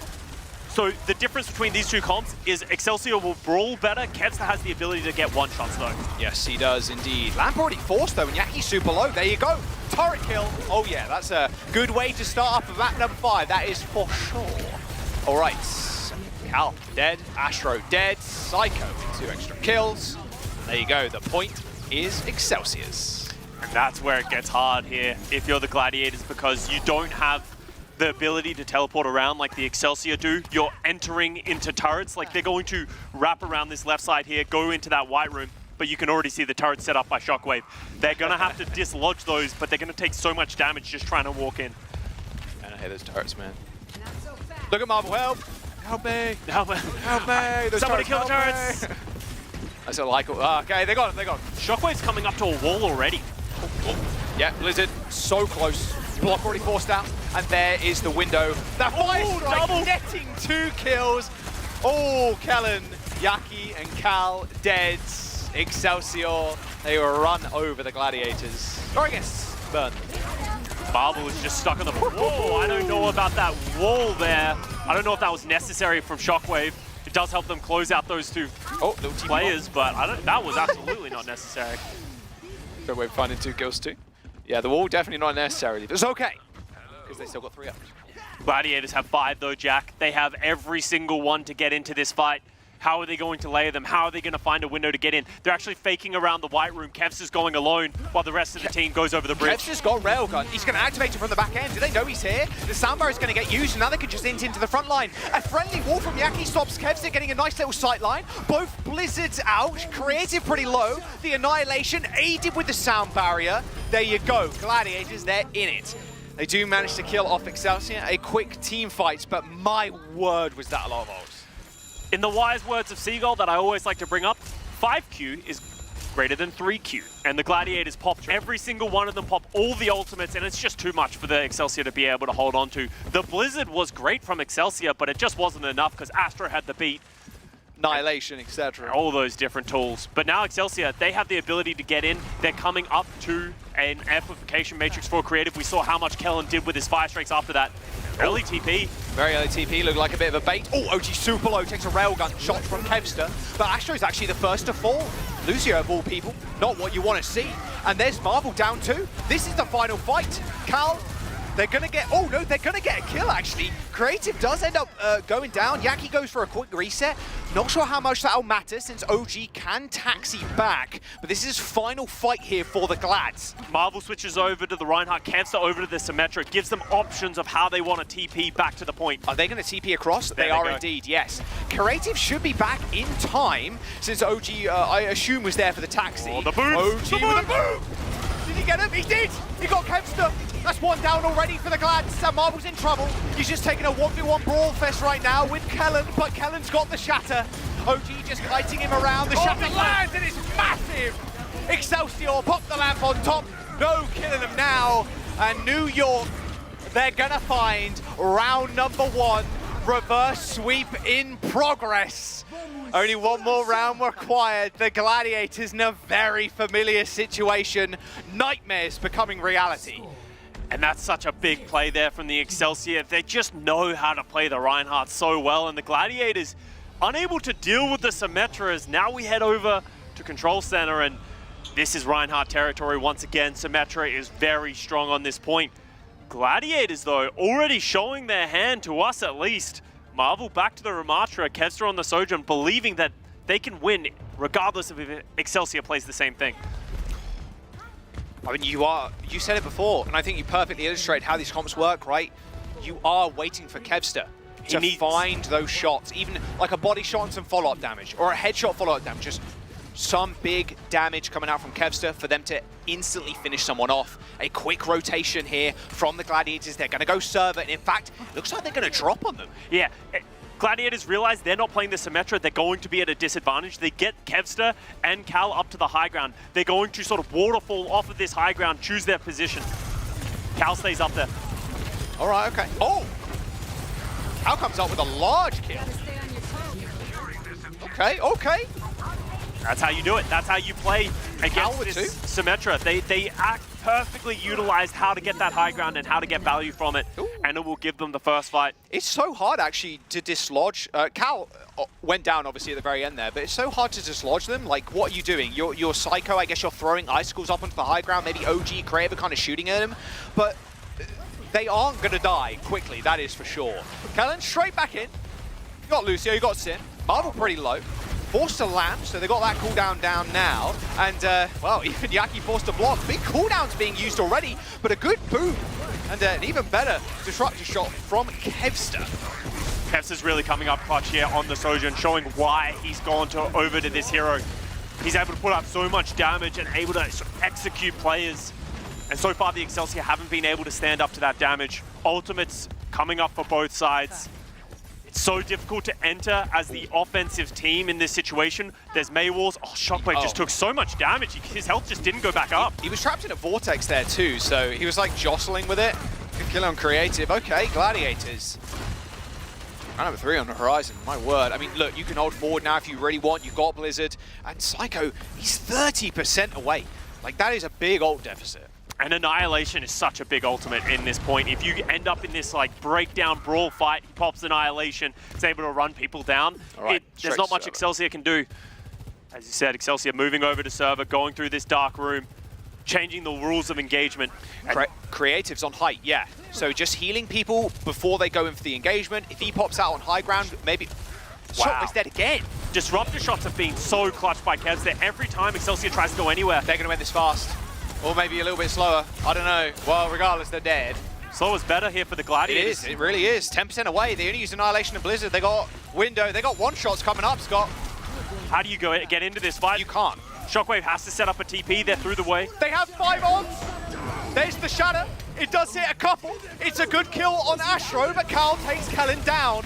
A Blizzard thrown out, including the wall. They had 5 ults and they're using them all. OG finds 2 in that fight, and Excelsior finally take the point. An expensive one at that. Cal did lay out the window, but didn't find too much. Looks like, are they changing over? Okay, yeah, Shockwave going over to the Hanzo now. I really like this change because you recognize, hey, we're at such a deficit, we need to do something different. The Hanzo gives them some one-shot possibility, gives them some openings to be able to close out this round. But Kevs with the overclock, Funny Astro with the beat. Excelsior don't have answers to this. They really don't. Excelsior need to find an initial pick like ASAP. Beat from the top rope. Hits 4 as Kevster rips the overclock. He's hunting and searching for OG, but no, he's found Creative instead. It's 30% for Excelsior, but I don't think it's going to be much more than that. There's the flip for the Glads, their team kill as well. We're going to a round number 3, map number 5. The Gladiators taking them all the way. Much better here on Control Center. But it has to end on Night Market. How does it always end on Night Market? Every single time, this map is so different with how you have to play. We have the initial run-up. Are we going to see Excelsior play the Symmetra? Teleport into the window. How is the Gladiators going to fight this? Are they going to play a Reinhardt of their own?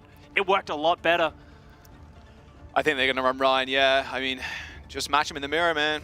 Speed TP or TP speed? There you go. That's another question you got to answer. Yeah, a lot of teams have been mixing up how they roll out on this point. Some teams have been TPing out of the spawn, running, and then punishing people trying to waterfall out of the TP window. See what both of these teams do. Let's have a little look. TPing out. Speed. Okay, TP speed on both teams. Whoa. What? Whoa, that was a weird interaction. Nice down. Yeah, nice turrets, though, from Shockwave. Now, all of a sudden, we sort of have Marvel split from the rest of the team. Nice TP, though, from Shockwave, yeah. They wave that cooldown, they instantly come in. Okay. And now Excelsior has the positioning. They have the turrets up, and Gladiators have to enter into them. Yes, they do. Those turrets were melting Kevster. Psycho frees them straight back up again with that headshot. Okay, count, reset. All right, Gladiators all gone. Team kill. Excelsior in control. And that all goes back to Shockwave's smart TP. Instead of taking that fight and sort of trying to clash as they both head to point, they just say, we're not going to take that fight, TP to the point, and then they have the advantage. Now the Gladiators having to enter themselves. Amplification Matrix is up for both teams. Kellen's having a quick Earth Shatter here, Jack. Are the Gladiators going to expect this? I'm not sure. 20% in building. TP baiting. It's a bait. Baiting. A lot of damage onto Kevster. Gotta be careful. He's lobbing those turrets in onto point. They're getting instantly destroyed, though. I mean, I think Kellen's pretty happy just holding down here. That beam is kind of chunking him. TP comes out again. Another little bait. Cal down? How? Cal down? Yeah, don't know. Maybe just a straight right click from Shockwave. Yaki now in trouble. They got no healing scroll. They need to find kills right now. The Shadow is going to seal the deal on this fight at least. Excelsior, a fairly expensive fight in terms of ultimates, but we're up to 50% on the board. You absolutely take that if you're the Excelsior. As much as it costs you the sound barrier and the Earth Shatter, the percentage is still ticking up, and now the onus is on the Gladiators. They're the ones who need to find a way in. And it's not like Excelsior have nothing. They have the Blizzard, they have the wall. If they get big value on either one of them, it doesn't matter how many ultimates Gladiators have. If they wall off Blizzard, it will be just perfect. Okay, early wall actually from Gladiators, so they can actually walk in onto the point. Blizzard comes out, Marble charges into the wall, but it doesn't look like anybody's frozen up on the other side. It looks like, in fact, Kellen's the one to get frozen up, but Cal somehow dies. Another kill from Shockwave. We're at 80%, Scott, and Excelsior are taking over. 2 Blizzards, 2 walls, but Excelsior are on top. Kellen pins Marble off the edge. Yaki, what are you doing? You need to reset. History about to repeat itself again. The Gladiators go to Night Market, and they might just fall over it too. Marvel with a quick change over to the Doomfist, Scott, but I'm not sure what they can do to get back in time. Kevs is on the trace. He's going to get there. They're going to try and get in. Kevster, triple blink over into the point. Overtime triggered. Marvel the next to touch. He is in the back line right now, trying to create some space creatively, I must say. Does punch Creative away, but look at the damage he's taking right now. A nice little triple punch, but it's not going to be enough. Lamb comes through for Creative to help him keep alive, Scott. They're not finding the picks though. How is Gladiators in this? A Creative kill. Marvel somehow finds a slam punch into the wall. Marvel does end up falling. Kellen too. Cal comes back, a little bit of vengeance. Yaki kills Kellen, and somehow, some way, with that kill from Marvel onto Creative, they hold themselves in. They just couldn't punish Marvel. He was just existing in the backline of the Excelsior, and the front line wasn't able to find anything. Somehow, some way, Gladiators hold on, but they still have only just started this ascent. And they've swapped. They've swapped heroes too. Yes, Jackie's 70% to a Sombra EMP as well. There's the waterfall of blue members straight over the high ground. The beat Mochi. I mean, it's pretty much done. You've got to come out with some big kills now. Marvel didn't get hit with a shatter, but he got hit with a pain train. Excelsior, 99%, a 180 shatter. Kellen tanks a pulse, but actually flips it around and hits OG. Kevster comes up with a miracle kill. They got hardly any ults, but Marvel is back in the fray. Cal's coming back on the Kiriko as well. It will be an even fight. TP in, Marvel trying to find yet another miracle kill. A baited teleport there from Psycho, but Psycho unleashes the Blizzard, but no! Yaki cancels the Blizzard with the EMP! It's good, but is it good enough? A punch off the point. Marvel still trying to find kills, but it's not going to be enough. Excelsior reverse sweep the LA Gladiators. History has repeated itself as the Gladiators fall. It's so disappointing for the Gladiators. It feels like every time they're in control of a series, every time they try to convince us that they're getting back to their true form, they fumble. They even had a lifeline at the very end on that final round. They got a second opportunity, but New York Excelsior not making the same mistake. And that's a big win here for the Excelsior. Big plays. They now go to 6 and 7. They start separating themselves from the middle of the pack. And they deserve it. They played great today, even when their backs were against the wall. Gladiators, they weren't able to keep it going, while New York Excelsior finding another gear. The EMP onto the Blizzard to cancel it. Huge. But I mean, Creative at the very end just flung out that frisbee. The Immortality field saved the lives of the rest of the team. And the Gladiators, oh my god, like how painful is that? Again, they end up going down in a map number 5 on Night Market. Like, that is keep happening? ridiculous. Who are the script writers? Give them their names, give them their names. They're getting lazy. They're Control-C, Control-V all over the place. Player of the match, though, for this game, we'll see who it's going to be. I mean, it could be anybody on the side of the Excelsior this match, but we're going to give it to 2 Fitz. I mean, look, Sombra play looked clean, and throughout the series, he has been always a consistent factor for the squad. It was a bit of a shock, actually, seeing Fitz join this roster. I think coming from especially like Seoul Dynasty, a team that did quite well last year, mind you, and he's made some major impact in this team. Can play a lot of roles. Can play a lot of roles because he played Lucio too. Yeah, true. He can play a lot of heroes, and one of the main carries and one of the main reasons why the Excelsior are winning. Him and Psycho just perfectly in sync on these dives and just being able to execute things like this. This Esperanza was so good for them, and these EMPs were just stellar.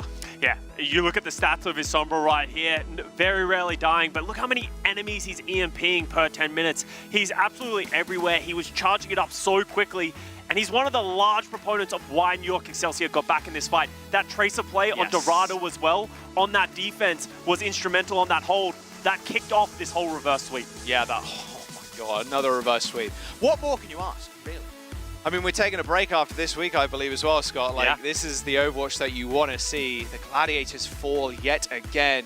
We thought maybe today was the day after those first 2 maps, but man, did New York go swinging for them.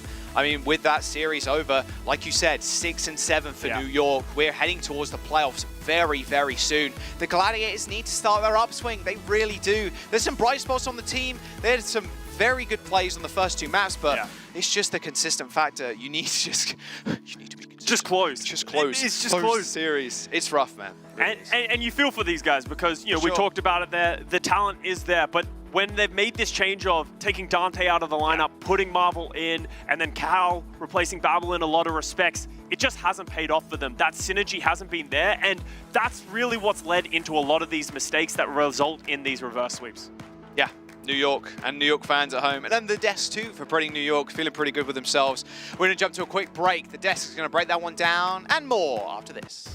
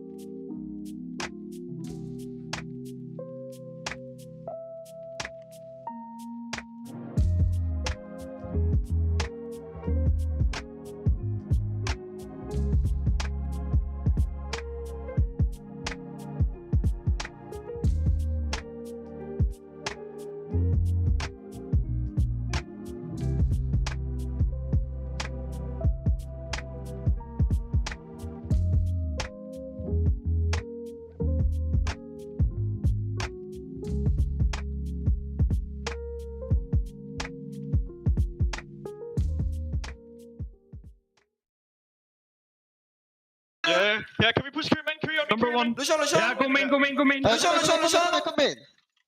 Ayan. Come point. Here. Ayun daw. Okay, 1, 2, 2. Lucian.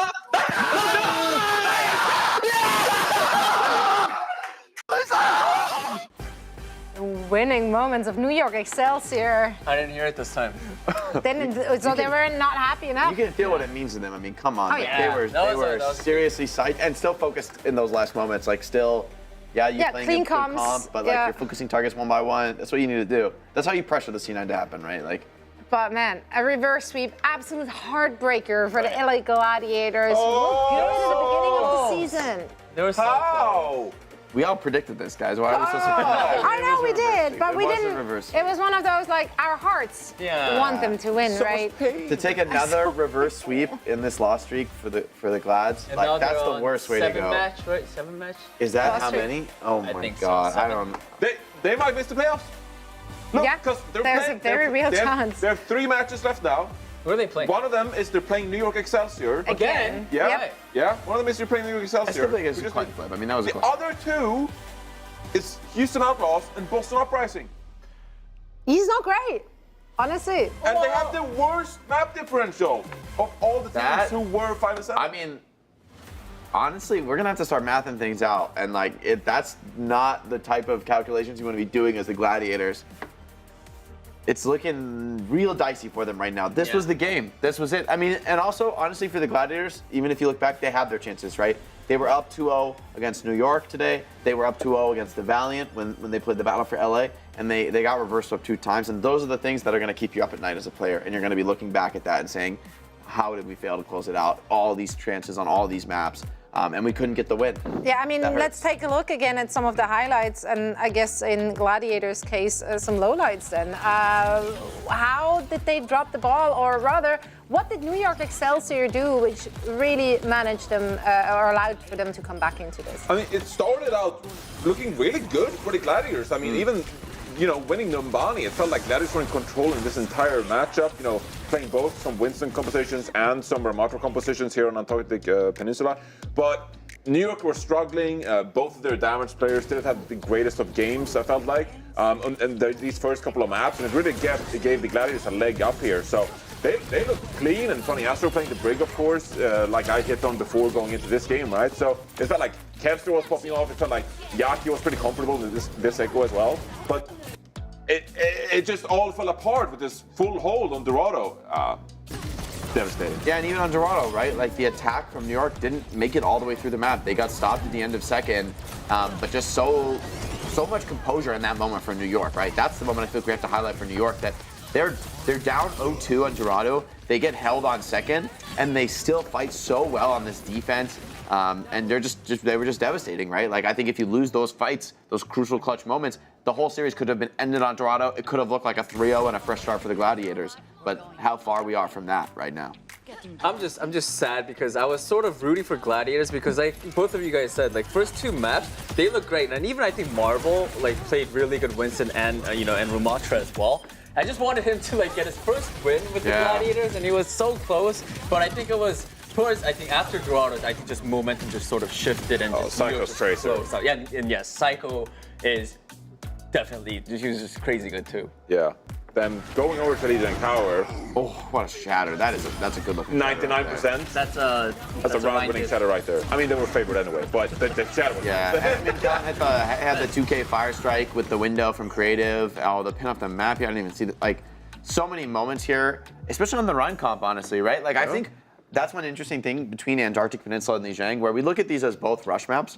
But I feel like on the Peninsula, we see a lot more Ramatro. There's a little bit more verticality where you can kind of juke the Rhine. But on Lijiang, Rhine looks dominant. Honestly, I feel like Rhine's been winning time and time again, and we've seen it. Yeah, no, I mean, incredible comeback there from the New York Excelsior up until the very end, keeping so much composure. And a lot of that had to do, of course, also with their Tracer extraordinaire. Then it turned May for that last map. Of course, I'm talking about Psycho, and he's now ready to have a quick chat with us. So, Psycho, thank you so much for joining. And, of course, a huge congratulations on that reverse sweep. Thank you for having me. All right, I'm gonna start this interview. I want to ask you about this reverse sweep because first 2 maps, it wasn't really, you guys were sort of struggling against the Gladiators, but I think things started to turn around after Dorado. So what changed for the team? I mean, this was one of the first games where the pressure is on us to win, because usually we're the underdog, but it felt like this game, the Gladiators were the underdog, and this was our game to win. So maybe the pressure got to us the first 2 maps, I'm not sure, but we definitely didn't play like we usually do or like we're supposed to. But I mean, moving into map 3, we definitely played more like NYXL. Yeah, so I want to ask specifically about the end of the series there on Lijiang Tower. You guys are playing the May Rush, the Rhine, and feeling really confident on it. How were the comms? We heard your sort of end of game, the winning moment from you guys. But how were the comms? How was the energy in that last map? Were people composed? Was it starting to kind of get a little hectic on the edges as it does in those high pressure situations? What were you guys feeling in that map? I'm not gonna lie, it did get a little hectic. Especially when they swapped to those random heroes like Sombra, Trey, Doom, Kiri. You really have to stay composed and play together. You can't get split. Everyone has to stay together, and it felt like we were getting a little. It was getting a little hectic because the win was so close, But I mean, we got the dub, so that's all that matters. All right, Psycho. So 1 step closer towards the play-ins. It's obviously really competitive there at the bottom, and especially beating the Gladiators was obviously a monumental win for you guys at New York. When you have these 3 matches remaining now, are there like certain ones you like single out on the calendar that like, oh, we really need to beat this team? Or do you just take it match by match? I mean, personally, I just take it match by match. I want to win every game, no matter who the opponent is. And that's basically my mindset, you know? I'm just focusing on the next opponent. I don't even know who we play next, to be honest. Are you guys at all worried that some of those matches will be happening after the break, which means there will be a meta shift potentially? Do you feel like you and your team are meta-proof, or is there anything looming on the horizon that might worry you? Nah, I think we're pretty meta-proof. Kellen, obviously, he can play all the tanks. Then we also have 3 DPS in case, I don't know, anything changes. But, I mean, change is always good. So no matter what, I'm excited for the new game mode. And yeah, new patch notes as well. Right on. Well, we're very excited to see where the New York Excelsior is going to take us in those upcoming matches. Once again, congratulations to you and the team. One step closer to the play-ins. We can't wait to see more from you and the guys. Thank you so much for joining us. Thank you very much. Psycho from the New York Excelsior getting that reverse sweep done against the LA Gladiators. What an intense match that was up until the very end. And what a fantastic turnaround for the New York Excelsior in general this season. I think at the beginning of the season, looking at this pairing, no one would have expected not only for New York Excelsior to take it, but as he just said in the interview, coming in as the top dog. Yeah, being the favorite in this one. It's gotta feel good for New York. They've surpassed expectations this season. I think last season left a bad taste in the mouth of some fans. You know, with such a star-studded roster last season, a lot of people were calling them like one of the stronger teams, and then they really fell apart. But it was great for me, personal, just to see the Kellen really succeeding in that match, even in Game 5, even when all the pressure was on him, for him to like still be popping off. For me, that was awesome because I think he is a player with a ton of talent, and he didn't get to show it all last year, and to get to see more of that is just great. From his play. Also, like this lineup for New York Excelsior, it's also like a lot of players that struggle to find their team and struggle to find their place in the league. When you think about some of these guys, Psycho had a brief stint on the Vancouver Titans, for example, but couldn't really find his place on that roster. You have Kellan, who last year was pretty underwhelming after being hyped up for a lot of time. Shockwave, I mean, he's been all over starting out the Vancouver Titans. Philadelphia Fusion had visa issues, and now finally on this roster as well. OG, Toronto Defiant, like couldn't really like find any momentum in the spring stage for Toronto Defiant, and now OG joins this New York Excelsior team. It's just creative. I mean, he's so creative statement. Houston Outlaws traded from Seoul Dynasty. Like, it's just been all over the place. For it's all Island of Misfit Toys. So, yeah, and now they're all coming together, finding success as a team. So I'm just really happy for all of these guys, all of these personalities really coming together and finding success in the league. It's an awesome moment for all of them. It really is. What a great redemption arc. If that little trip down memory lane doesn't make you a fan of the New York Excelsior, then I don't know what will. You can rep them not just out of game, but also in game, of course, with our tank bundle. So let's take a look at which one you can grab. Zarya, Jungle Queen, and Diva, as well as a team weapon charm, will be finding itself in that bundle. None of that can be yours for just 350 league tokens. What is steal? It's on sale until August 10th, so grab yours while it's hot. And speaking of hot things, we got a great match coming our way. It is yet another opportunity for the Vegas Eternal. Jake, why are you giving that look? I was like, it's a great match, and he's like, ugh.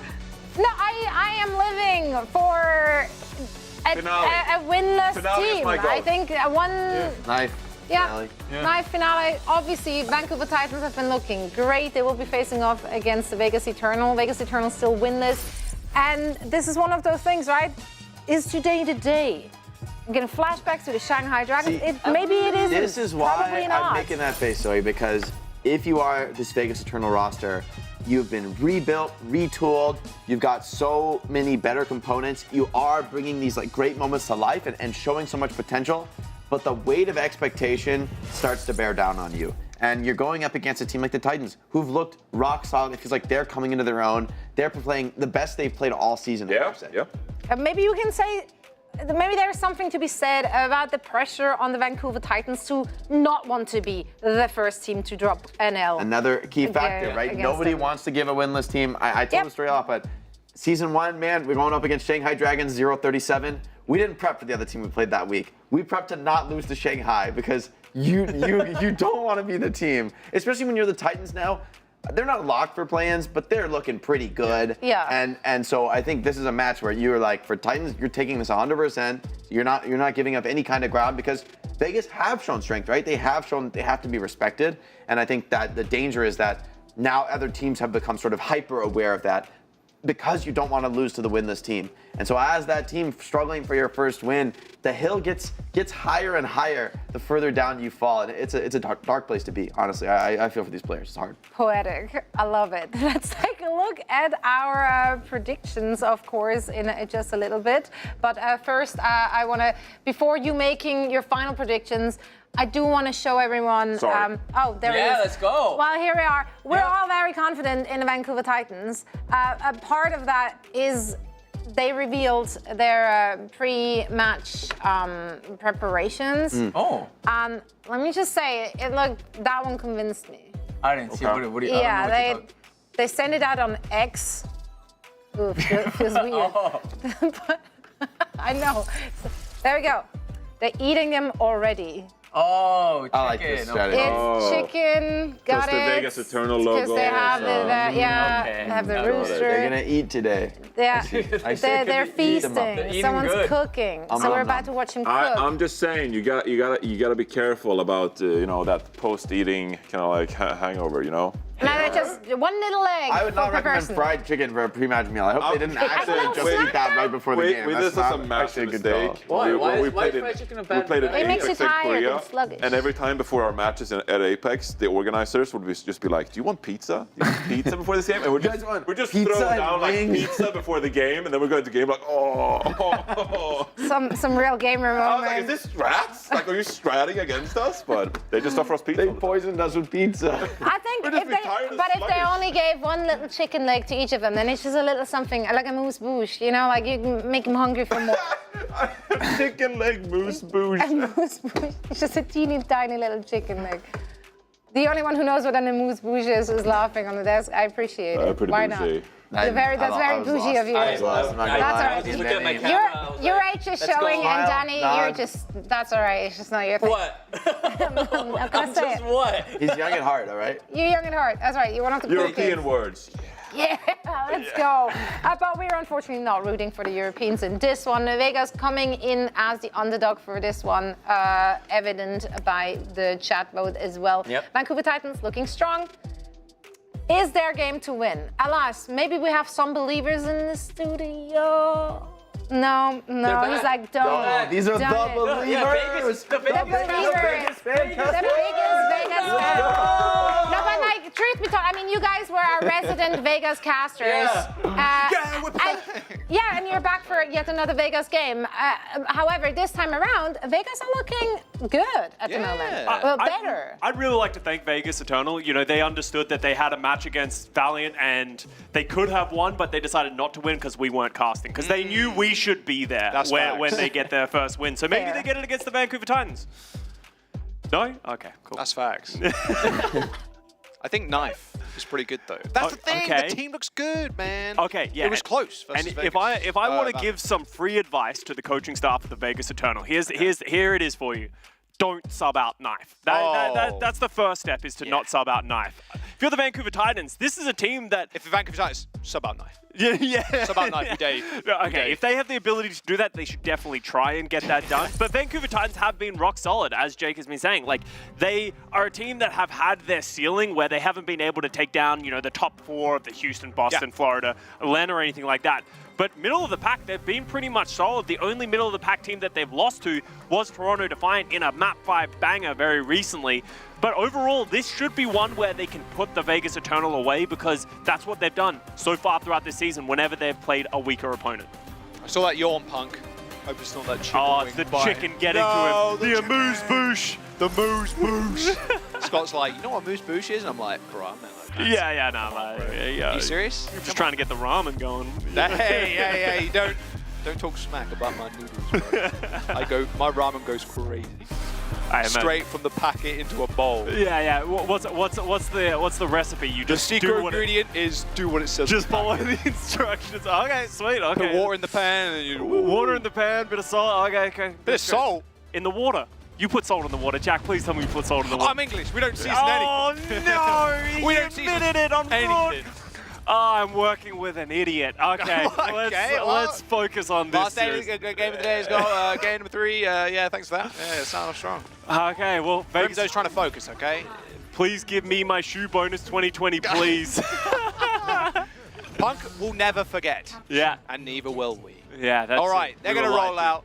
It's going to be a mirror. He sang Echo, finale Echo. Yeah, both teams playing the Echo Tracer. Pretty common on this map at this point. Honestly, this is pretty much the bread and butter for both of these rosters as well. Heesang's been a great addition ever since he came to the Vancouver Titans. It looks like Titans, with that Biotic Grenade, are going to get the first level of positioning. I'm surprised Finale didn't go down there. Both Punk and Sugar Free have pushed him away from the rest of his team. Oh, beam damage! Good healing. Oh, good healing on Heesang. Oh my! Jeez. I thought he got him, but he didn't. Yeah, he did. He almost got clothesline.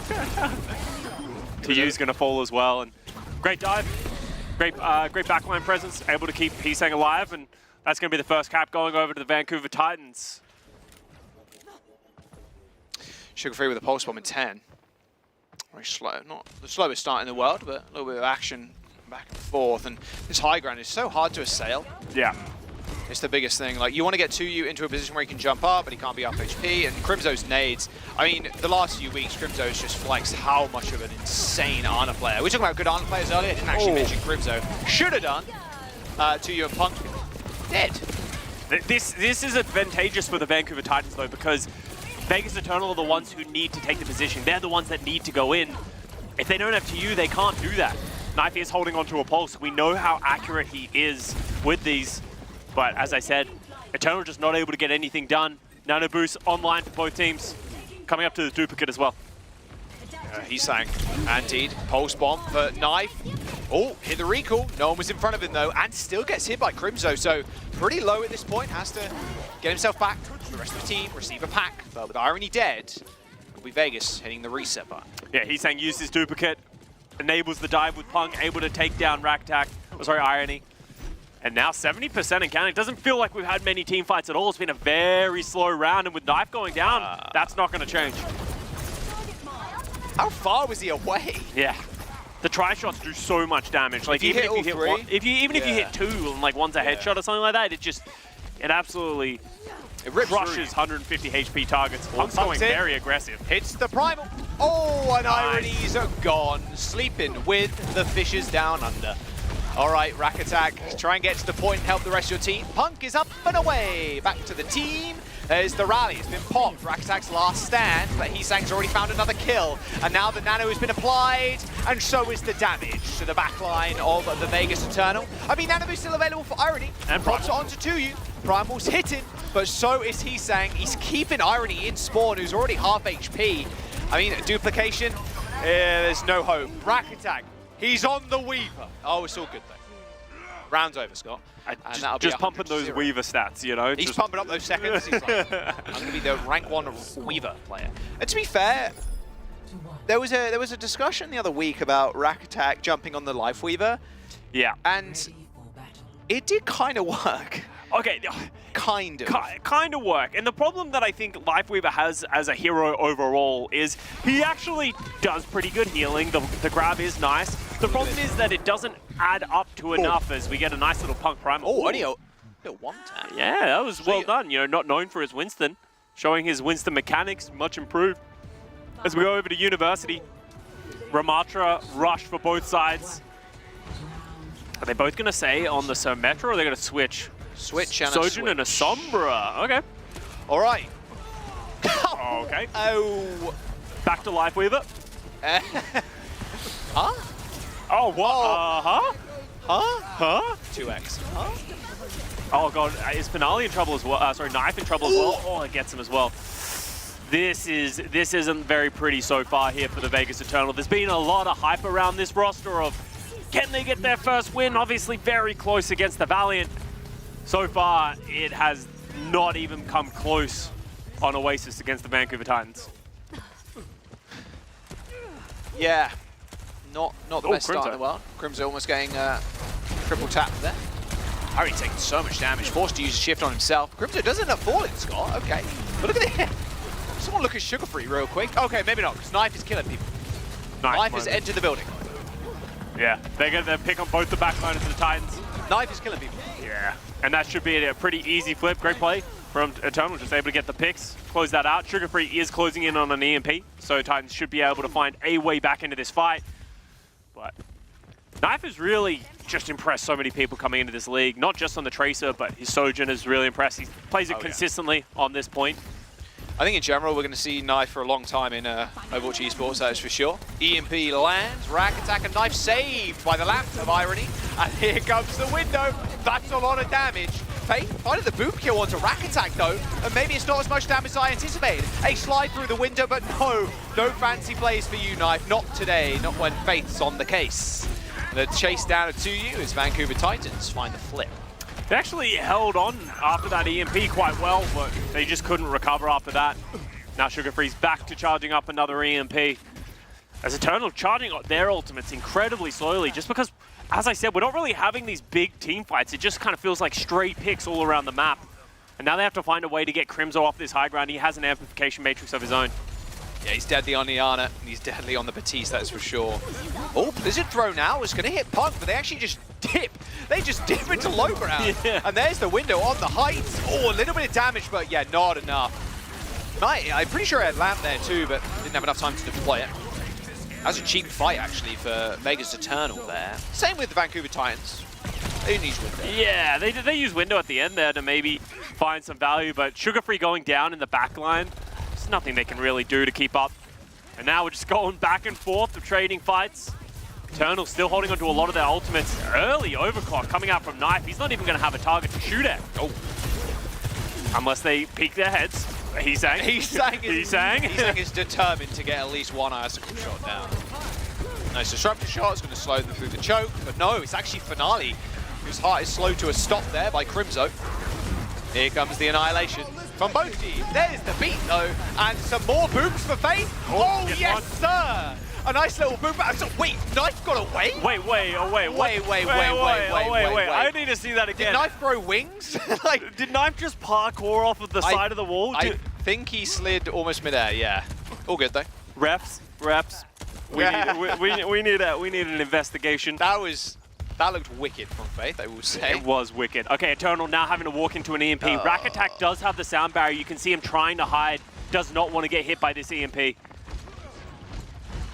Uh-oh. Eternal's playing so slowly, so afraid of this EMP. Rack Attack does have beat though. Yeah. And they know, he knows. He's kind of playing on the low ground. There's the sound barrier, boom. Hits the ground, hits the four of them, but not enough to save Irony. They trade Irony for Heesang. Window available for Crimzo. As soon as this wall goes down, even though they lose the point, they should be able to regain control, you'd imagine. Oh, whoops. All good, you can still use it, it's on low ground. But now he's on low ground. But he is, indeed. 5 HP, and Finale just runs at him. Somehow, Heesang tries to go aggressive with the May Blizzard, gets picked for it, doesn't find the value. Use the EMP, the Blizzard, and the window. Don't win that fight, and now Eternal, they're the ones in control. 97%. On Moira, Punk on the Doom. They're going to get the touch. 99 to 94. So the ult from Crimzo coming in. Oh, that was a window. They have to walk into that. Punk gets Vortex, manages to shift away. Dragon? No, Heesang is dead. Dragon Strike's good. Defensive tool, I'd say. Flip for a Titans is still possible. But with the Blizzard, it's going to be a hard-fought effort, that is for sure. No way. Wait, There's just no way. Punk kills 2. What? Irony in trouble, though. Does kill Punk. Gets a little revenge, but is it enough? I mean, Crimzo's still alive, and Sugar Free's still swinging. There is an annihilation as Crimzo ends up going down. Rack Attack falls, though, as Heekan comes back in. Knife switches to the Soldier to get back, but Heesang cleans the rest up. Punk kills both DPS in that fight. Knife gets the triple blink onto point and the recall to re-trigger OT, but can they get another touch? Finale, Knife gets back in. He doesn't have the recall anymore. Is he going to stay alive? He survives. Already comes back with the cards. Finale's dead. No, he didn't touch it. Oh, he blinked over. Knife double blinked onto the stairs and didn't touch the point. He didn't trigger the... Oh, no. He blinked over the hitbox of the checkpoint, or to the control point, onto the stairs. That is... scammed? I would feel bad for him if they hadn't lost that fight previously, because they had no right losing that. Punk is back on Doomfist. He's getting assailed. He gets to 1 health and then somehow finds a way to kill both DPS. That's an unlosable fight if you're Vegas Eternal. Somehow, some way, Vancouver Titans flip it and close out on Oasis. But wow, that was an interesting map, to say the least. I was just shocked how he didn't touch. That's no, crazy. that's crazy. The yeah. hitbox to the point. Maybe the game was just paying it forward after he cheated by by scooching off of the walls to stay alive. That is a max range That's boot. a great boot. That is unreal from Faith. Okay, is this it? I really hope this is it. It is, it is, it is. Oh, he landed, he landed on... Okay. Us when we lie to people. Yeah, us me when I lie to the audience. Oh, his Punk's double kill too. So actually hits into the block of Finale. So Finale kind of half team killing there. Unlucky, but yeah, I mean, Punk wins that fight right there for the Vancouver Titans. With that double kill on the DPS, like, that's almost an unlosable fight for Vegas because they threw out the Blizzard. Unfortunate stuff. Titans take that map 2-0. Eichenwalde up next. Dorado Conceição, Busan if we need to go there. Let's go to a break. Vegas. Let's go, baby. They've still got a chance, Scott. Titans, though, in the lead. Do that?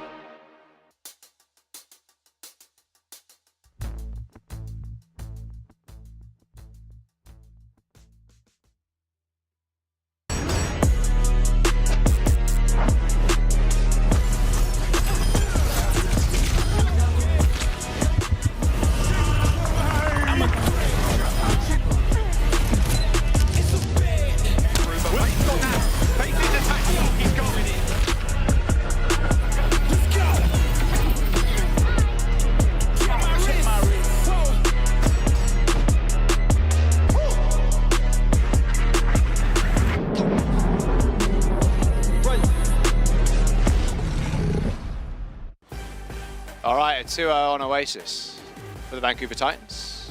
Heading to map number 2. Vegas, man. They're so close. They were so close to touching that point there. Knife blinking over the hitbox to the point. Real rough stuff there for the Vegas Eternal. But, I mean, it feels like just another day for the Vancouver Titans. I mean, they're a team that's, again, currently in one of those spots where they're middle of the pack, but a very good chance to make it to play-ins, playoffs. And, yeah, a lot of hope for this team, for sure. I mean, just improvements all around in terms of roster building, too. It's been great, and their backline has always been super solid. Like, Faith, Crimzo, they are just super good. Every season, there needs to be a team that's called the gatekeeper team, where they don't beat the top end teams, but they don't lose to the bottom end teams. This year, it's been the Vancouver Titans. In the past, it was like the Atlanta Reign and situations like that. This year, Vancouver Titans have proven they are a staple in the middle of the pack. I expect them to be in those play-ins, making a run for it. They could absolutely make it to the playoffs, and then from there, anything's possible. Maybe that's when they need the big run. They have a very flexible team, and as we said, this is the last time that we're going to be playing this meta. We're going into a major patch with Season 6 right around the corner. We have a new hero coming out. We're going to have some new patch notes. Everything could change for all we know. So having a flexible roster, Heesang, Sugar-Free, Punk, who's shown that he can play a lot of different tanks as well, that's so important. Really is. I mean, that's, especially with the flexibility, is what you need when you go into a new patch. New game mode as well, new hero. So yes, it's going to be an interesting one. Playoffs is going to be pretty crazy. It seems like it's quite a big patch. So Chaos is the ladder. Yeah. So that's what you get, and we've had playoff patches throughout the history of the league. Fortunately, we're going to have a lot of runoff. You know, we have a bit of a break as we have this new patch coming in. Happy and then we're birthday, have some... Punk's mom. Yo, happy birthday, Punk's mom. Punk's mom, happy birthday. Really nice lady. Met her at a World Cup when I played with Punk. So. Oh, there you go. Yeah, happy birthday. Everyone say happy birthday in the chat. Otherwise, I'll come for you. It's not a threat. It's just a suggestion. Suggestion. Happy birthday, Punk's mom. Hopefully, Punk picks up the dub today. In that case. 6-6, yeah, Vancouver Titans scoreline. Looking pretty good. 7-6 after this. Again, separating themselves from the middle of the pack. Wow, this aggro, this is an aggro. Oh, it just dodges everything. And Rack Attack dies. Wow. Alrighty then. Yeah, he's been such a huge pickup here for the Vancouver Titans. Really slipped seamlessly into this role. Struggled on the San Francisco Shock. We had questions of whether or not he was going to be able to live up to his previous hype heading into this season, but ever since he's come to the Titans, he feels a lot more at home, a lot more comfortable, able to play his own game. Well, Finale is 60% to wait towards that duplication already, but he's actually got a pulse. So first fight with a lot of ultimates coming up in just a moment. Heesang could put a stop to that though with a swift pulse on the back line. He sees Irony and Rack Attack already. He does. He wants it bad. What? There's the blinks, there's the shield going pretty low. Forced a recall though, and yeah, doesn't fling it out. Pretty happy with that kill onto Finale though. Recall forced onto Knife. And here comes the second dive. Sleep Dart, I heard that. It was a swing and a miss. And then Nano on Sugar-Free is going to put a stop to this fight. Sugar-Free just absolutely sick on this Echo right now. I have mine as he whiffs. It's always the way it works. But yeah, Sugar-Free absolutely sick on this Echo. What do you think about the Sugar-Free Rookie of the Year bid that we've talked about? Because there's been a lot of great rookies this year, but not many of them have been around for the majority of the season. Obviously, Donghack is another front runner for the Atlanta Reign, but Sugar-Free has impressed a lot of people. He's been storied to come into the league for so many years, and he's finally here, living up to the hype. He very much is living up to hype. All right, Crimzo, Faith in the back line. They're good though, they're just gonna back up. And now refocusing of the attention for 2U. There's a kill onto Heesang, his pulse bomb went right as, well, Punk is out of there. Yeah, doesn't want to deal with that rally even after Crimzo hit a 3-person anti. Yeah, I heard that sleepers get again. Crimzo straight into the shield with that one myself. Seems like they're backing away, like they're going to want to re-engage. Faith does have the rally if they do want to do it. Punk has the Primal Rage. Oh, Heesang's first one to touch. Punk goes next. He has got Primal. And Faith, oh, I was going to say, Faith's got Rally, but now he doesn't. They're still going to commit Primal Rage though. Punk going in. Okay, I mean, the duplication on Finale is good. Is it good enough to save Iron? You know, it is not. We've still got an Ana, but not for long. 3 more seconds at that. Nanoboot's not even earned by Finale, but there's the point anyway. So, yeah, all for naught, really. Yeah, without the ability of Faith having that rally, keeping their backline alive and allow them to play aggressive. There's nothing they can do. So great pulse bomb by Knife, really putting the nail in the coffin for the first point.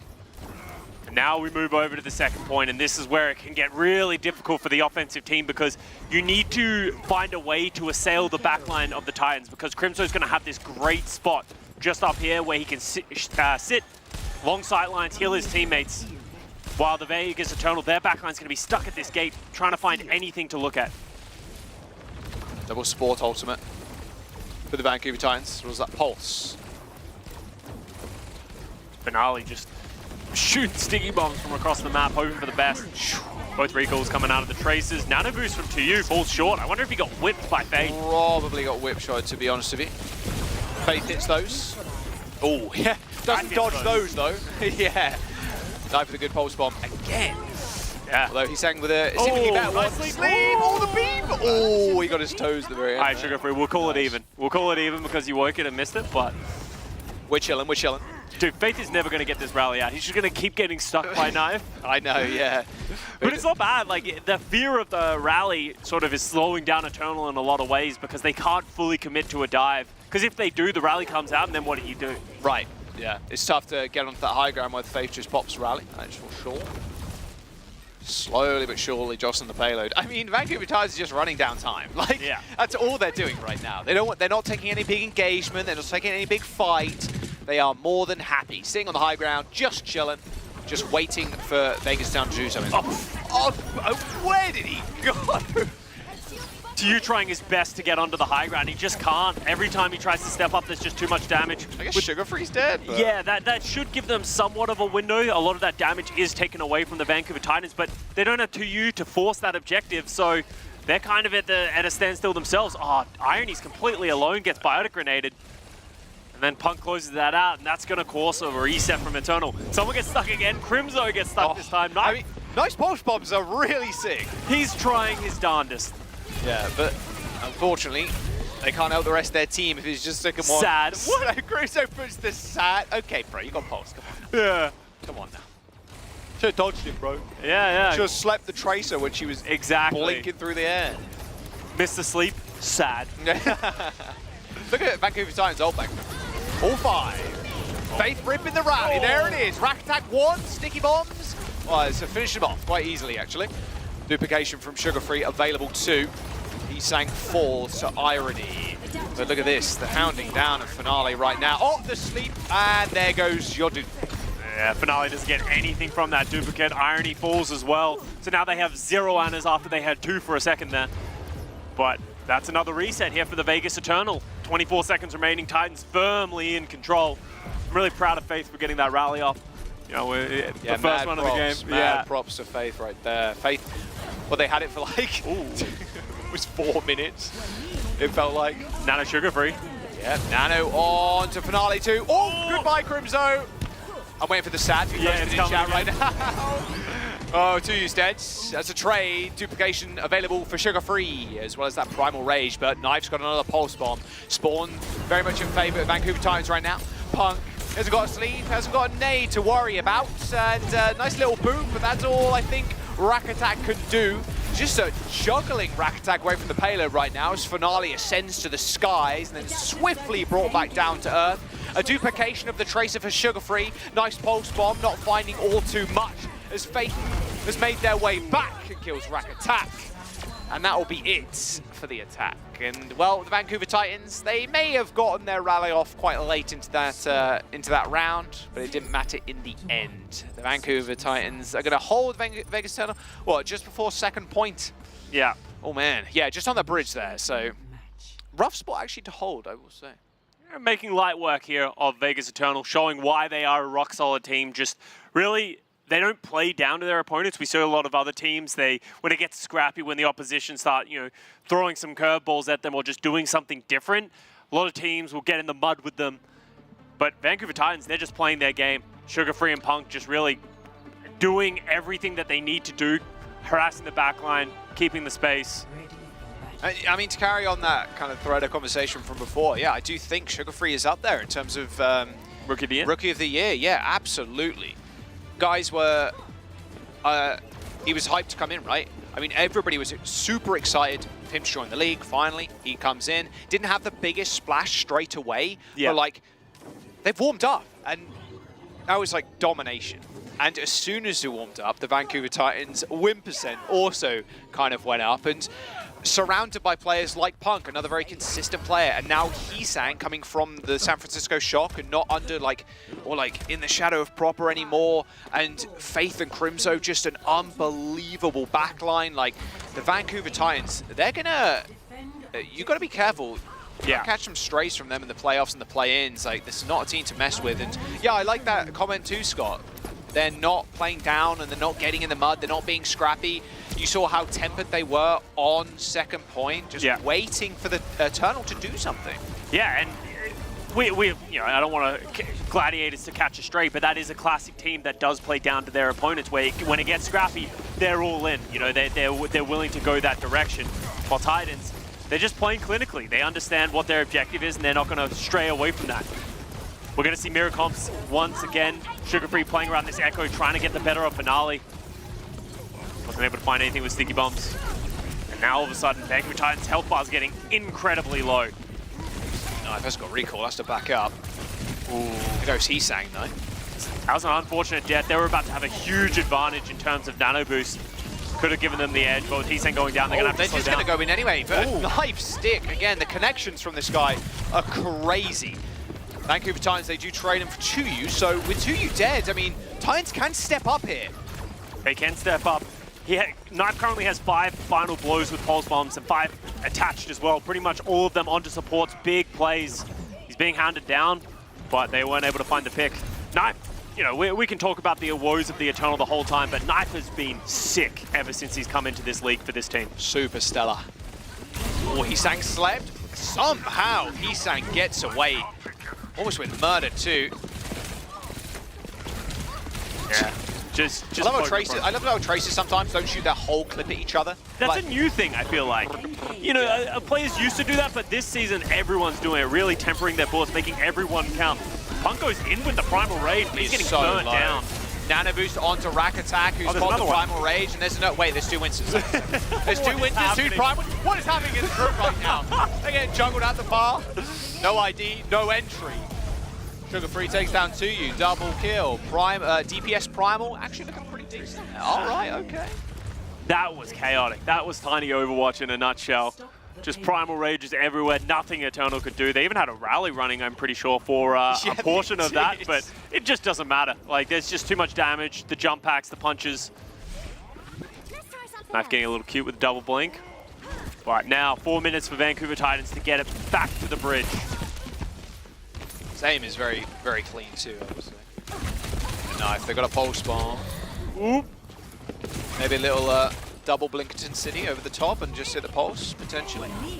He's got the supports in his sights, he throws one out. Oh, didn't connect, but it's still a kill. We'll take that. Nano boost was sent out earlier. That's what Crimzo says in chat. I would feel the exact same way. Knife is just deadlifting right now. Yeah, literally and figuratively. He actually has 9 of the Vegas Eternals 14 final blows right now. He is really... Drops the high. A high. Like that. Better get used to it. Yeah, seriously. His pulse bombs are just sick. Tracer is just phenomenal. Yeah, like I said, I think we're going to see Knife for quite a few more years in Overwatch Esports, that is for sure. Yeah. Irony with a Nano. I mean, again, Eternal kind of want to play what Vancouver Titans played, or like how they played in that previous round. Just exactly. Jostling, but the payload is almost getting away from them, but there is the Nano engage from Finale. Just taking Sugar Free's head clean off. There's the Prime.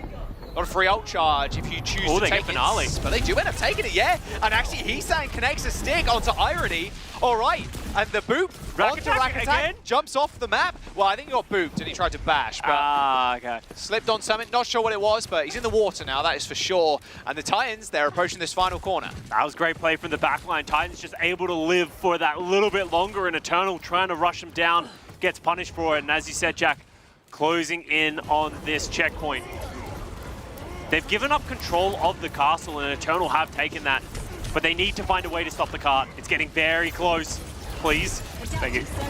On a nade. Oh, almost instantly taken out. And they know how Mobilano is. You can quick with the copy, quick with the death almost there. Sugar-free. I mean, the rest of the gang, this is it really, isn't it? Yeah. Not much to do there if you're the Vegas Eternal.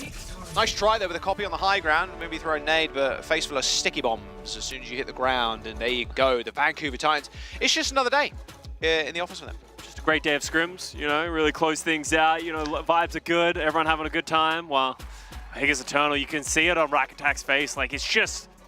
Jacob made a great point, actually, talking about coming into this match. If you're the Vegas Eternal, it just gets harder and harder because that looming pressure that all of a sudden, maybe we are going to go winless, or especially after losing the Valiant match where that really is going to be your best chance. Now they really need to overachieve and accomplish something that a lot of people aren't expecting from them. And obviously they've made great improvements. Oh, great stick. Like, this guy is just nasty. You see him really tricking Faith in turning the shield there. Yeah. That was really, really good. I feel like both traces, to be fair. I feel like whenever I watch Overwatch League traces, it feels like they have infinite blinks. And then when I play it, I just never have blinks. I'm like, what? Why haven't I got one blink? And then I pulse bomb, and then I don't have recall or blink, and then I die to my pulse bomb. Just thumbs up. I'm dead. Didn't get any kills. Oh, this is the sugar-free Primal Rage. You got him in the small room. DPS Primal. Normally they're quite funny, but honestly, kind of rolling them. Kind of nice. In the bar, yeah. Actually, and with Punk already, like, Punk went in, hit Primal, everybody's in the corner. Sugar-free jumps in, copies Winston, hits Primal, everybody's in the corner. My turn. Yeah, it's my turn now. Well, tomorrow's next map, Vancouver Titans looking to close this one out, 3-0. 7-6 will be their scoreline after today if they find that win, and ever so close to play-in/playoffs. It's exciting times ahead of us. We'll see if Vegas can clinch a win or maybe a reverse sweep after this break. Don't go anywhere. More Overwatch action after this.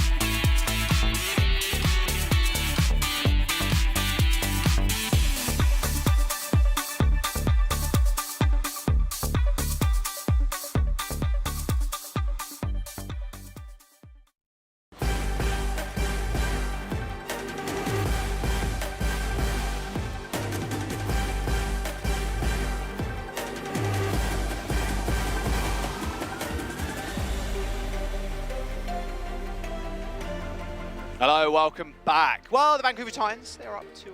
Scott, 2-0. Maybe the meal of fried chicken was good enough, and it didn't slow them down. No sluggish behavior, no sloppy mouse movements, no keyboards flipped upside down. No, we're all good. Vancouver Titans, just like a regular day in the office, man. Clean 2-0 right now, maybe looking at a 3-0. Knife's doing a lot of work, to be fair. The Tracer has been ridiculous. Ragtag going for a small spin there. I like it. Hey, you know, he's just trying to... Second course. Okay. You know, start with a boost, channel. And now we're moving on to the next course. Maybe that's the source of their power. Instead of having like the pre-match meal, maybe it's like a 9-course meal throughout the day, and then you have it like at each break. And I actually really like the sound of that. Yeah, like a slow course, 9-course meal, just all nice little small play. Oh, sorry, the stat card. Yeah, Punk playing great on Winston. Doing a great job.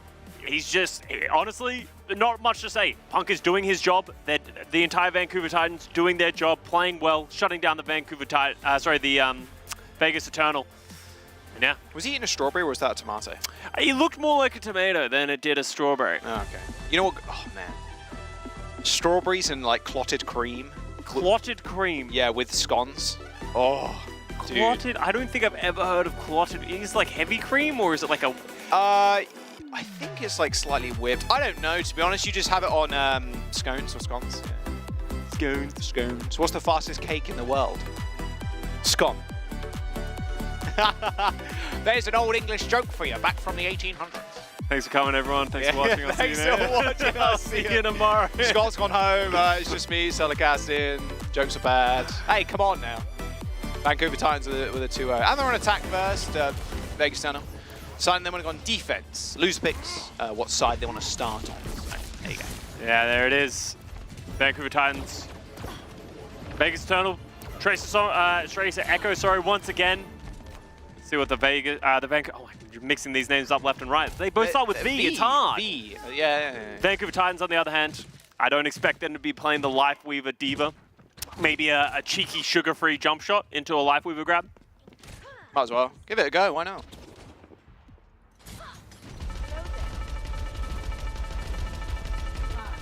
Punk Diva? No, I doubt it. No. Winston.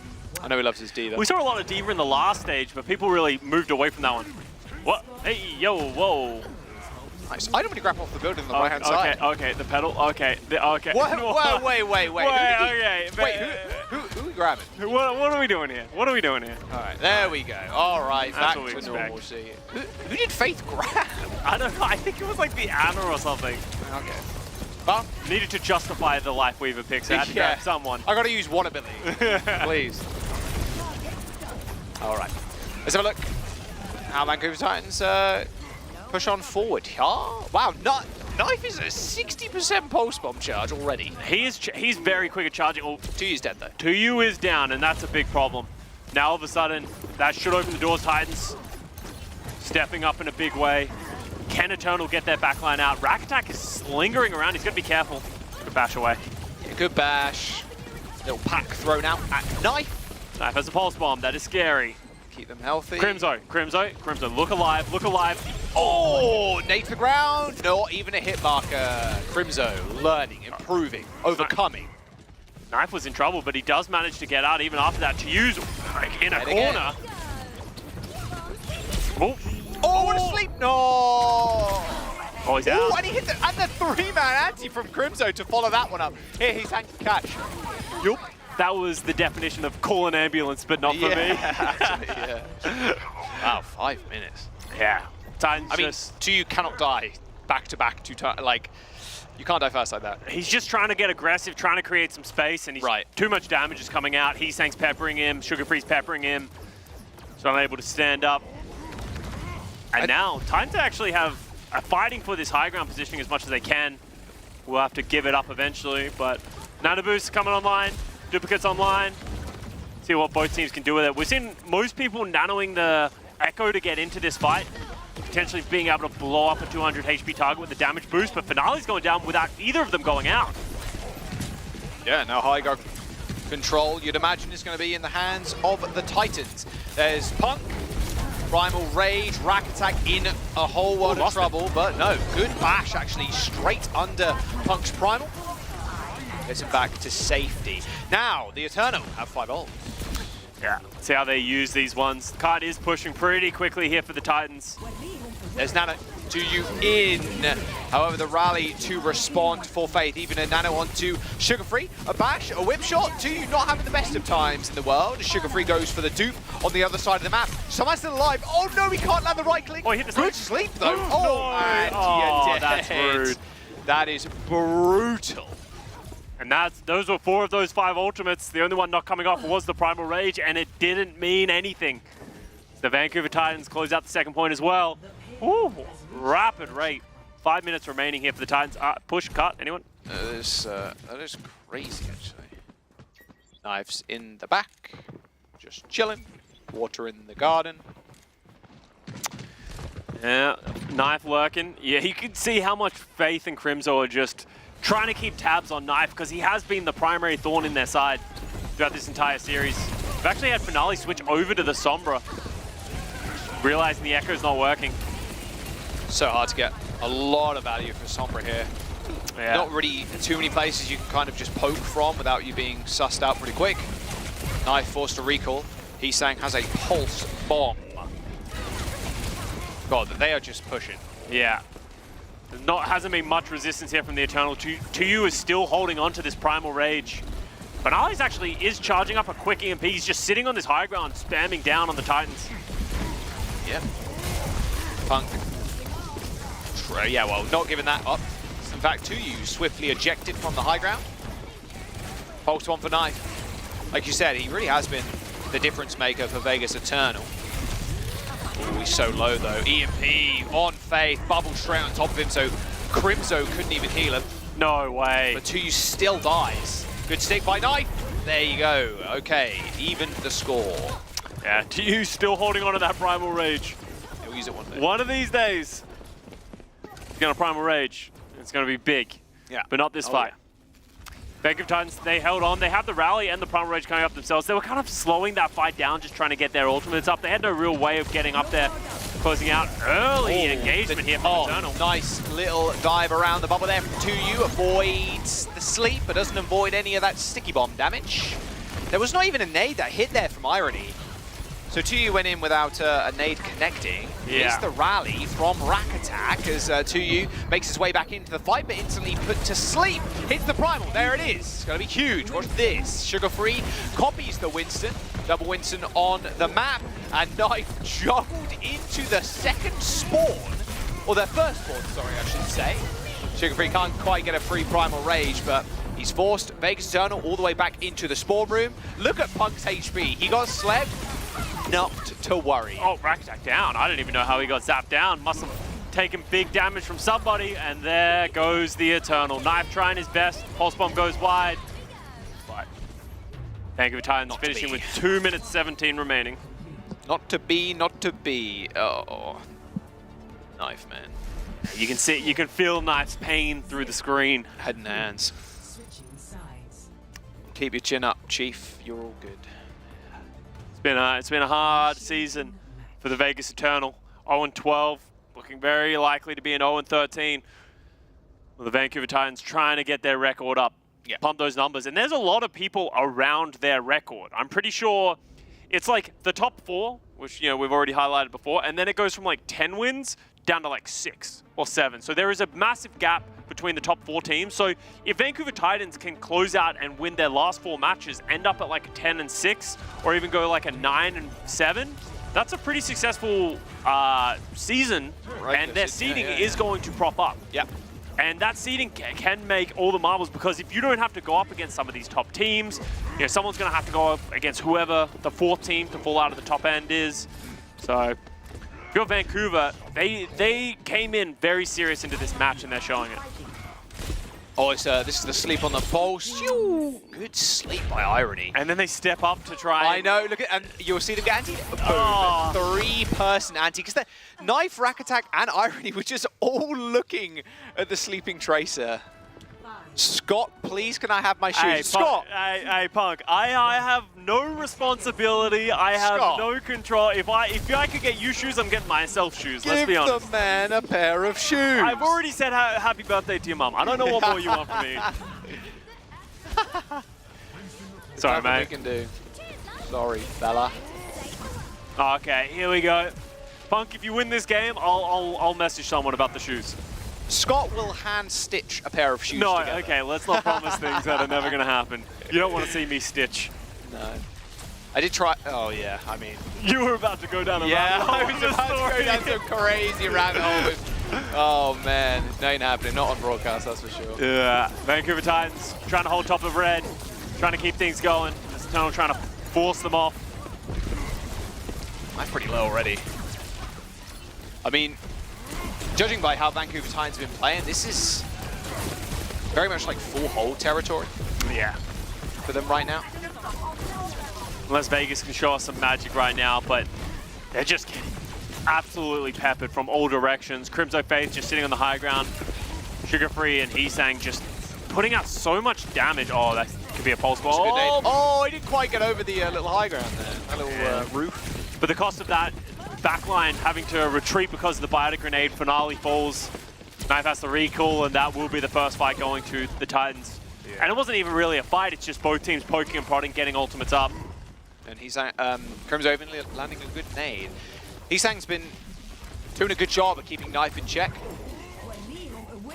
And a boost on Sugar Free. You just melt. Jeez. What can you do? That is the question. Oh, Sugar Free 8 HP gets away. Never worried? Never worry. Always lucky, never worry.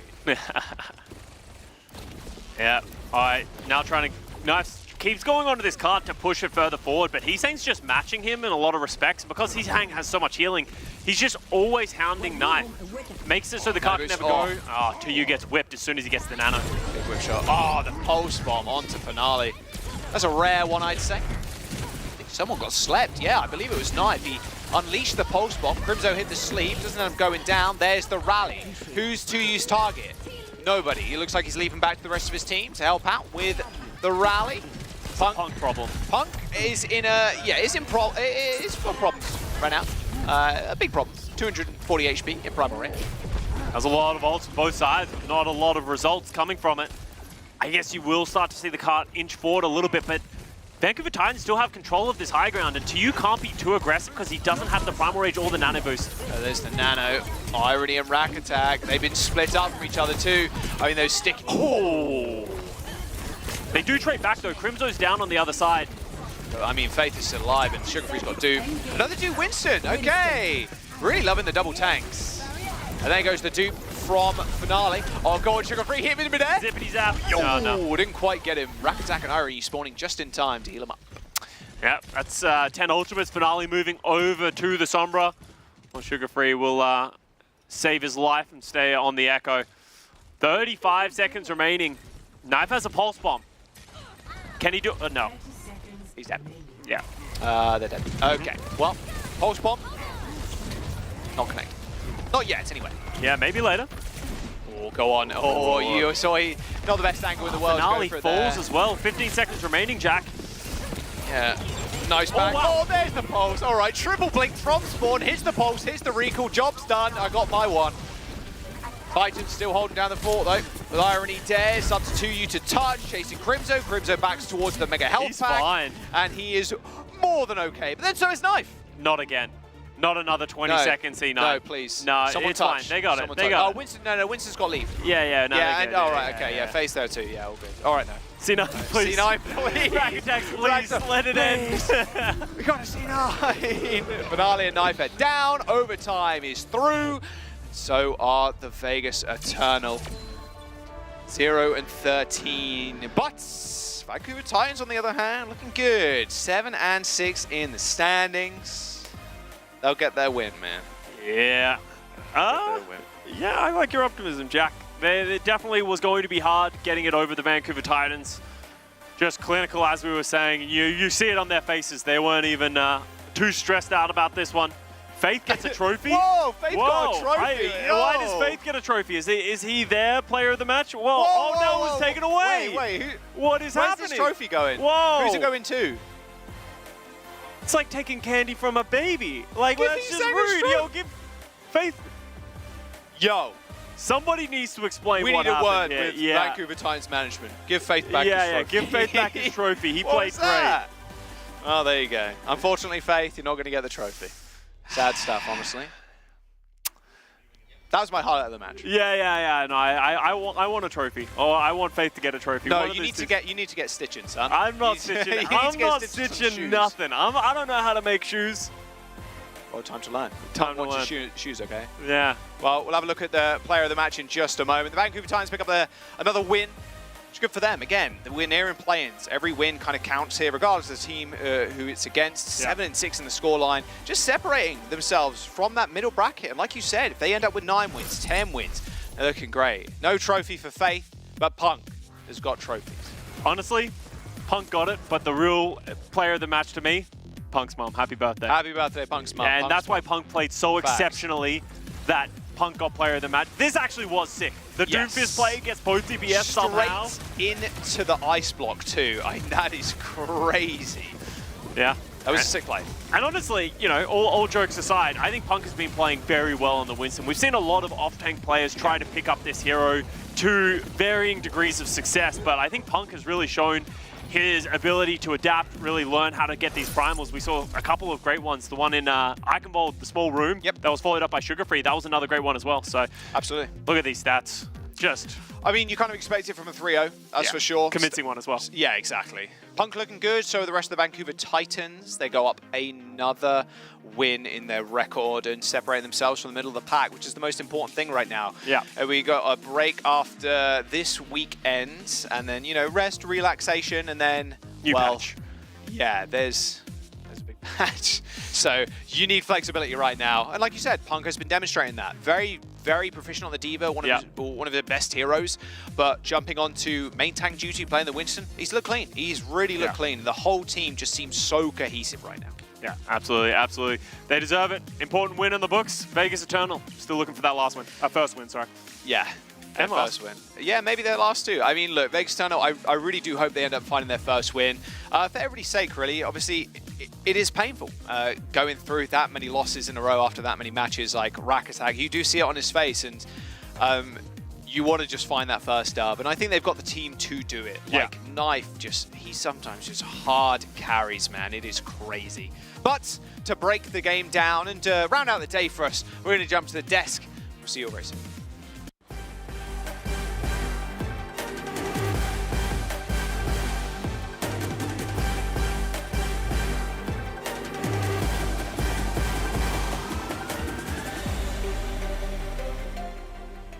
Welcome back one and all, one last time here for the Watchpoint post shows. Over here, joined by Danny, by Jake, by Johnny, and it is unfortunately another feels bad, man. If you're a Vegas Eternal, feels good for great for Vancouver. Great for Vancouver. Let's go, Vancouver. That's how it goes. But I mean, I Vancouver expected Titans, nothing, and I'm still disappointed.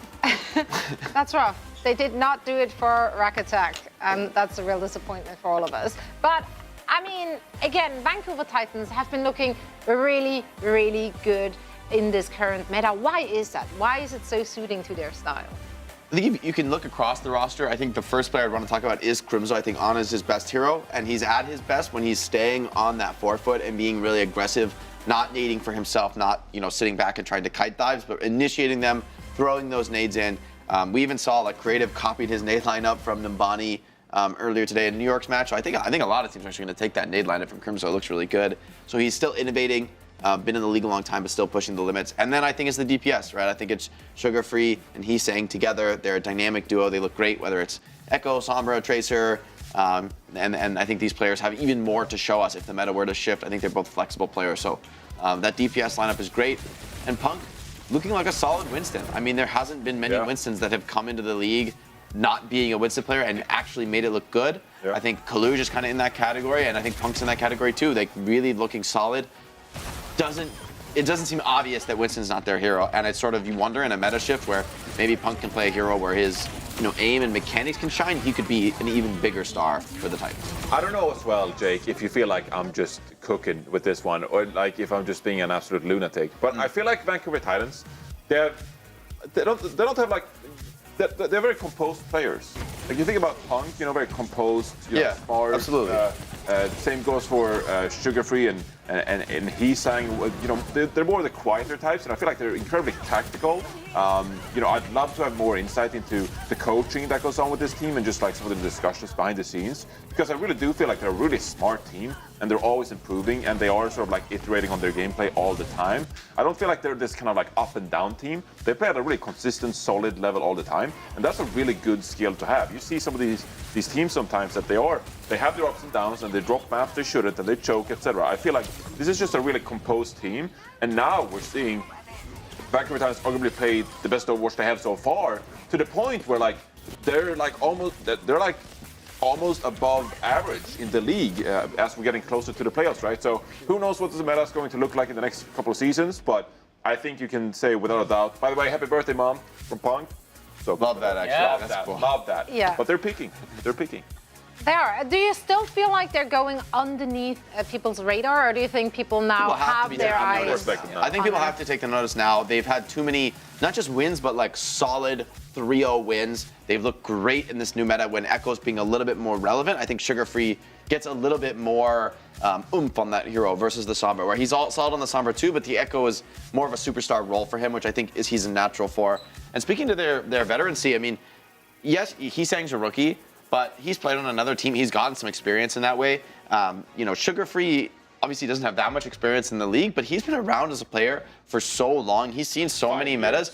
It's hard to consider him like a rookie or new to the league. Like, even if that may be true, he's the type of player who's not going to feel that way. Like, I doubt he's nervous in matches. I mean, he's played so many, he's played matches, he played other games. Like, he's just competed at the highest level in so many ways. Like, he's exactly the type of player you want. He has the freshness of a young player, the excitement and passion for the game, but also the experience, the veterancy of just getting so many reps in LAN environments, competitive environments. I think you're exactly right. I think that's a huge asset for them. And they don't make any subs. So they basically have a 5-player roster. They just lock it in. Really comfortable. And that means they all get a ton of play time. They all know like where they're going to flex to everything. There's no like, oh, what do I do here? It's like, no, they've gotten the reps in. There's no worries about that. Yeah, it's great to see them mesh so well. I love how you kind of, phrased it, how they're like, those low-key players, like there's no one like super flashy on that lineup or like extremely vocal, or like at least that's not what it looks like. Inting Winston. Exactly, like none of that in that lineup. They all just seem very steady and stable, and it's working out so great for them. I'm very interested to see where they take it in the upcoming meta shift. But for now, we do want to chat to the winners. So Danny, please take it away. Thank you, Zoe. All right, for the post-match interview against for Vancouver Titans, we got Faith. Faith, big congratulations on getting the win. 3-0 victory for the Vancouver Titans. So I want to start off by asking you, what was the game plan, or how did you guys prepare for your match against the sort of the new Vegas Eternal? 자, 오늘 승리 축하드리면서 어떻게 보면 이번에 이제 베가스 팀과의 경기, 베가스 어떻게 보면 이제 좀 새로운 선수들 영입하고 처음으로 붙으신 건데 좀 오늘 경기를 위해서 좀 어떻게 준비를 하셨나요?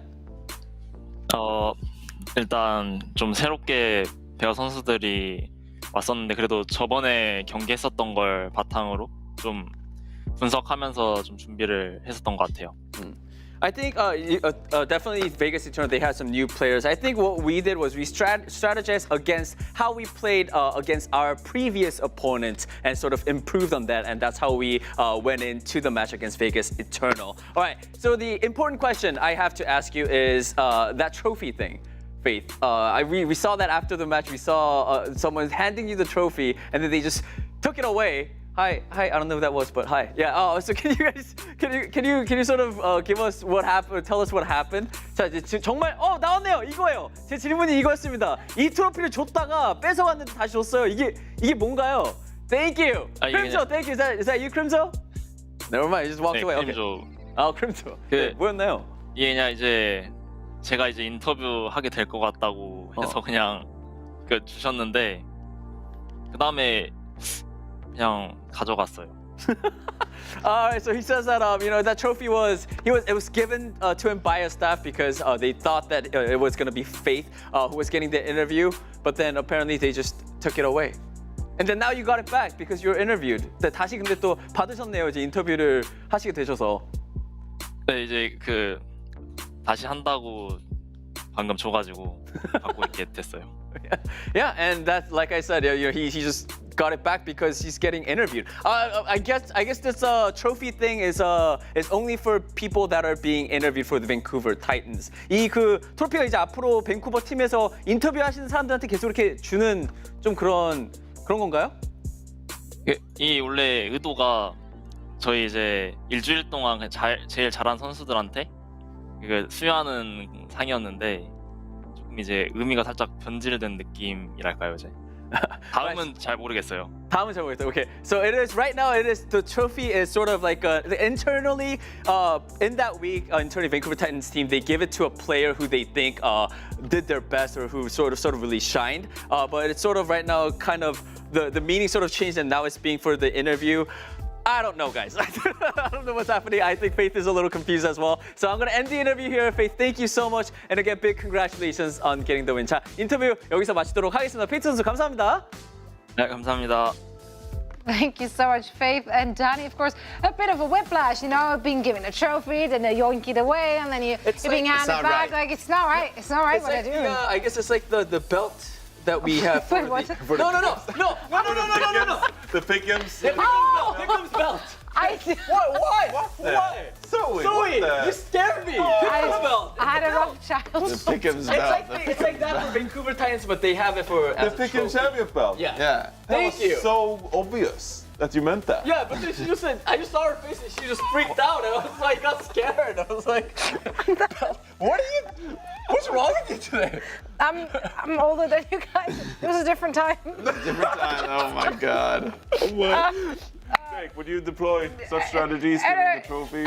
It's a bit of a carrot on a stick, is it? Like if you get interviewed to get the trophy. You take it. Yeah, a little spice, something to spice it up, something to play for the play when you're up against Vegas. I feel like That's the insane. I tried the hardest. I tried the hardest. I like that it turned into a trophy for the interviewee. Like that's the kind of incentives they need in order to talk to us. I mean, Faith doesn't care. Faith is cool as a cucumber, man. We talked about like them being chill. I mean, God, that guy is like he's like all vibes. Like I respect that. All vibes. You know what? Maybe we need some trophies or some belts as well. Some trophies, some belts. Hit us up. Chat. Jake has a lifter trophy. We need them one. Yep. Thank you, Johnny. That's very nice. Thank you. And with that, let's take a look. Let's take a look at today's scores to see who might be getting themselves a little closer to lifting some trophies in the not-so-distant future. Houston Outlaws definitely a prime contender for just that, taking the W 3-1 against a good-looking Toronto Defiant, honestly. LA Gladiators still riding that Gladiators low. Rough out there with a tough upcoming schedule for the Gladiators. And on the other side, of course, New York Excelsior, who are surging. Vegas Eternal still chasing that very much elusive W. And the Vancouver Titans have been looking strong and cool as cucumbers. That is the matches for today. And of course, with so many matches on display, we had plenty of opportunities to choose some highlights, some personal highlights. So, Danny, what made your reel today? All right, this one was an easy one for me. It's a clip of Pelican just going crazy. Pelican saying, who was it? It was to Spectra, hey, anything you can do, I can do better. I can do anything better than you. And opener is getting booped off the map on rally maybe not. Yeah, but is pain. Yeah, that's why it says Ether Merman. Apparently that's the guy who sings that or composed that song. Which one? Ethel Merman. Ethel Merman. That's the anything you can do. That one. I can do better. Oh. I don't know the song to be honest. I kind of lost. Is that an American thing again? I didn't. Our producers are cooking. Yeah, that's all we can say. Okay. That's all we I can only say. know this song from a sports beverage. Yeah, some advertisements. I mean, it's a classic song. Anything you can do, I can do better. It's definitely the Echo vibes. Cool. Copy you, put you off the map. There can only be one. Ask me if I can. There can only be one Brig. That was such a good reaction from Johnny. It was just like, cool. Just happy to be here, honestly. Pelican. yeah, popping off. Even though he doesn't like playing Echo, we certainly like and enjoy watching him. Just let him play go Tracer for off. 2 weeks and then want to play Echo again. That's his nature, you know. He's gonna hate on Tracer if he plays a lot of Exactly. Tracer. Exactly. You know, like, he plays you can't- Tracer on these. Oh can't my make god, him I happy. can't play more Tracer. Exactly. Exactly. Jake, what tickled your fancy today? I'm a believer in New York. I think this team was really impressed me. The fact that they pulled off the reverse sweep was really impressive. Not just that they got the win, but that they did it on a reverse sweep. Gladiators might be in shambles, but New York, they're resurgent. They do not want to miss the play-ins. They want to keep fighting for their chance here in the Overwatch League. And so I was just super impressed with them to have the composure to reverse sweep, starting on Dorado, moving on here, Esperanza, and then clutching on Lijiang Tower. They just looked better and better as the series got later and later. So really, really impressive stuff for them. I just love a good reverse sweep. Do I have the permission to just like make stuff up? Sure. Oh, that's what you always do. True. True. You're the only one who can see through it, though. So thank you for not spoiling it. I'm just dispelling the illusion.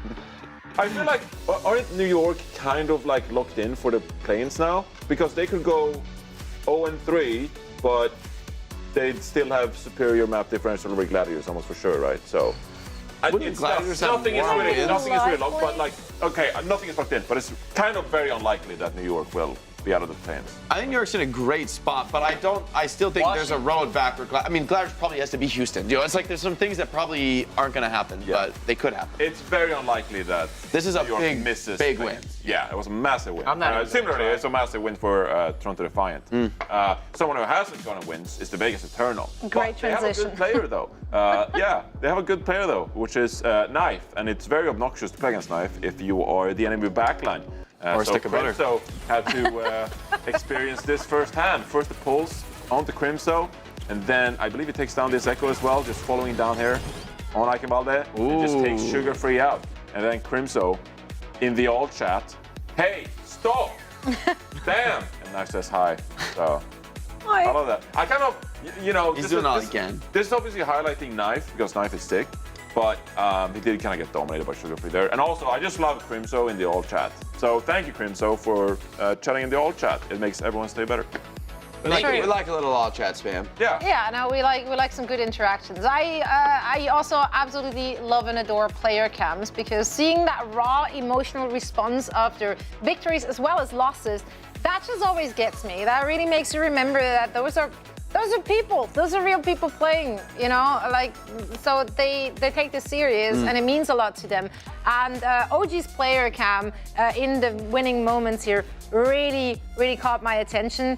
It's just such a big range of emotion, which he just couldn't believe it. And I turned tears as well because even if you went, I mean, it kind of looked like it. I'm not saying he's crying. I'm not saying he's not crying. But what Just I am so much saying is like, overflowing feeling. that's exactly it. Like just crying. It's not just from one emotion pure in that moment. happiness. It's just like that release of everything. It's such a tense moment at the very end there. So seeing those reactions, I'm living for it. I absolutely love it. So.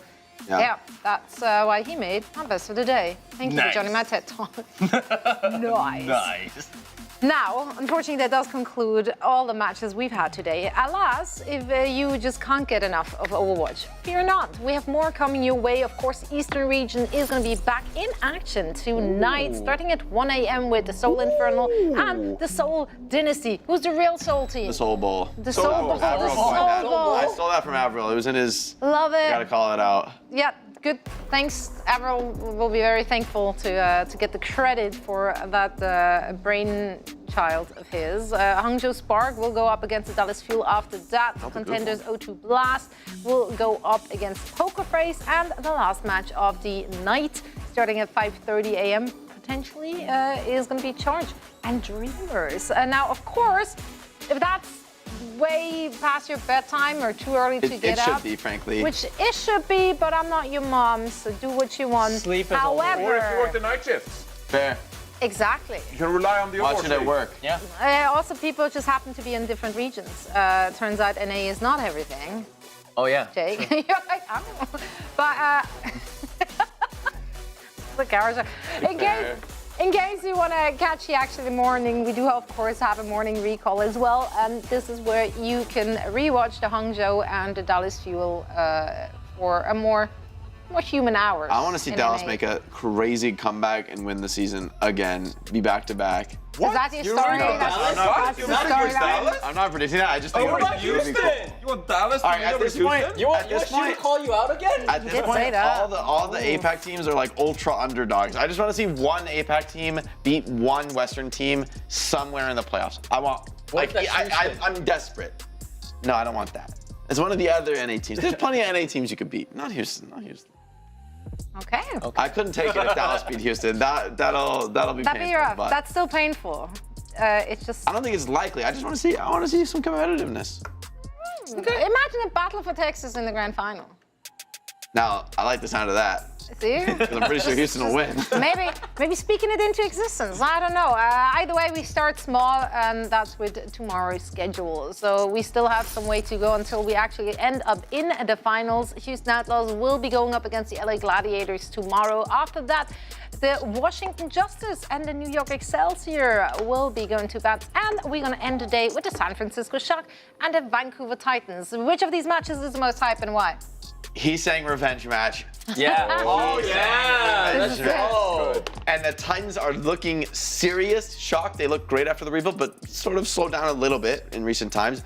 And so I feel like this is the Titans match to win, frankly.